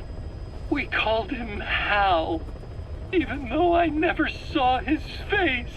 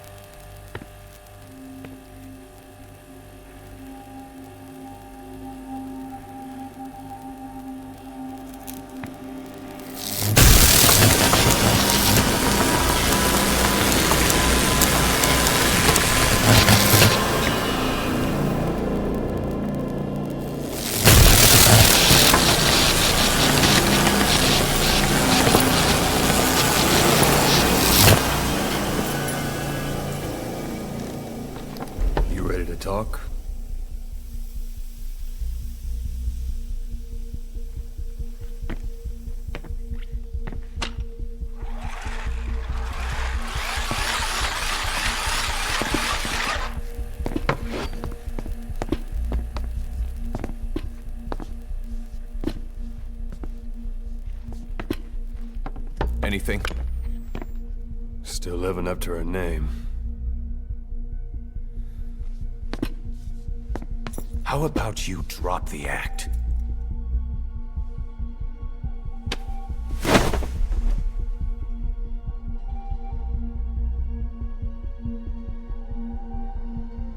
Who infected you with a parasite?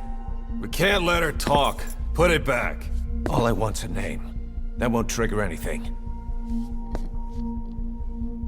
Tell me. Tell me!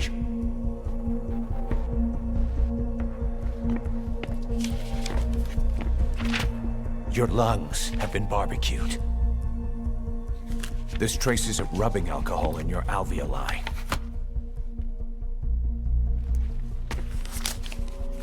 This was found adhered to your lungs, intact. A petal. White Star of Bethlehem. The hospital. Skullface sent you to Cyprus to kill Snake. You were burned inside and out. That should have been the end of it. But, all things considered, you look pretty damn healthy to me. We have Skullface to thank for that, right? I was the only one capable of applying them to parasite therapy. Until he stole them from me. Why are you here? Did Skullface send you? Or did you have your own score to settle with the boss?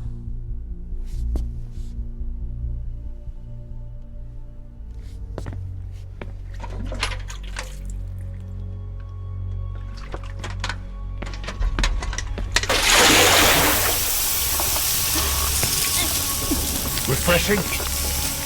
Salt water. No! She'll die!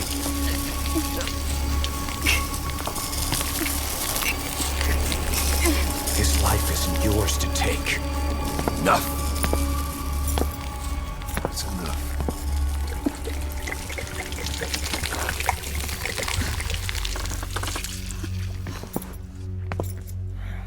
If she wanted to kill the boss, he'd already be dead. Same goes for us.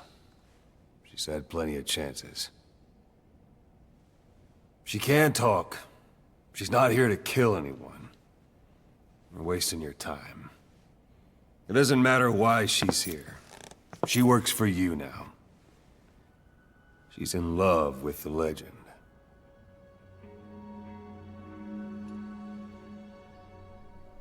What makes you so sure? I was the same way once. What if she's a spy? What if I'm a spy? Or you? Go on all day.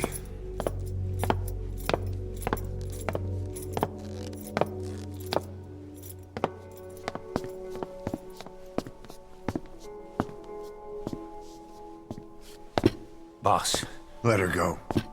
She won't speak, so she can't spread the infection.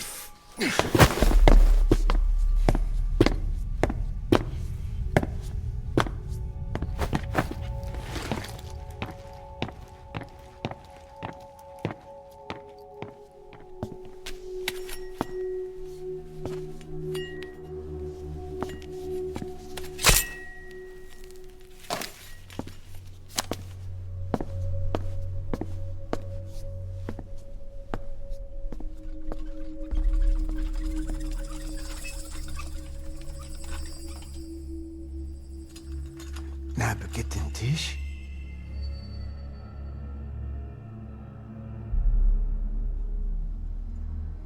Nicht nagetten Tee. Oh.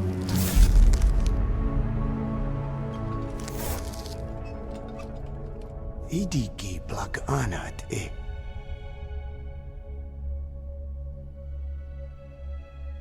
Oh. Ako kode jisdes ni. Dne bizad.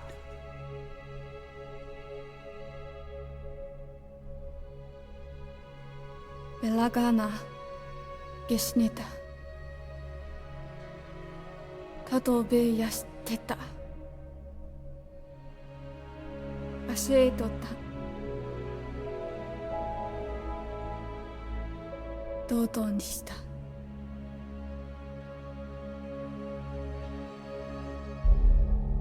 道頓にした。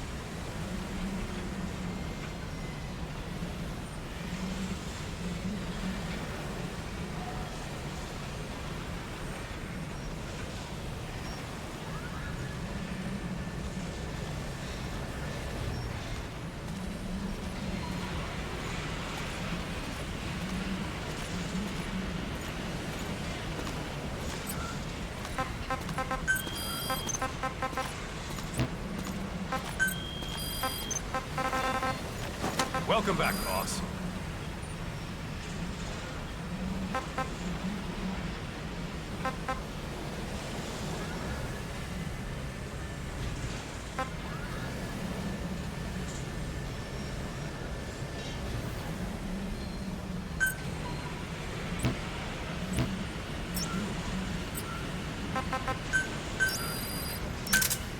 Roger. This is B-Quad. Arriving shortly at LZ.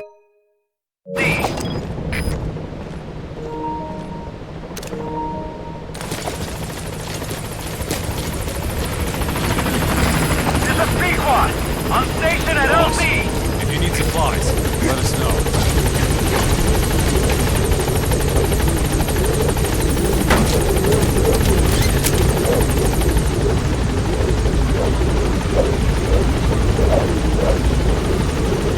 Gaining Alpha.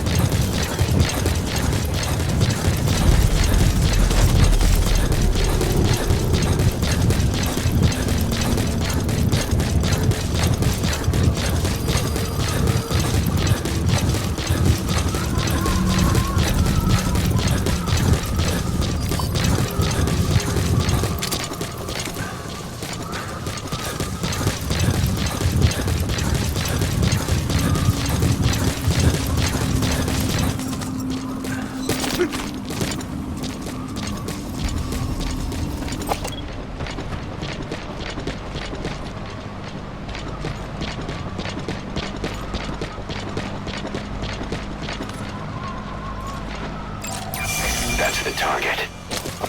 Is that one of our men from 9 years ago? Bring him home, boss.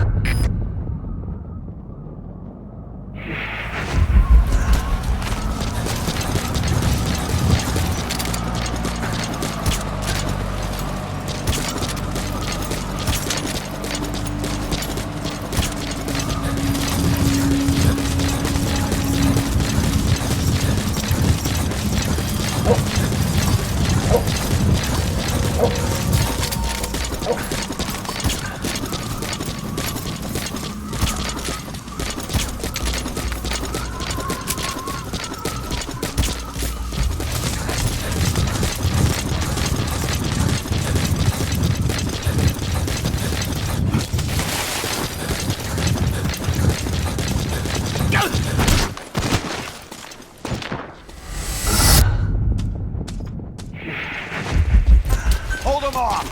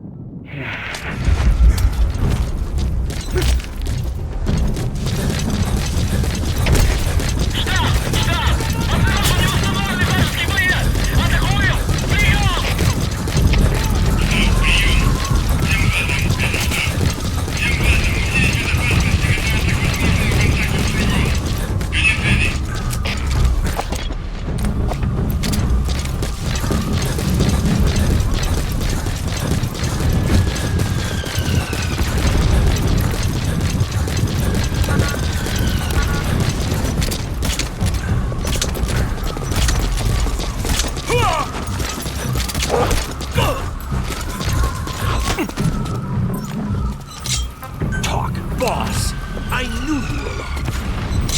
Where are your friends? Boss, I knew...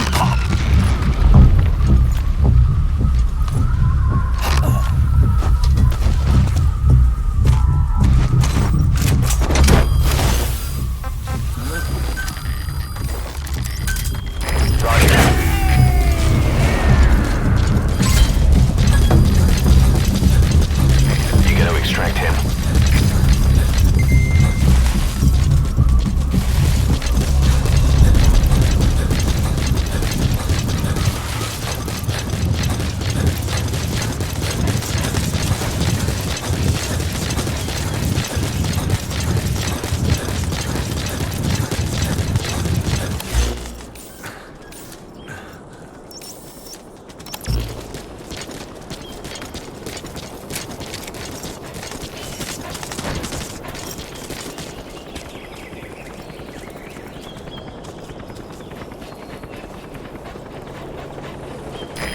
This is Pequod. Arriving shortly at LZ. Good dog.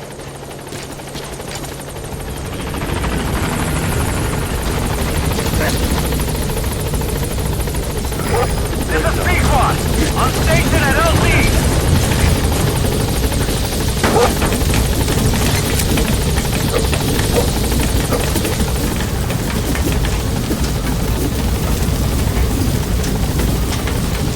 Gaining altitude.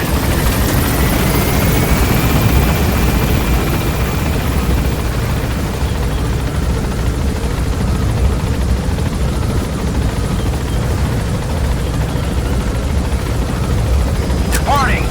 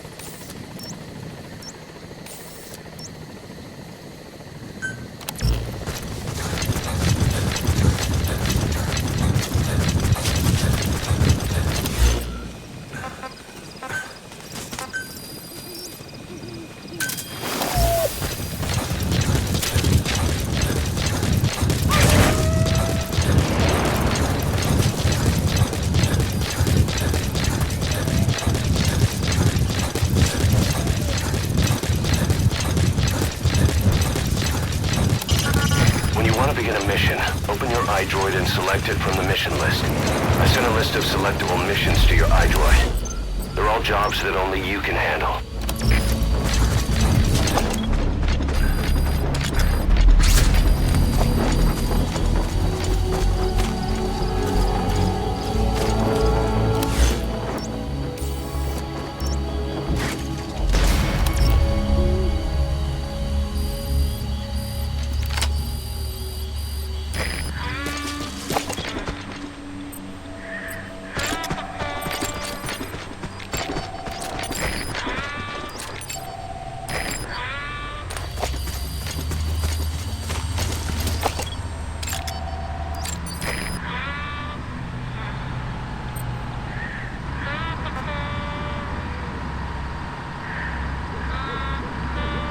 Fire!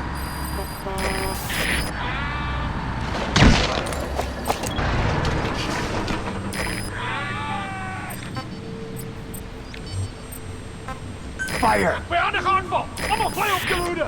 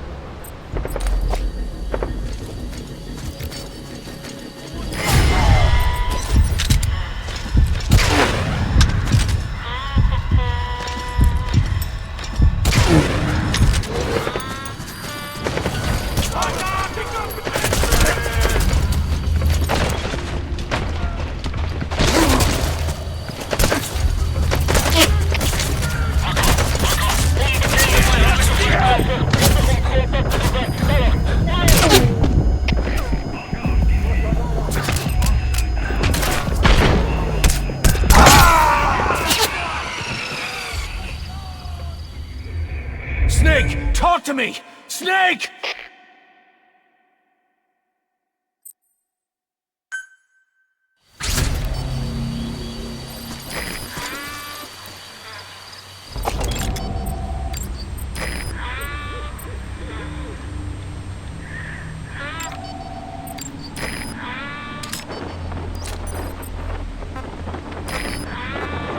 Fire!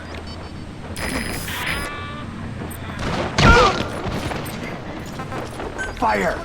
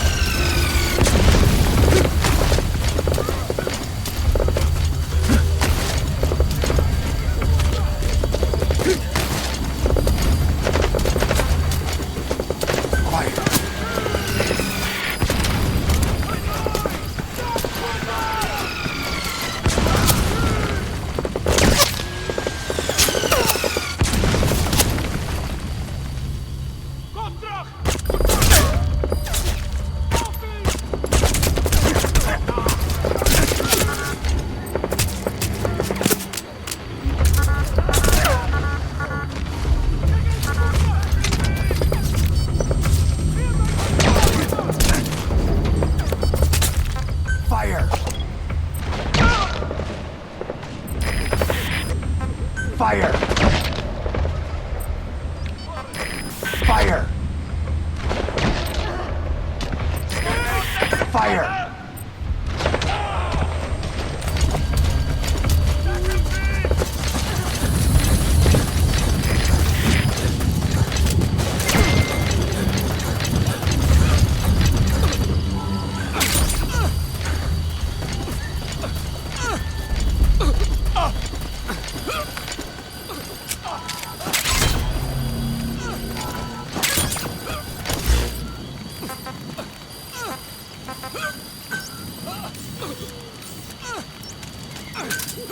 Roger.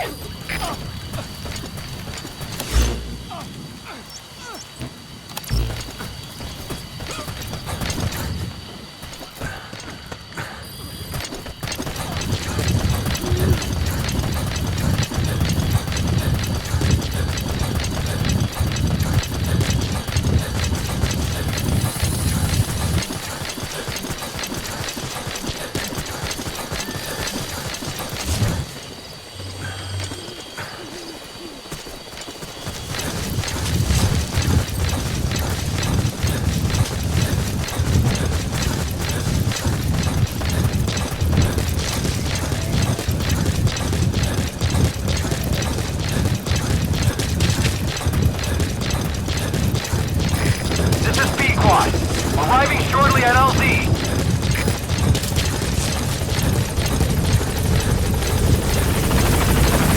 This is P-Quad.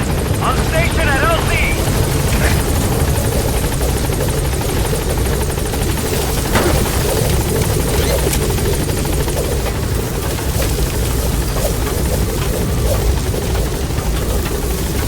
Gaining altitude.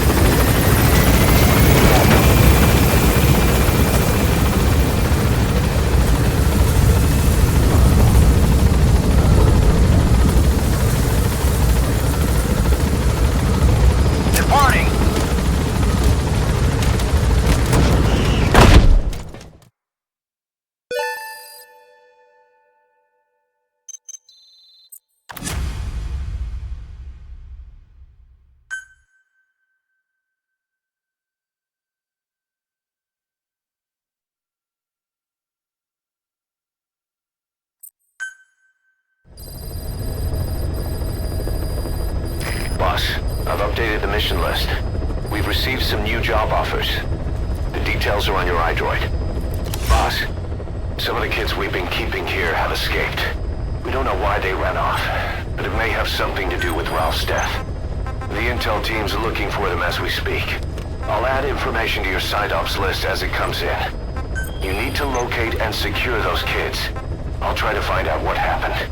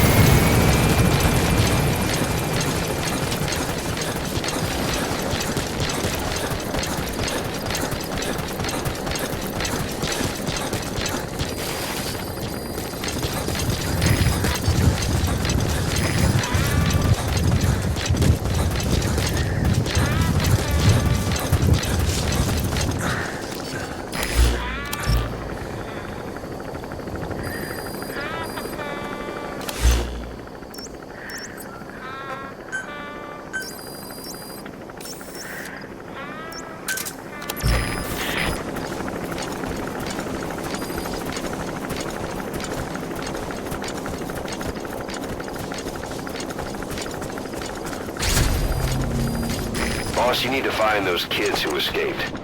Fighting's still the only way of life they know. If we don't bring them back, they'll just end up getting killed. Boss, if we develop a child-sized Fulton recovery device, you'll be able to extract those kids. Send the development order from your iDroid if you need it.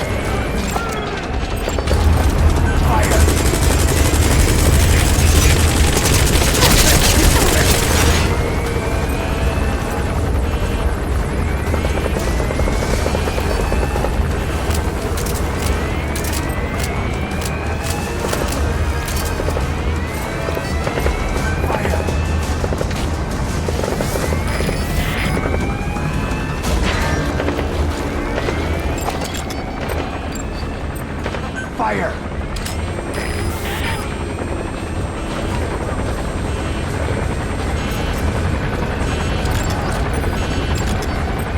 Fire! Fire!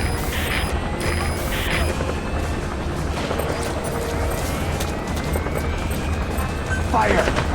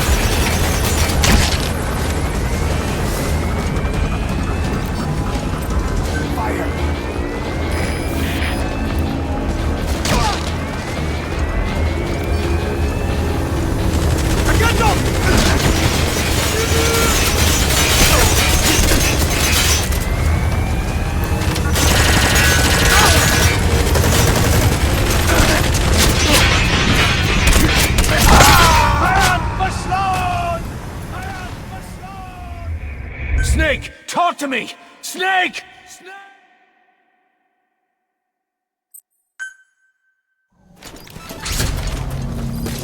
According to the intel team, the escaped kids should be around here. Locate and secure them. Boss, if we develop a child-sized Fulton recovery device, you'll be able to extract those kids. Send the development order from your iDroid if you need it.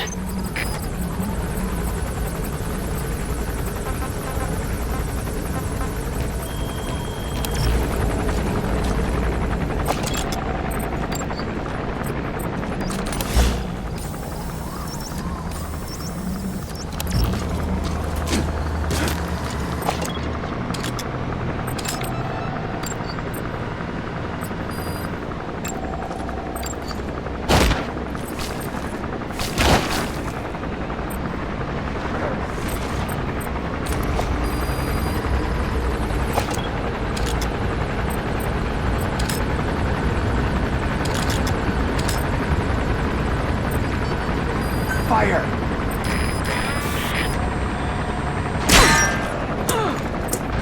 Fire! Fire!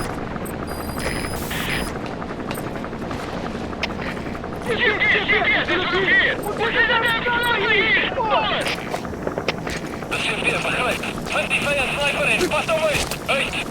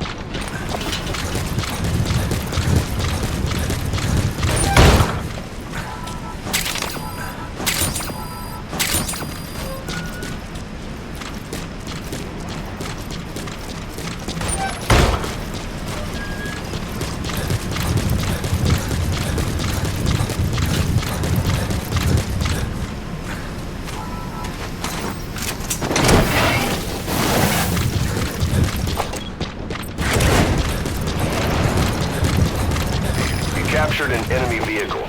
Just like weapons and items, you can use your iDroid to have vehicles you've extracted airdropped in. You can also let members of the combat unit use them on dispatch missions. A whole lot of trouble they put us through. Making me worry like that.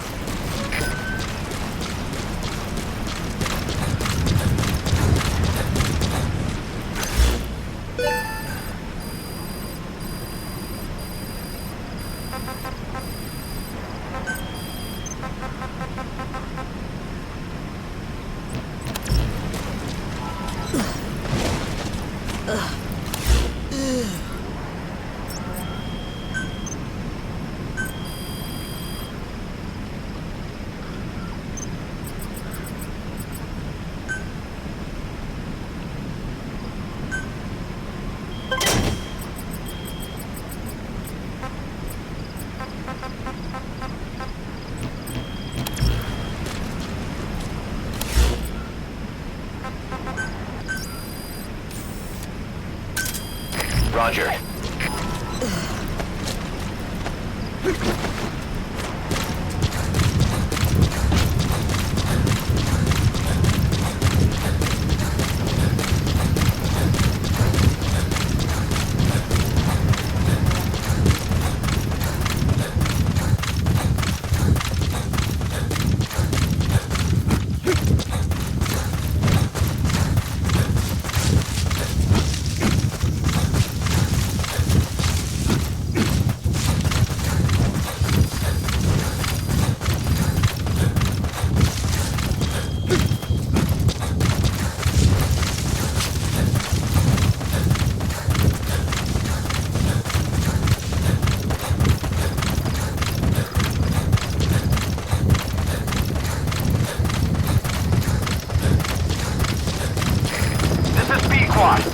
Arriving shortly at LZ.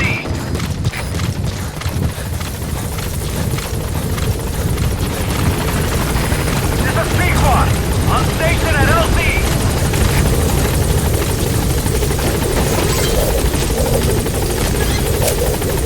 Okay, subject is in. Gaining altitude.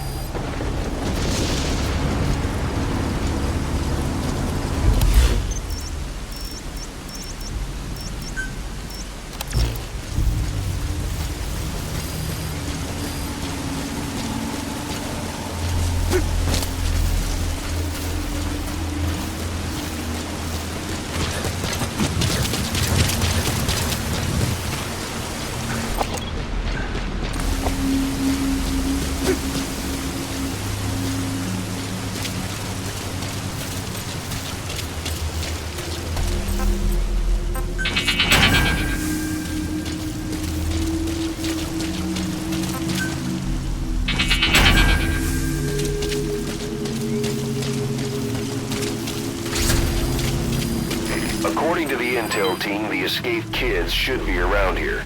Locate and secure them. Boss, if we develop a child-sized Fulton recovery device, you'll be able to extract those kids. Send the development order from your iDroid if you need it.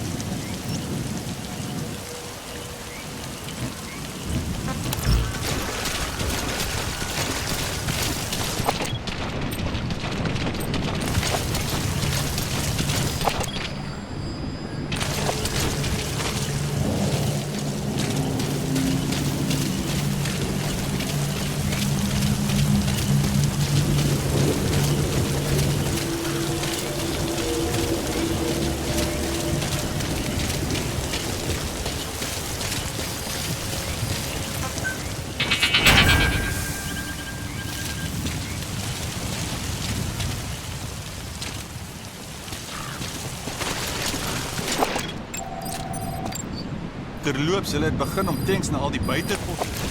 Private in Libanon gekry. Ja, en die Sowjetse tanks opgedoen. Dis net omdat die PT-77 op die jaarmodel was. Daai kat wat jy net kan uit. Tanks wat ons kry, het 8-4 beheertoestelle. So dis nie sommer so swin. Ek ons vol hoog so. Sê, ek moet aanstaltes maak. Goed so.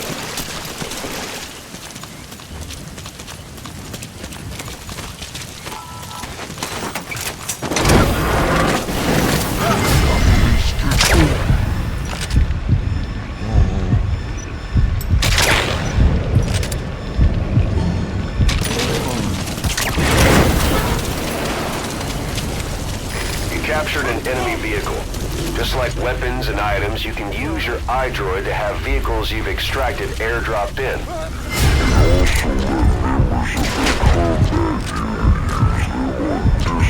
Conditions. Alles gespannen, dat zit hier. Helder aanval in actie. Alle eenheden, alle woorden voor gevecht.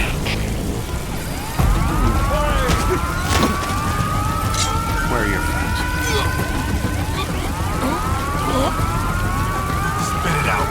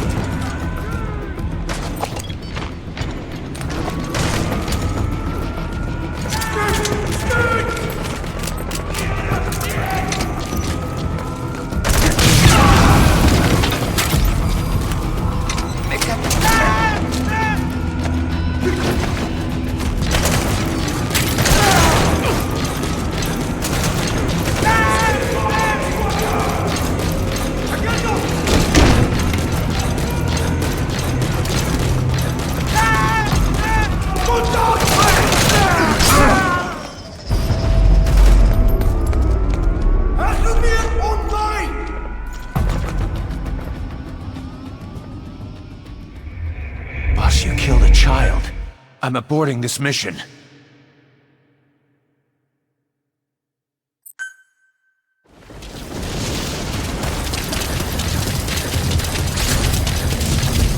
According to the intel team, the escaped kids should be around here. Locate and secure them. Boss, if we develop a child-sized Fulton recovery device, you'll be able to extract those kids. Send the development order from your iDroid if you need it.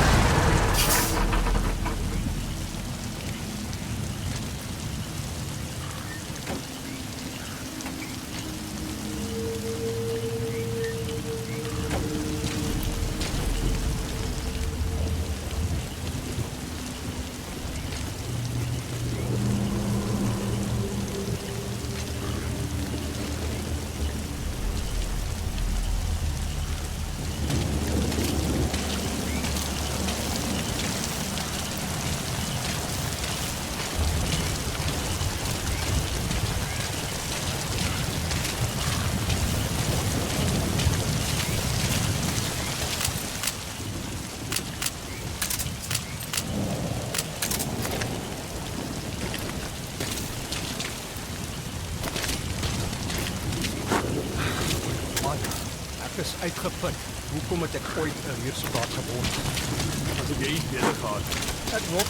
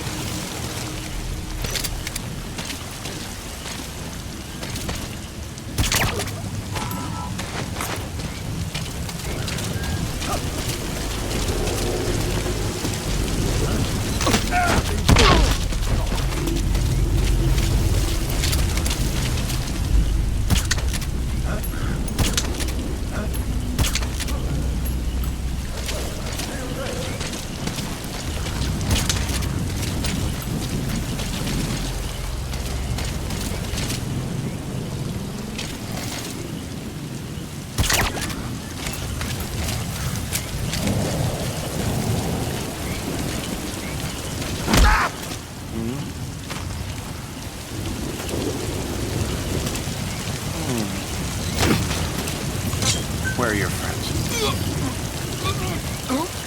Spit it out.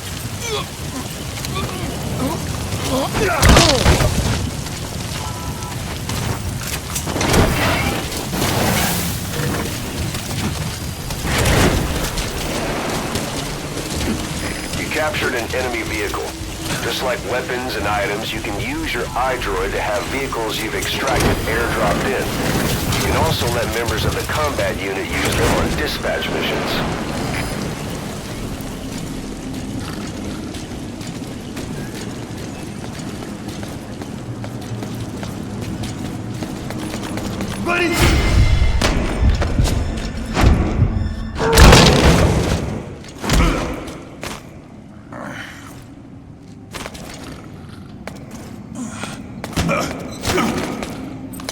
Where are the others?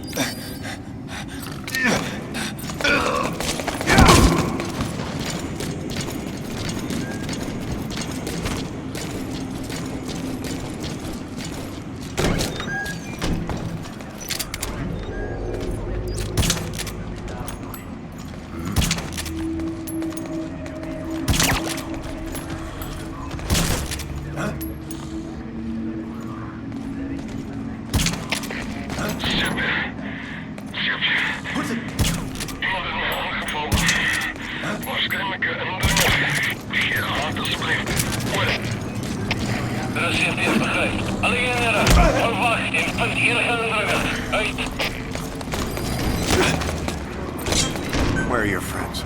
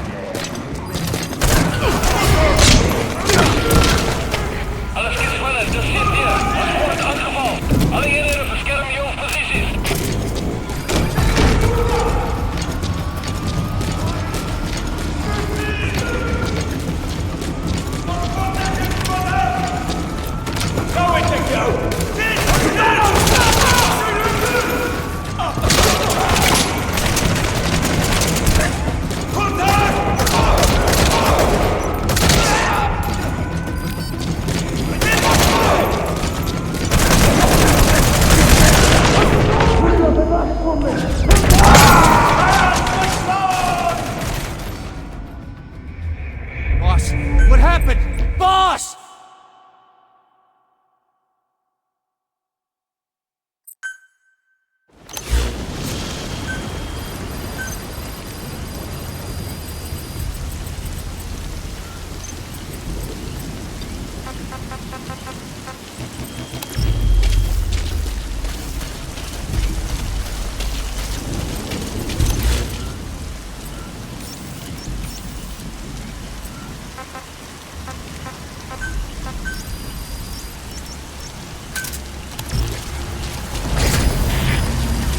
According to the intel team, the escaped kids should be around here.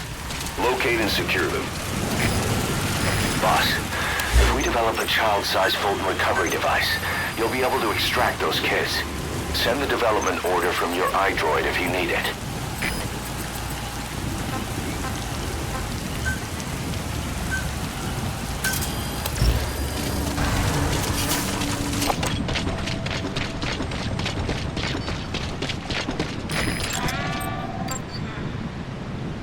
Fire!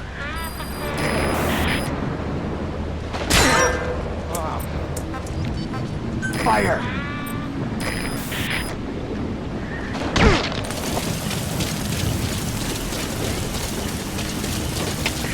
Шеф, это твоя! Вот это там снайпер есть! Forward! Шеф, похвать! Антифая снайперы! Пасовой!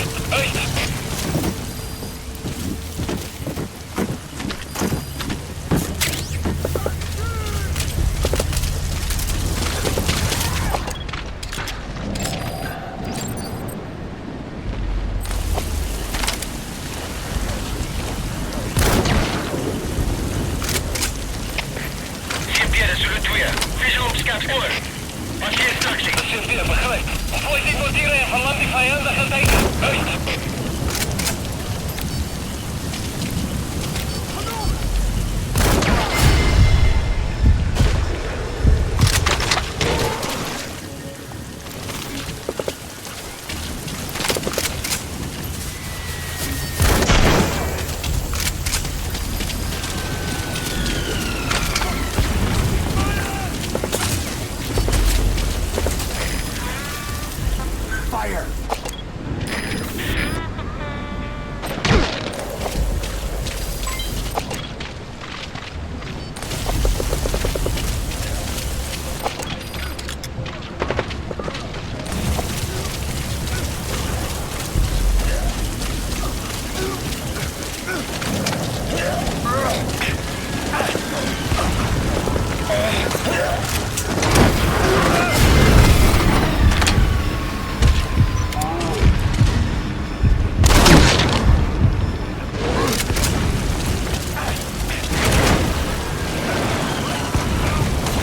Captured an enemy vehicle.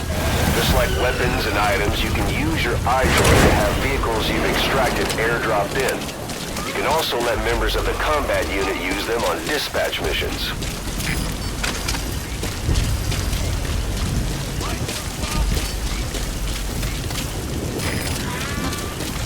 Fire!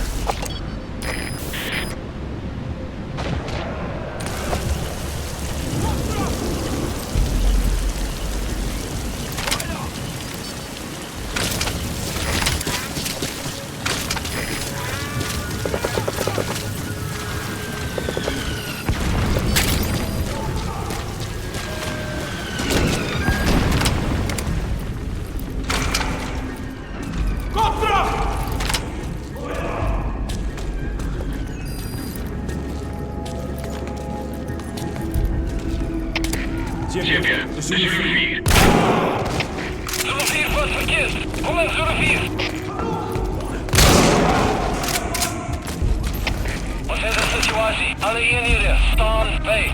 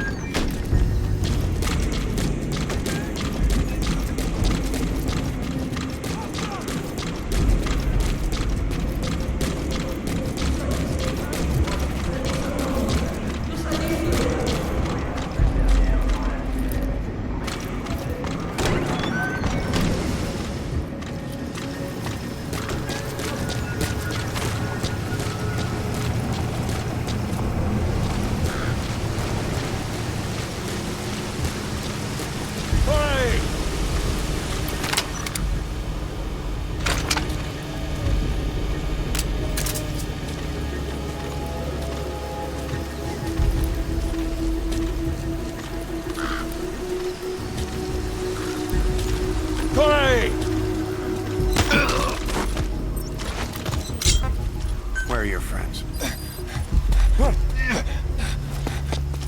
Spit it out. GPS is Delta 4. Geen verdere vijandige beweging. Model aanval lijkt succesvol. Oor. Er is GPS, begrijp. Onderzoek onmiddellijk en geen terugvoering. Uit.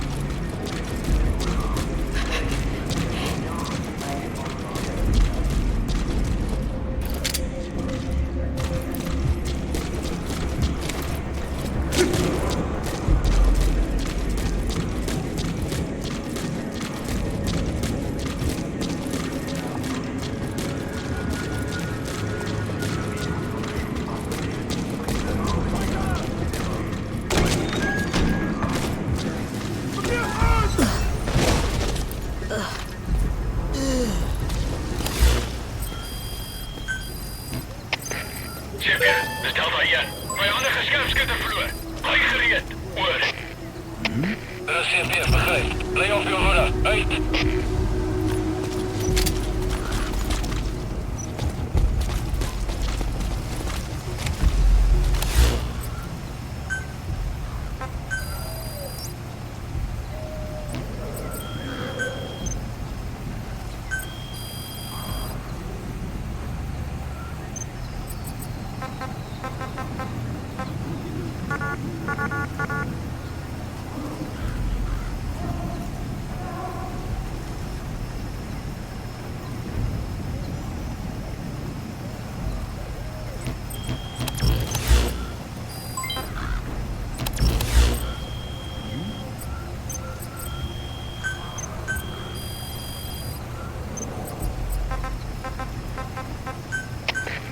CP, dit is Delta 4. Tekens van vijandige activiteit. Verskerp sekuriteit. Oor. Dit is CP, begryp. Moenie sekuriteit verswak nie. Uit.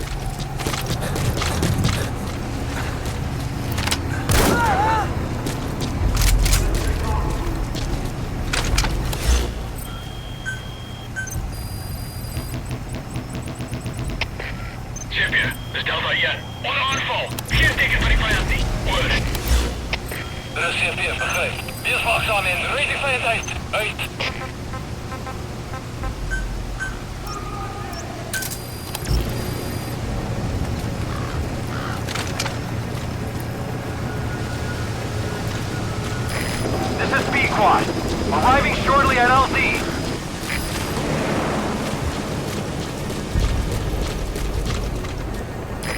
This is Pequod.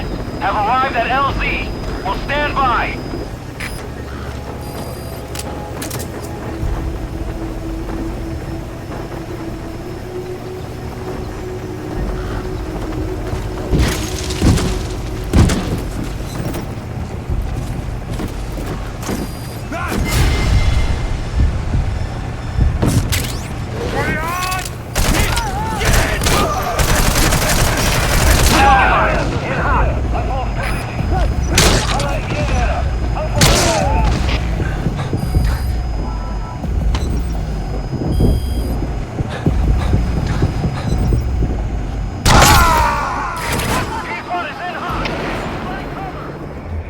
Boss, come in.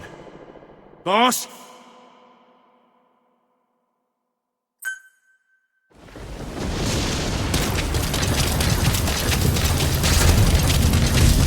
According to the intel team, the escaped kids should be around here. Locate and secure them. Boss, if we develop a child-sized Fulton recovery device, you'll be able to extract those kids. Send the development order from your iDroid if you need it.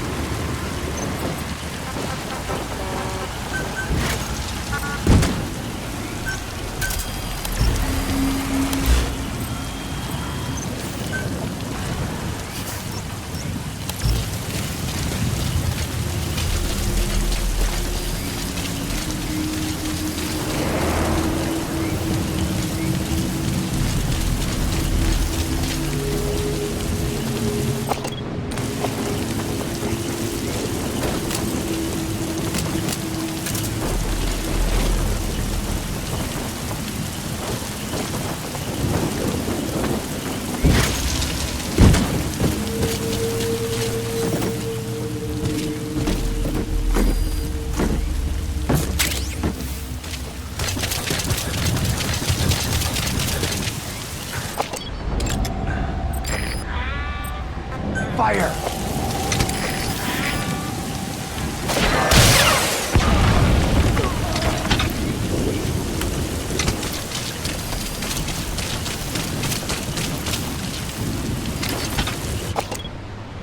Fire!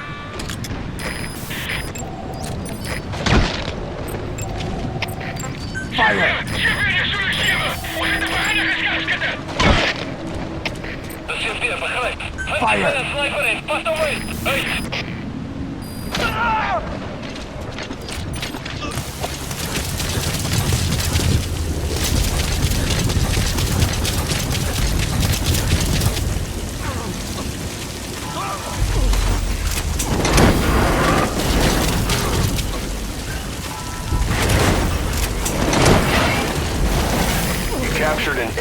vehicle. Just like weapons and items, you can use your iDroid to have vehicles you've extracted airdropped in. You can also let members of the combat unit use them on dispatch missions.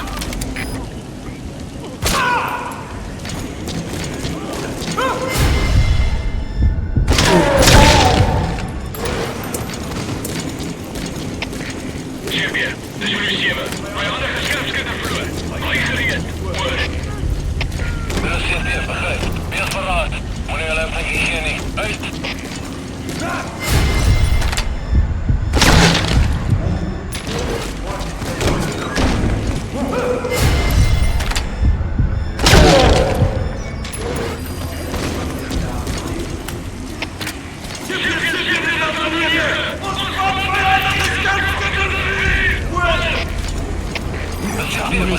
Kom daar zo volg mogelijk en maak weg om die pijl te vertrekken. Uit!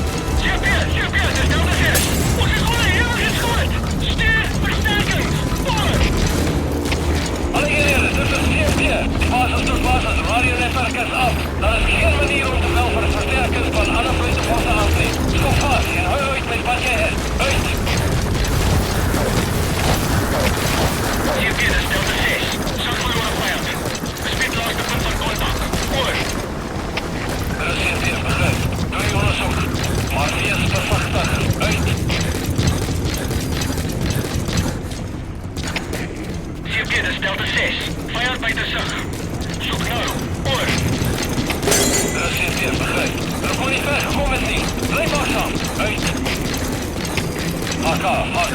Dis hier. Ons het die vijand ingetrek, maar contact verloren na kruisvuur. Vijand kan nog iewers naby wegkruip. Adviseer vast naby. HK, dis hier. Kom in. HK, kom in. HK, dis hier. HK, A whole lot of trouble they put us through. Making me worry like that. Kom hier. Kom in. Alle troepen, dit is hier. Wat is de situatie? Alle eenheden, staan bij. HK, dis hier. Ons het die vijand ingetrek, maar contact verloren na kruisvuur. Vijand kan nog iewers naby wegkruip. Adviseer vast naby. HK, dis hier. Kom in. HK, kom in. HK, dis hier. HK, reageer.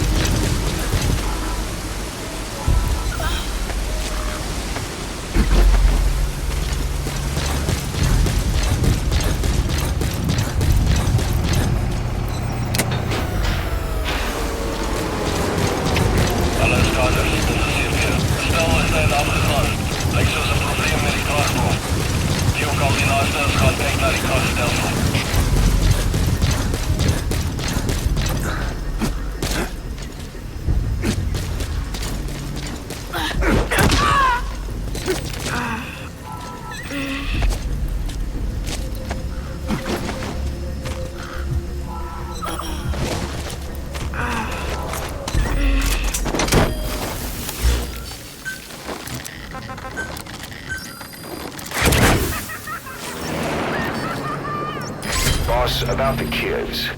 It appears there's a movement among them to organize against us. I can think of only one person who'd be behind that. I'll continue to look into it.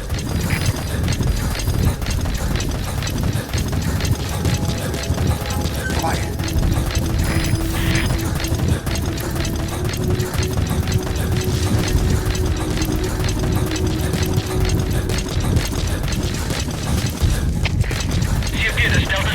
Ons is op die toneel aangekomen. Check die dingen uit. Over. Hier begrijp. Goeie securiteit voor verwachting. Uit.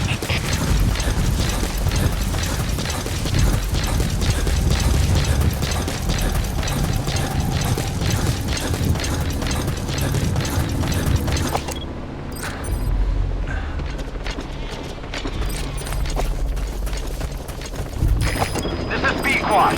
Arriving shortly at LZ.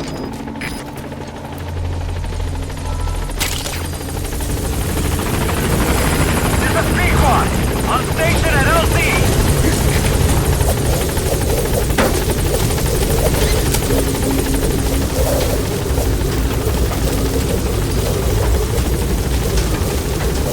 Gaining altitude!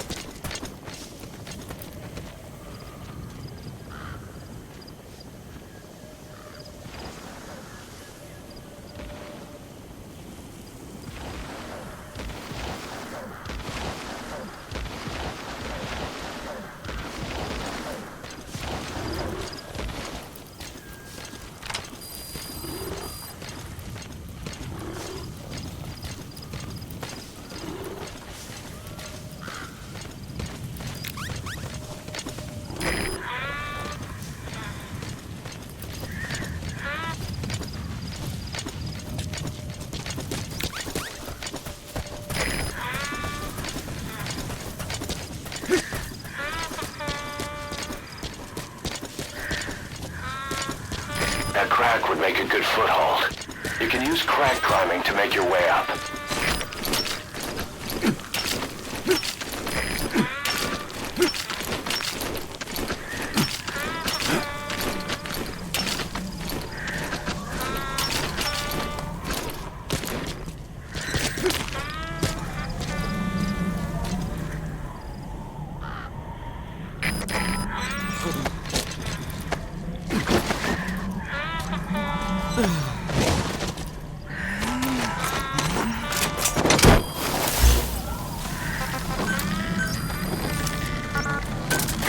Roger.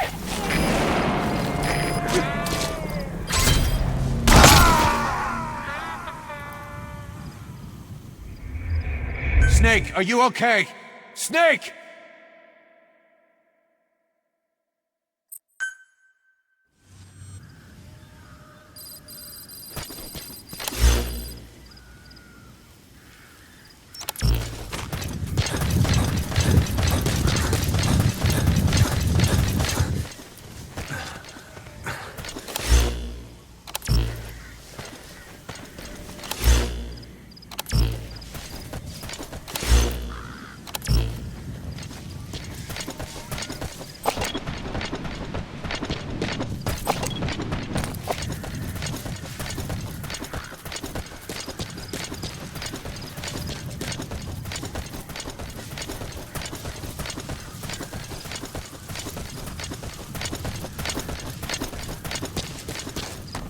That crack would make a good foothold. You can use crack climbing to make your way up.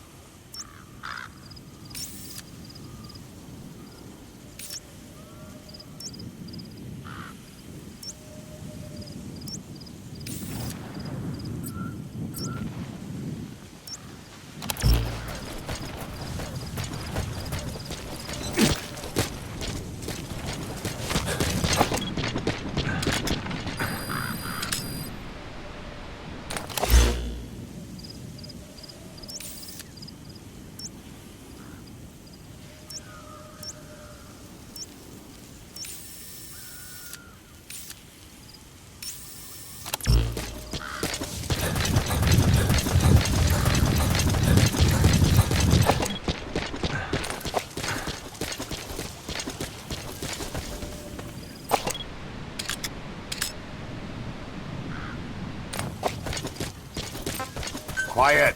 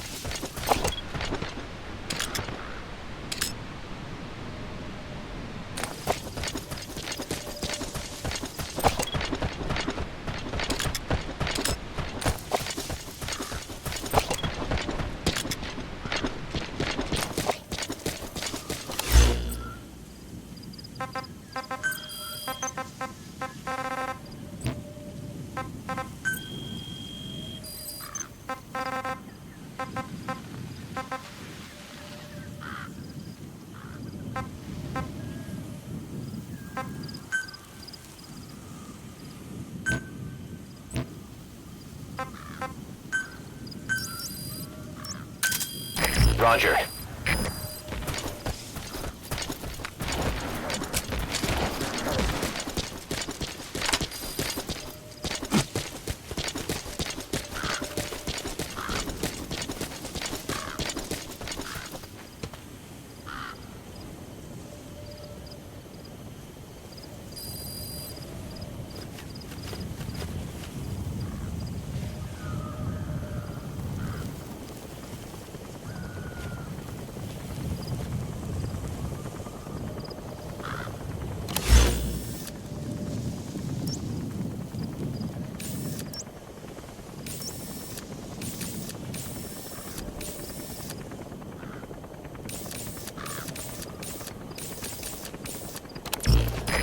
This is B-Quad.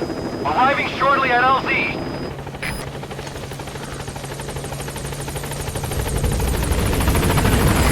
This is B-Quad. On station at LZ.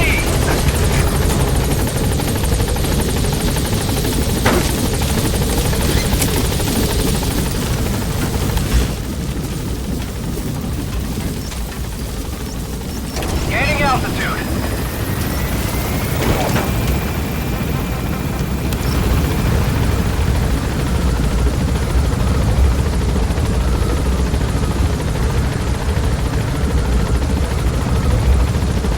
Departing.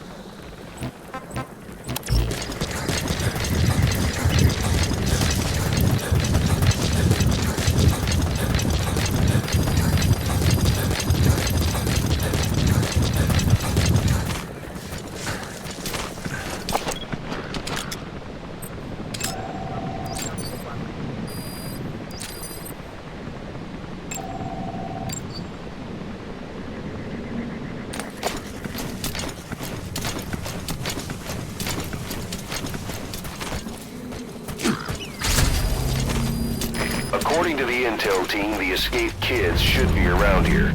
Locate and secure them.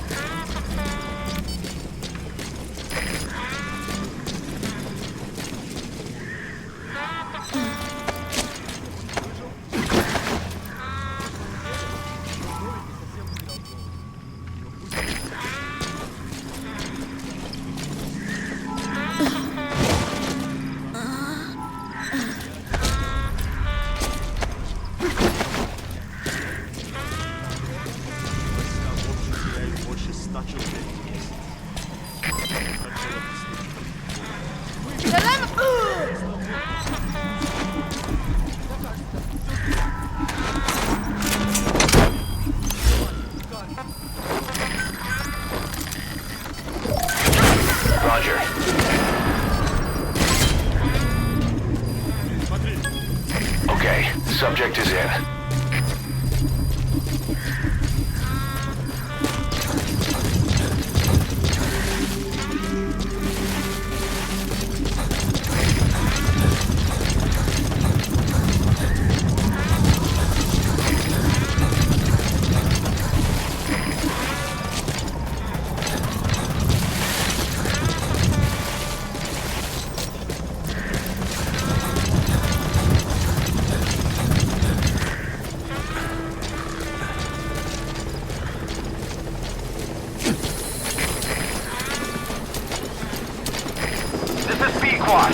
Arriving shortly at LZ.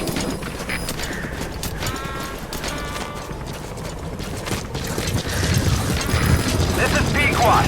Have arrived at LZ. Will stand by.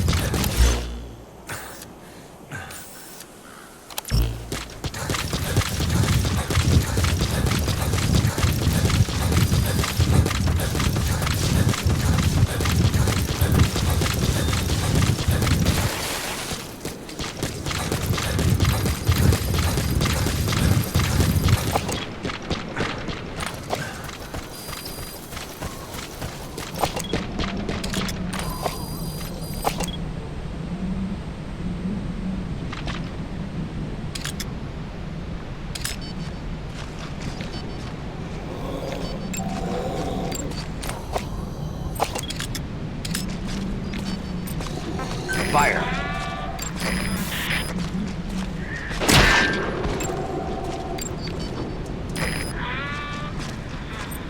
Fire.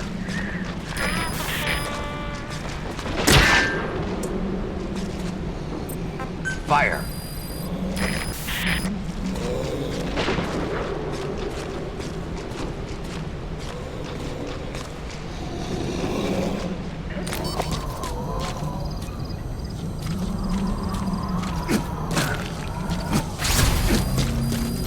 According to the intel team, the escaped kids should be around here.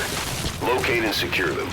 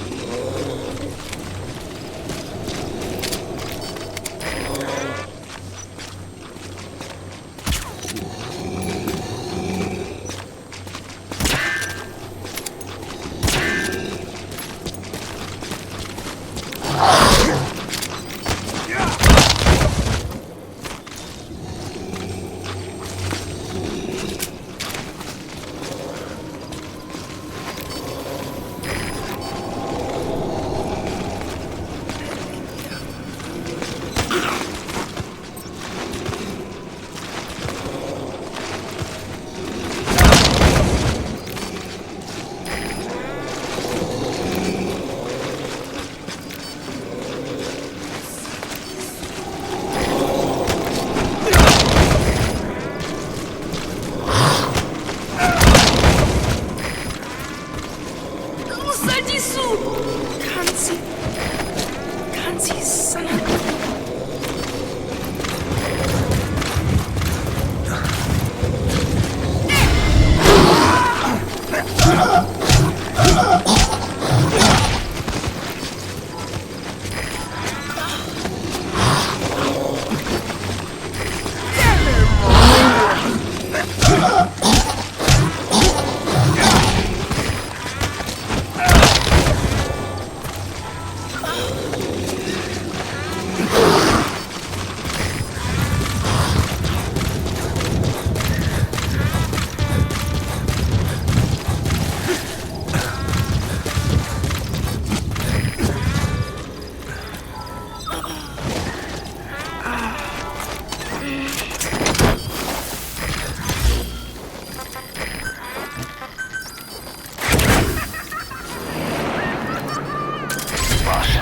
Quick report for you here. We've discovered a radiation leak in the laboratory on the quarantine platform. It's coming from testing equipment we installed the other day. Members of the medical team have been conducting research there, but we'll evacuate them all from the research block to the containment block next to it. Emmerich. There's no need to worry. No radioactive material is leaking, so the contamination won't spread. We just need to seal off the testing equipment. I've dispatched the security team to get the researchers out.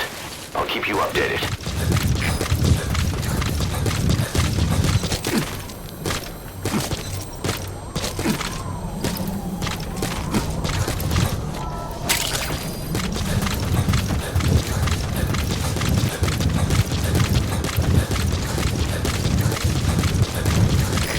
This is P-Quad.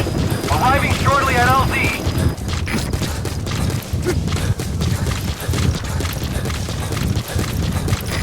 This is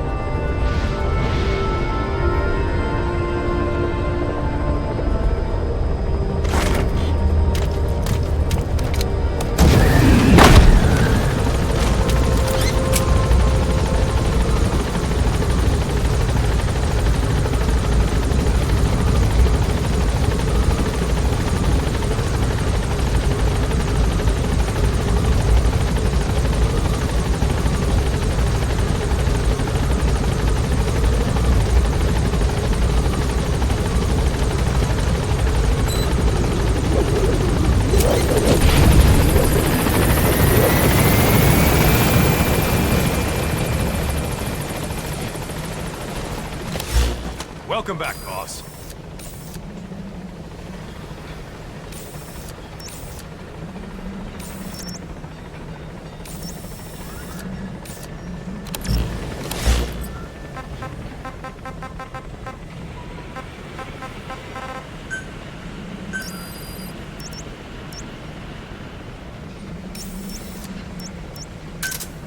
Roger.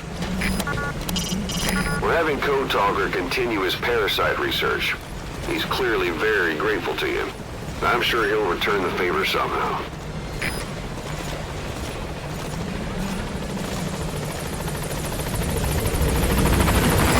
This is P-Quad, on station at LZ.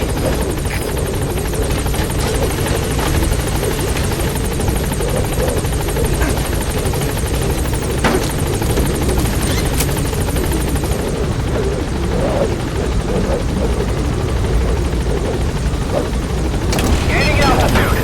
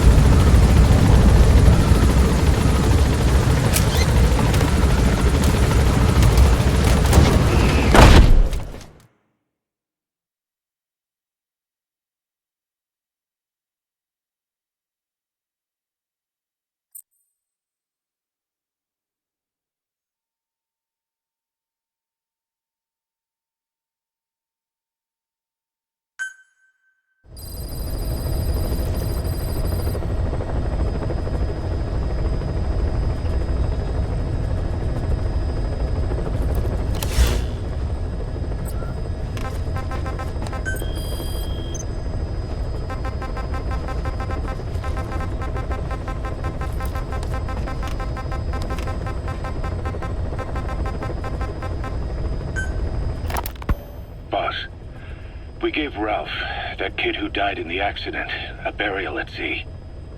The man in charge of that facility has been severely punished. But ever since, the kids have been acting strange. It's obvious they've lost their trust in adults. I was getting reports of them ignoring the staff, or getting insolent, and even violent. And a few days later, several of the kids did a disappearing act. They snuck into choppers and shipping containers and got off base. Why? Your guess is as good as mine. These kids were born in a war zone and forced to grow up as war fighters. If they're left alone, war is how they'll die. But I thought we showed them there are other reasons to live. I never liked having children on Mother Base. But the thought of them going back to the battlefield and picking up their old lifestyle is something I can't stomach. It makes me think of Chico, 9 years ago. We have to get those kids back. Hell, they know too much about our operation. I never expected even the kids to betray us.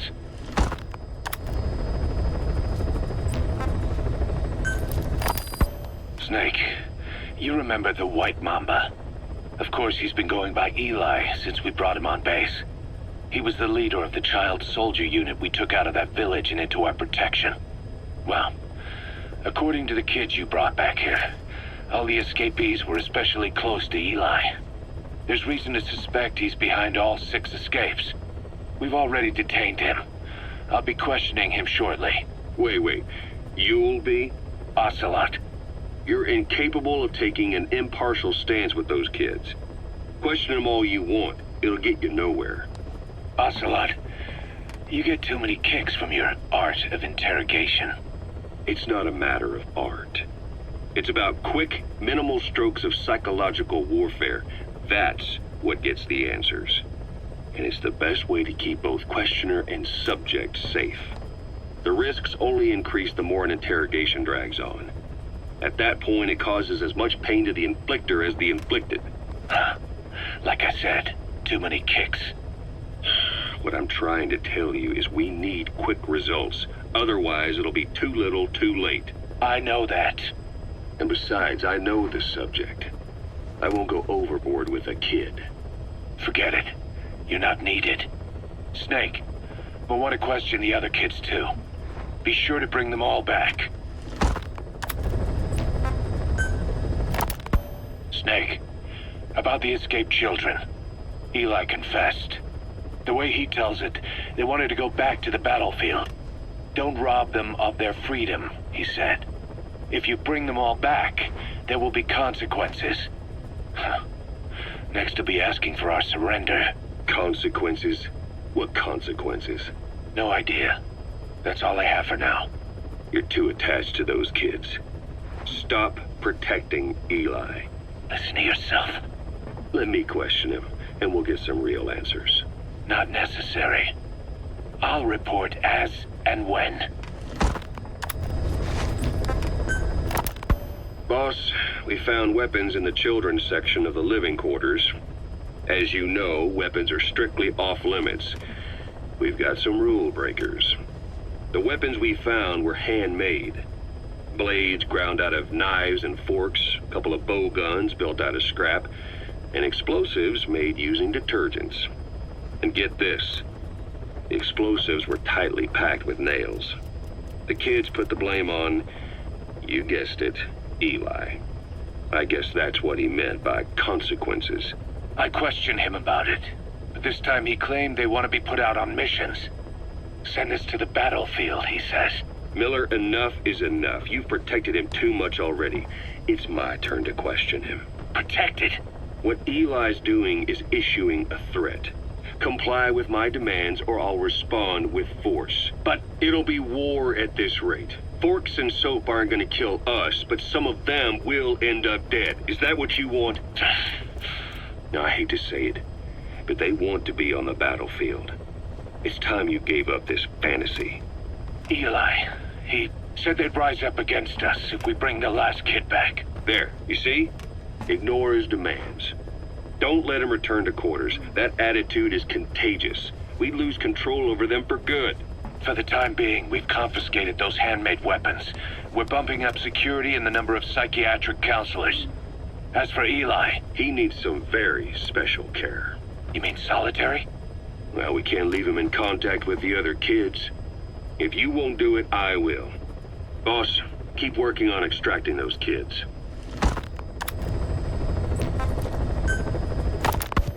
The kids you brought back to base have laid out the situation. They all escaped to each of their home villages, or were trying to get home, and lost their way. Not that homesickness is gonna explain everything we've seen. Each of their home villages? They were trying to raise troops for the rebellion. You really think these kids have an armed uprising in them?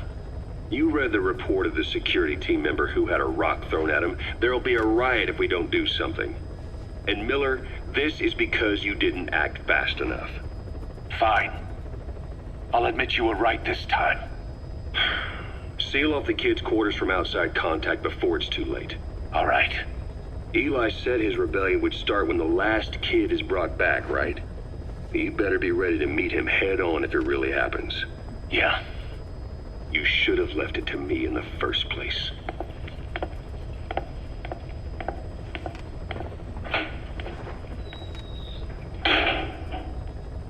Boss, they're just kids. We have a responsibility to see that those kids make it.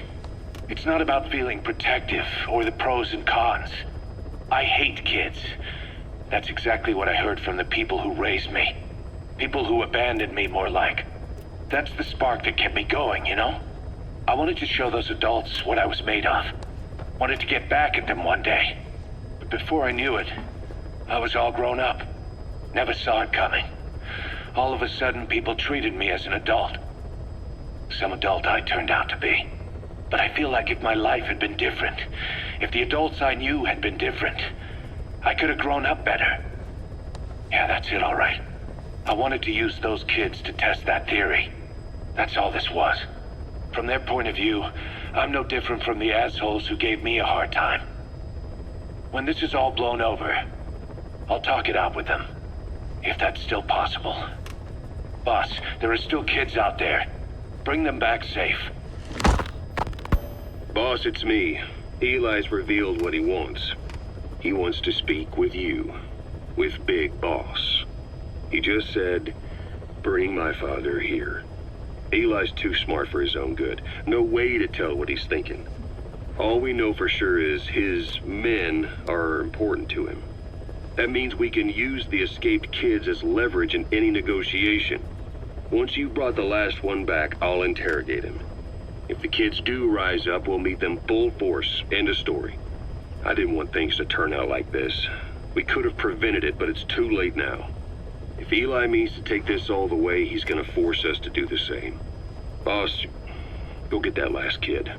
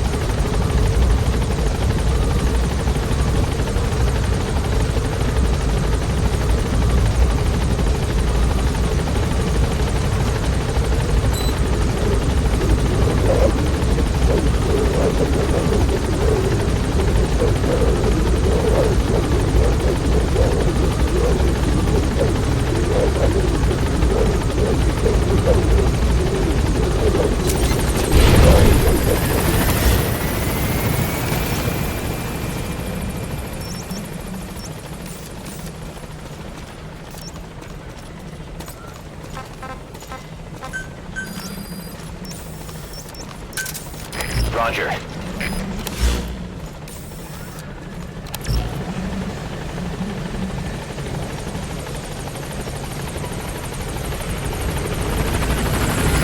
This is Pequod, on station at LZ.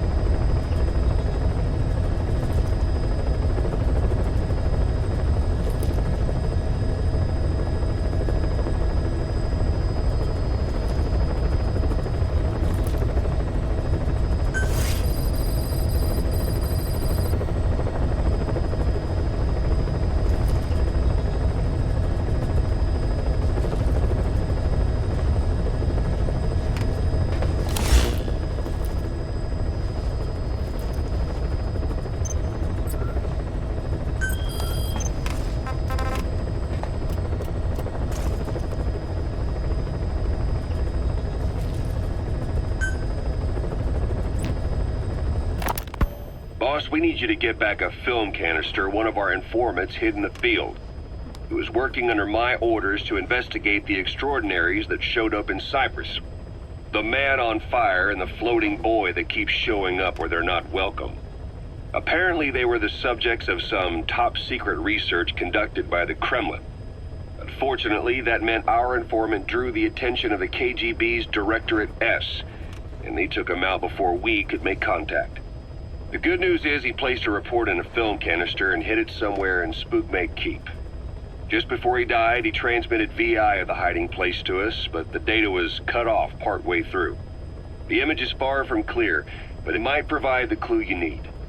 We'll be analyzing the data further to try to clear it up, but for now, get to Spookmate Keep. The KGB have already dispatched a Spetsnaz squad to retrieve that film canister and cover the whole thing up. Boss, there's no time to waste. Head to Spookmate Keep and use the VI as a clue to find and retrieve that target. Why was Sahelanthropus mobile? How are the man on fire and that kid connected to Skullface's plan? If we can just get that report, we can blow it all wide open. Then we can shake off the last remnants of Skullface and the phantoms he left behind.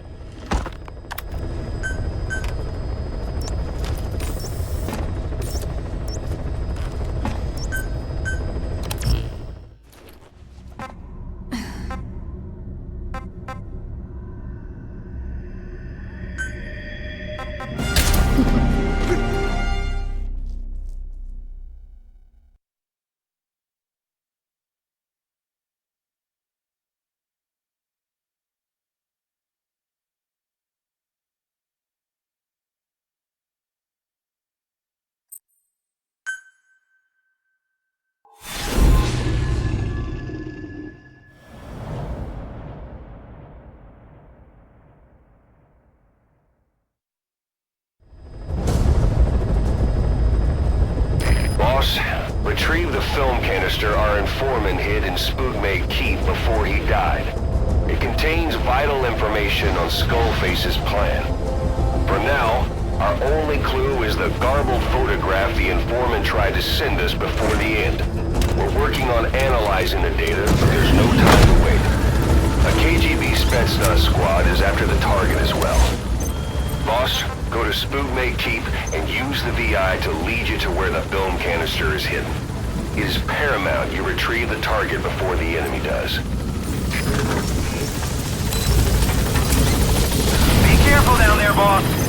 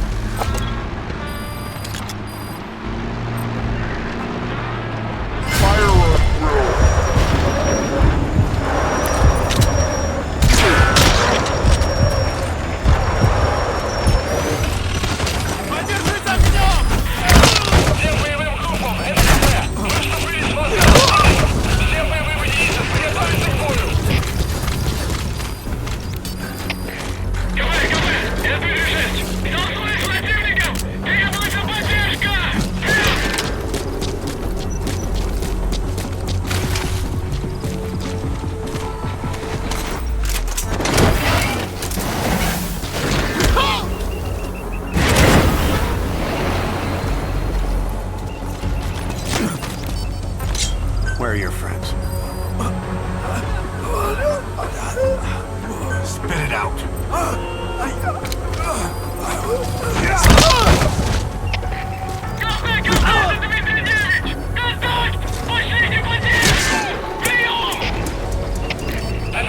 Понял! Приказ всем группам. Отправить резервы на подтверждение. Конец связи! Stand down!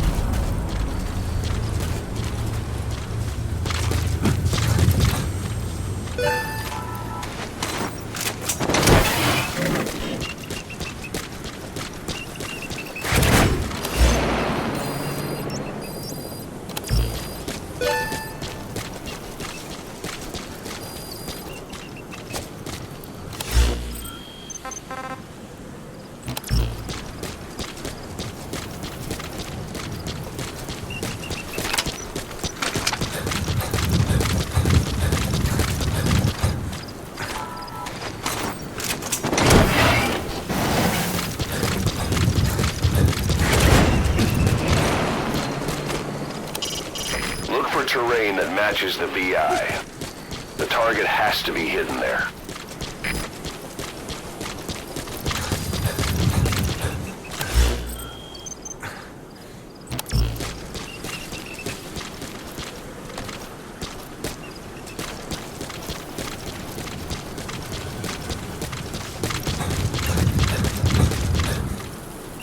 Boss, we fully decrypted the VI data. Now the target's hiding place should be clear as day. Check your iDroid.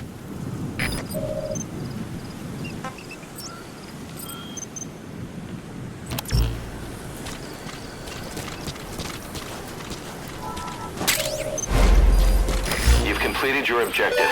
Now get out of the hot zone. Roger.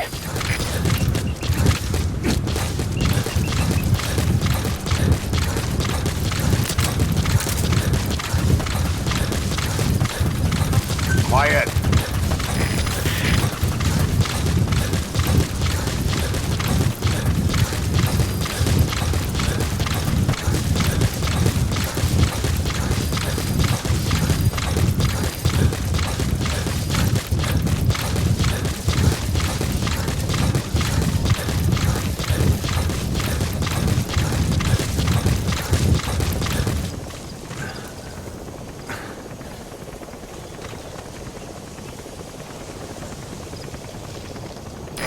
This is B-Quad.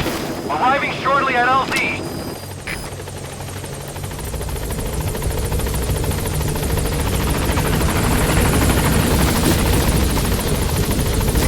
This is B-Quad. On station at LZ.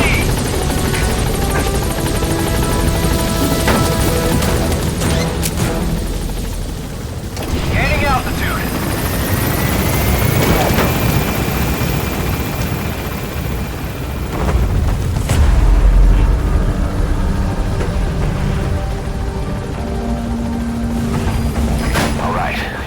Zone. No enemy forces in pursuit. Mission complete. Warning!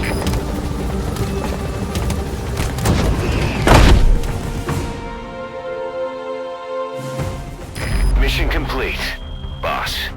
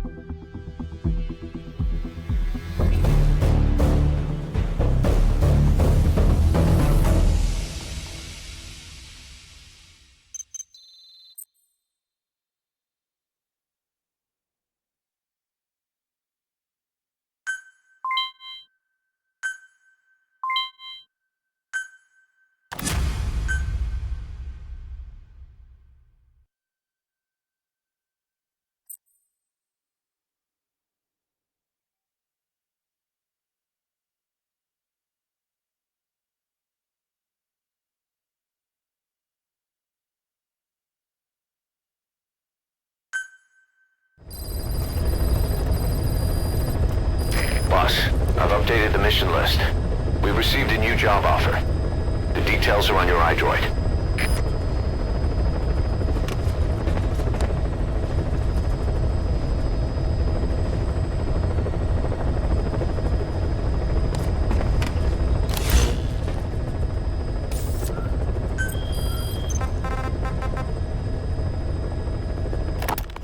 The CFA are gearing up for a large-scale attack against Angola's MPLA government. They're assembling an armored column to the north of Nova Braga Airport and will be ready to move soon. We've been contracted by the MPLA to put a stop to them. But the civil war will keep burning on, whether we accept this job or not. Another East-West proxy war with the communist MPLA on one side and the capitalist-funded CFA on the other. An endless seesaw of blood and violence played out in the hands of the superpowers. I had my doubts at first, but I think we should take this job. Skullface is gone, but Cypher still remains. Competition with rival PFs will only get more intense. For us to survive, we need to expand our organization and get strong enough that no one can threaten us. So our only option is to fight and grow, and fight and grow.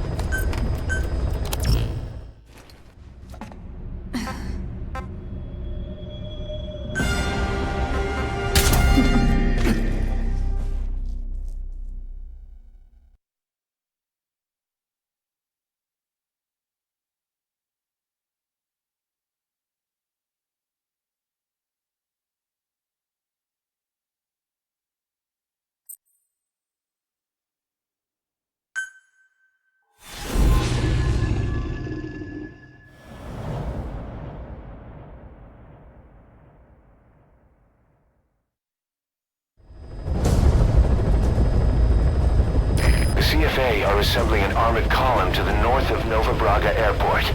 Your job is to wipe them out. Listen to the tape for the contract details.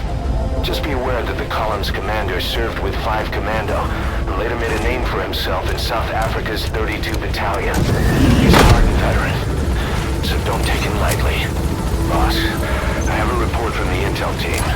The targets are now on the move. I've sent their predicted route to your iDroid. Check your map.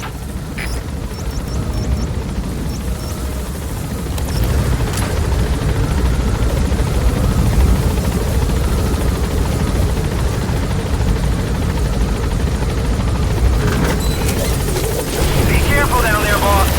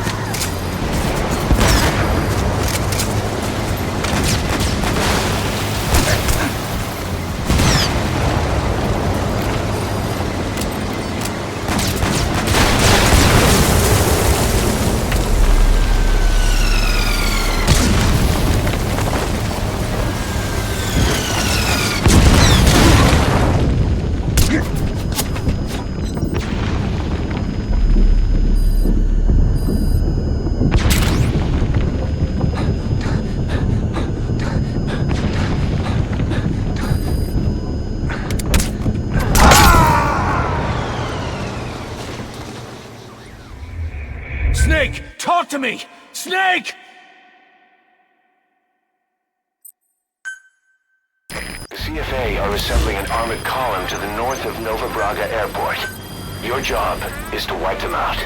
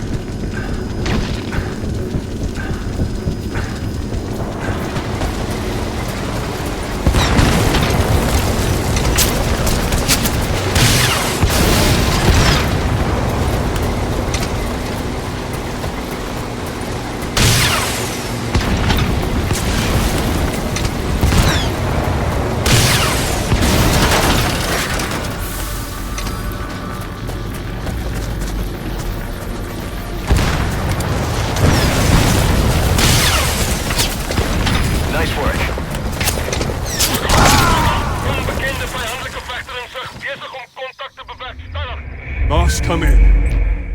Boss? Boss! CFA are assembling an armored column to the north of Nova Braga Airport. Your job is to wipe them out.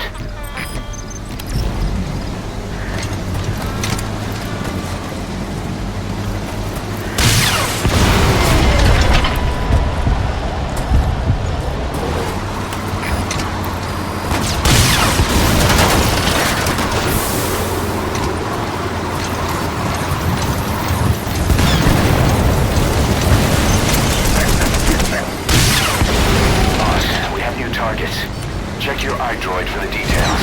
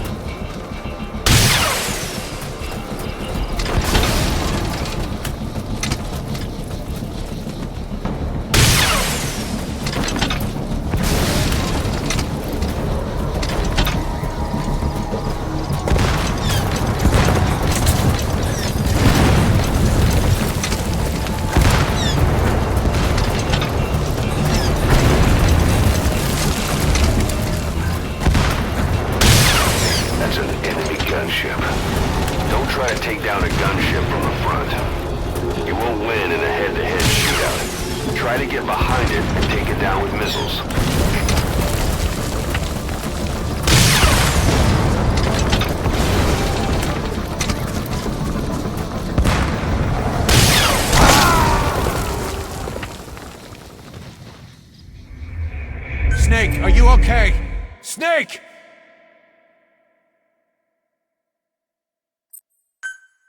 The CFA are assembling an armored column to the north of Nova Braga Airport. Your job is to wipe them out. That's an enemy gunship. Don't try to take down a gunship from the front. You won't win in a head-to-head shootout. Try to get behind it and take it down with missiles.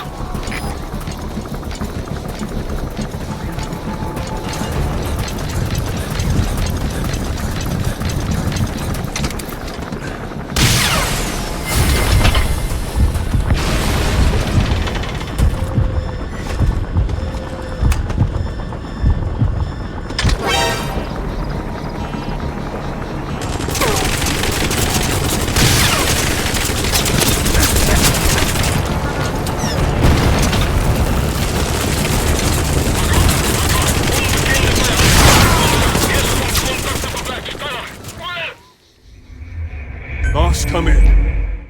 Boss?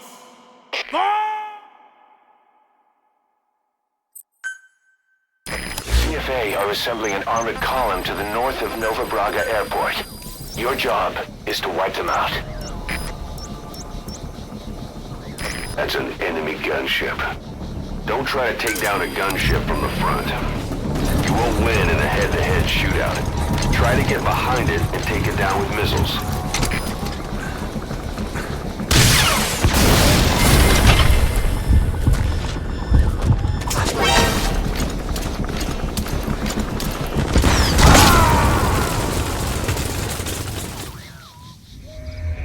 Snake, are you okay? Snake!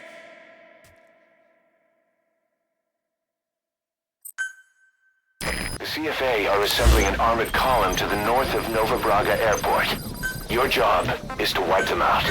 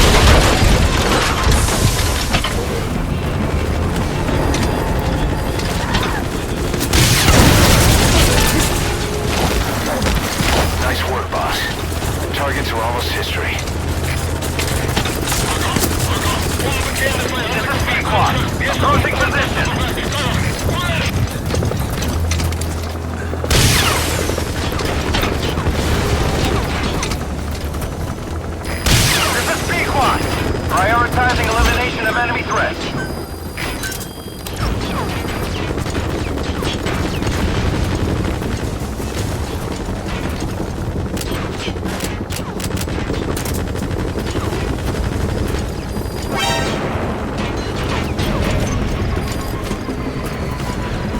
Nice work. One is in hot!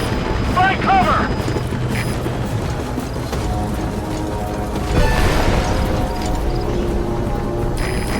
One target left. No targets remaining. Ending attack run and we'll stand by at LZ. This is Pequot. Have arrived at LZ. We'll stand by.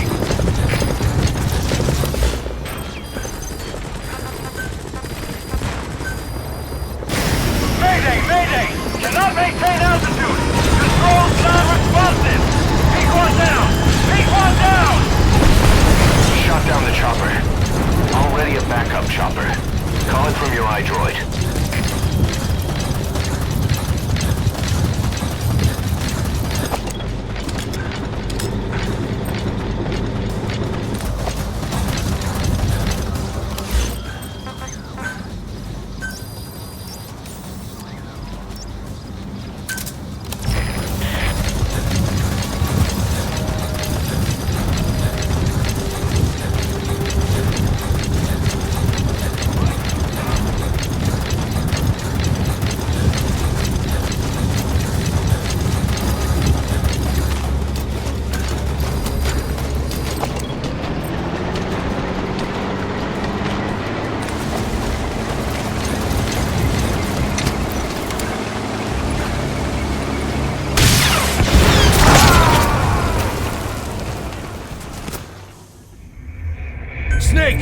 to me! Snake!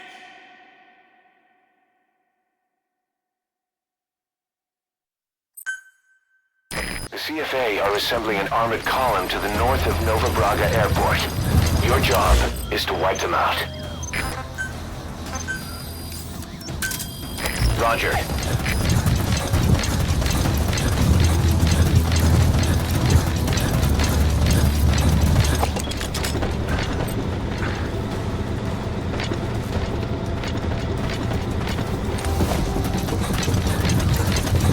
Just one target left.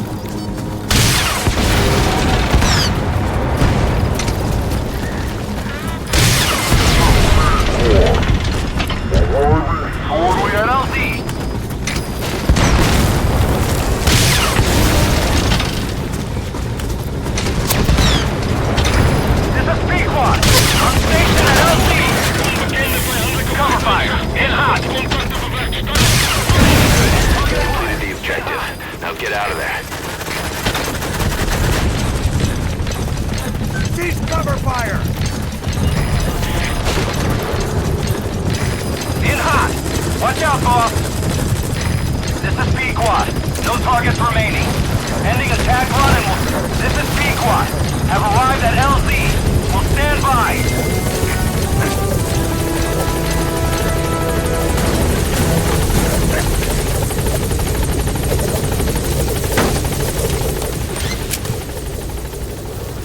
Gaining altitude.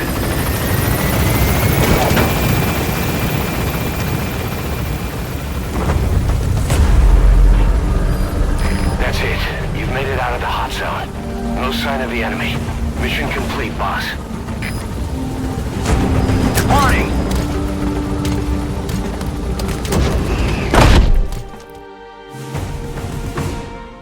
Yes, mission complete. Boss, that was exceptional.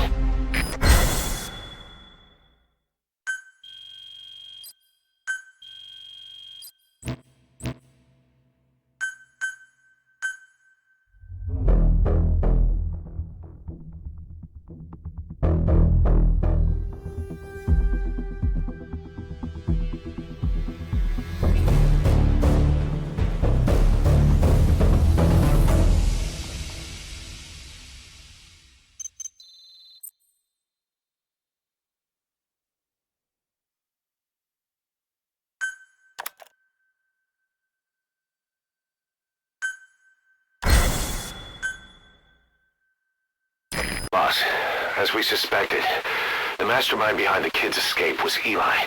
It's hard to believe, but apparently he'd been plotting an armed uprising against us. He could be hiding something else, too. Ocelot's gonna press him for answers. Get back here as quick as you can.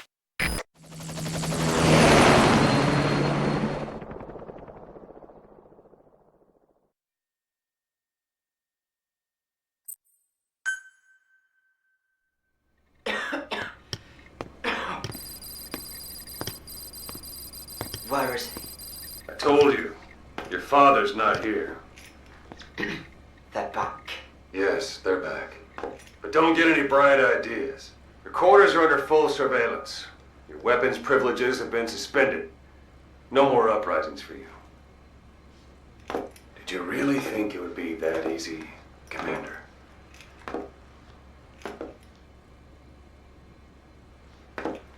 You'll get your boys back. They'll even see the boss, too. But first,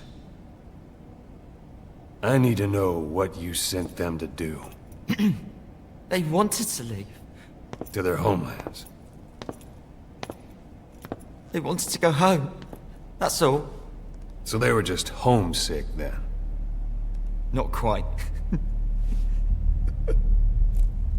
Militia warlords, PFs, the armies that murdered their families. Cousins, brothers. They people had someone they wanted to kill.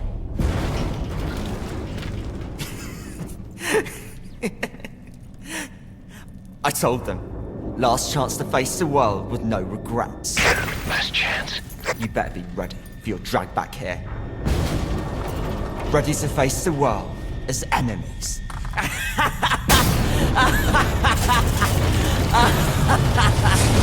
No!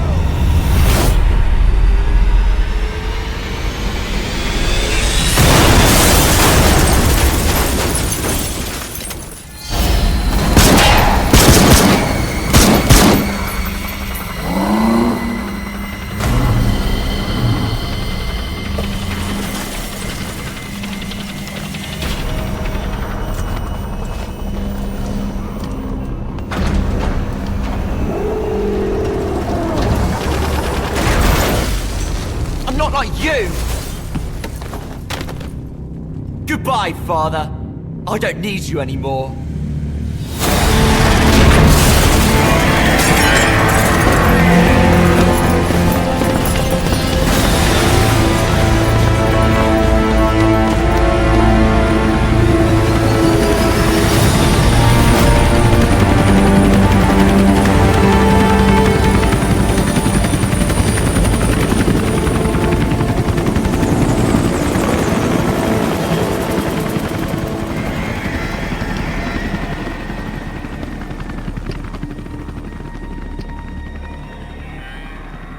Was Ralph really an accident? Or did Eli just rig it to stir up the boys? Either way, he had to have been planning for this all along. Bidding farewell to the world.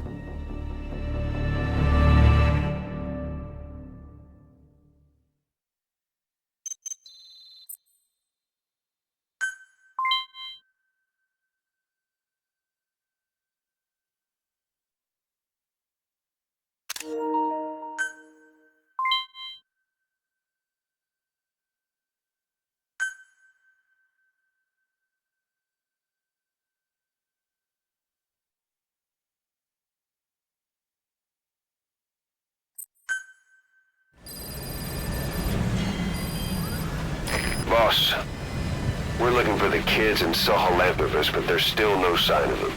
We don't know if the chopper pilot is alive either. What have we gone and put in the hands of those kids? We don't know how bad this is until we find them. Also, regarding our concerns about Eli, I finished looking into whether or not he's a product of that project. I have an answer. I put it on tape. Give it a listen.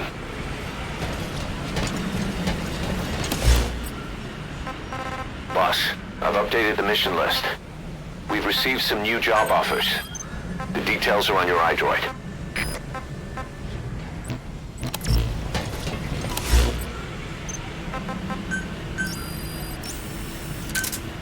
Roger. This is B-Quad. Arriving shortly at LZ.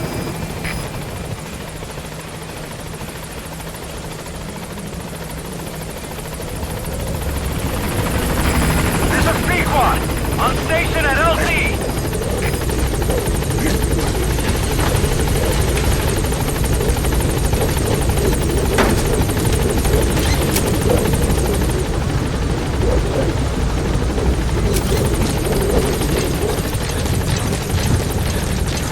Welcome back, boss.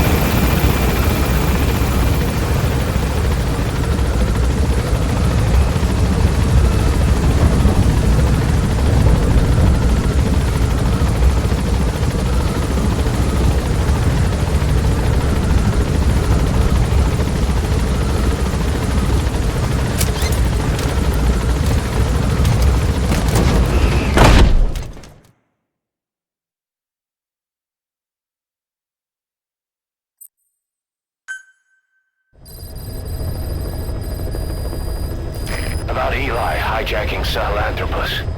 We know how he got it moving. It was Emmerich. He used the kids in the staff living quarters to carry out his repairs. We got the details on tape. You're gonna want to hear this.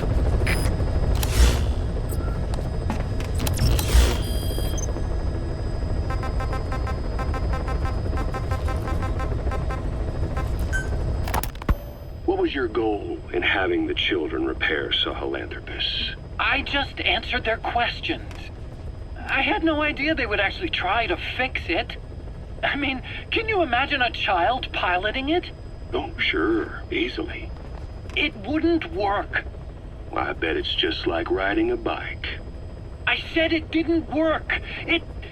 Who did you try? I didn't. Did you put your son in it? We never did that. His name was, Hal, wasn't it? I thought you said you never saw his face. But you made him pilot Sahelanthropus. You used him in your experiments. He wanted to get in. It was such a short time we had. So he was with you. We were happy. You're still happy now. Changing your lies to suit the listener and getting by slipping through the cracks. Building layer upon layer of convenient stories until nothing means anything to you anymore. You're happy all the time because you don't even notice you're doing it. Think hard. Who are you really? You're not a victim, and you're not the silent majority. You're a perpetrator and a petty hypocrite. The real world doesn't make you suffer. It's the other way around.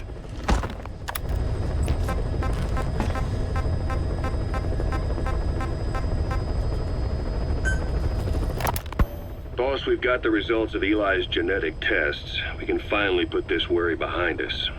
We used the PCR technique and conducted DNA fingerprinting of the copied DNA sequences. Neither is mainstream science yet, but the concepts and procedures are sound. Both tests say there is 0% chance that the two of you are blood relatives, meaning the results are negative. He's not your son, nor is he your clone. He's just another person. It was 12 years ago that Zero made plans to clone you. Eli's age and appearance certainly are a good fit. I admit the first time I saw him I did a double take, but it looks like we were worried for nothing. Eli isn't your clone, though you might still have one somewhere out there. But if Eli isn't the boss's clone, why does he seem so obsessed with him? Not to mention having one hell of an attitude for his age. I don't know. Learning the truth about himself, cursing the fact he's a clone, bearing a grudge against selfish adults, and coming to hate who he was cloned from. Big boss. If that were really the case, I could understand it. I might even feel a bit sorry for him. But no clone could have a totally different DNA fingerprint. And the test left no room for error. You yourself were there when we drew Eli's blood sample. Come to think of it, when we went to OKB-0, he'd snuck onto a chopper and was there. Yeah. He was acting strange even then. Or actually from a little before that time. That was exactly when we began these tests. Maybe he suspected something when we drew the sample, not knowing what we were doing to him, and becoming mistrustful of us. Hard to say. Eli's had an attitude problem from day one. So what is he then? Well, if he's gonna tell us that himself, we'll need to get him to open up more first.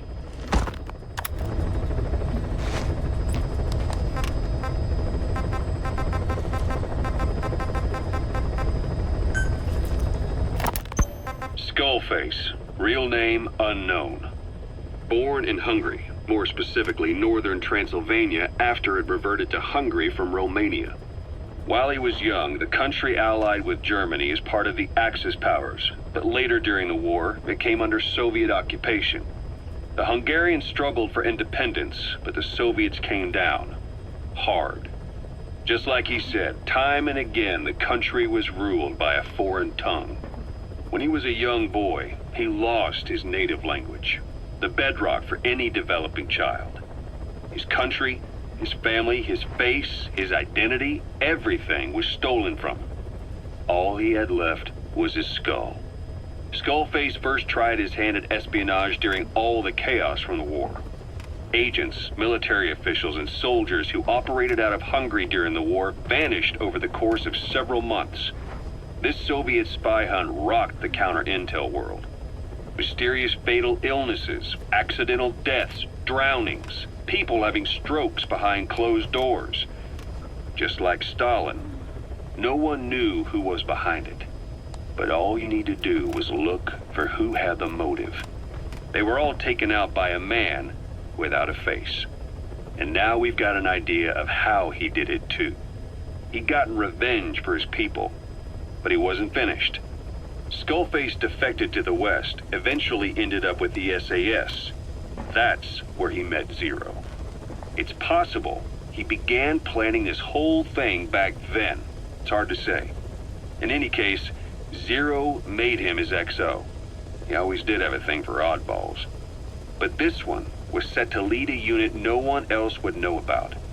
When Zero created Fox, he also formed XOF as a support team. An unconventional special forces unit designed to support Fox, make it stronger, with Skullface giving the orders. Zero never even told the boss about it, nor the CIA, naturally.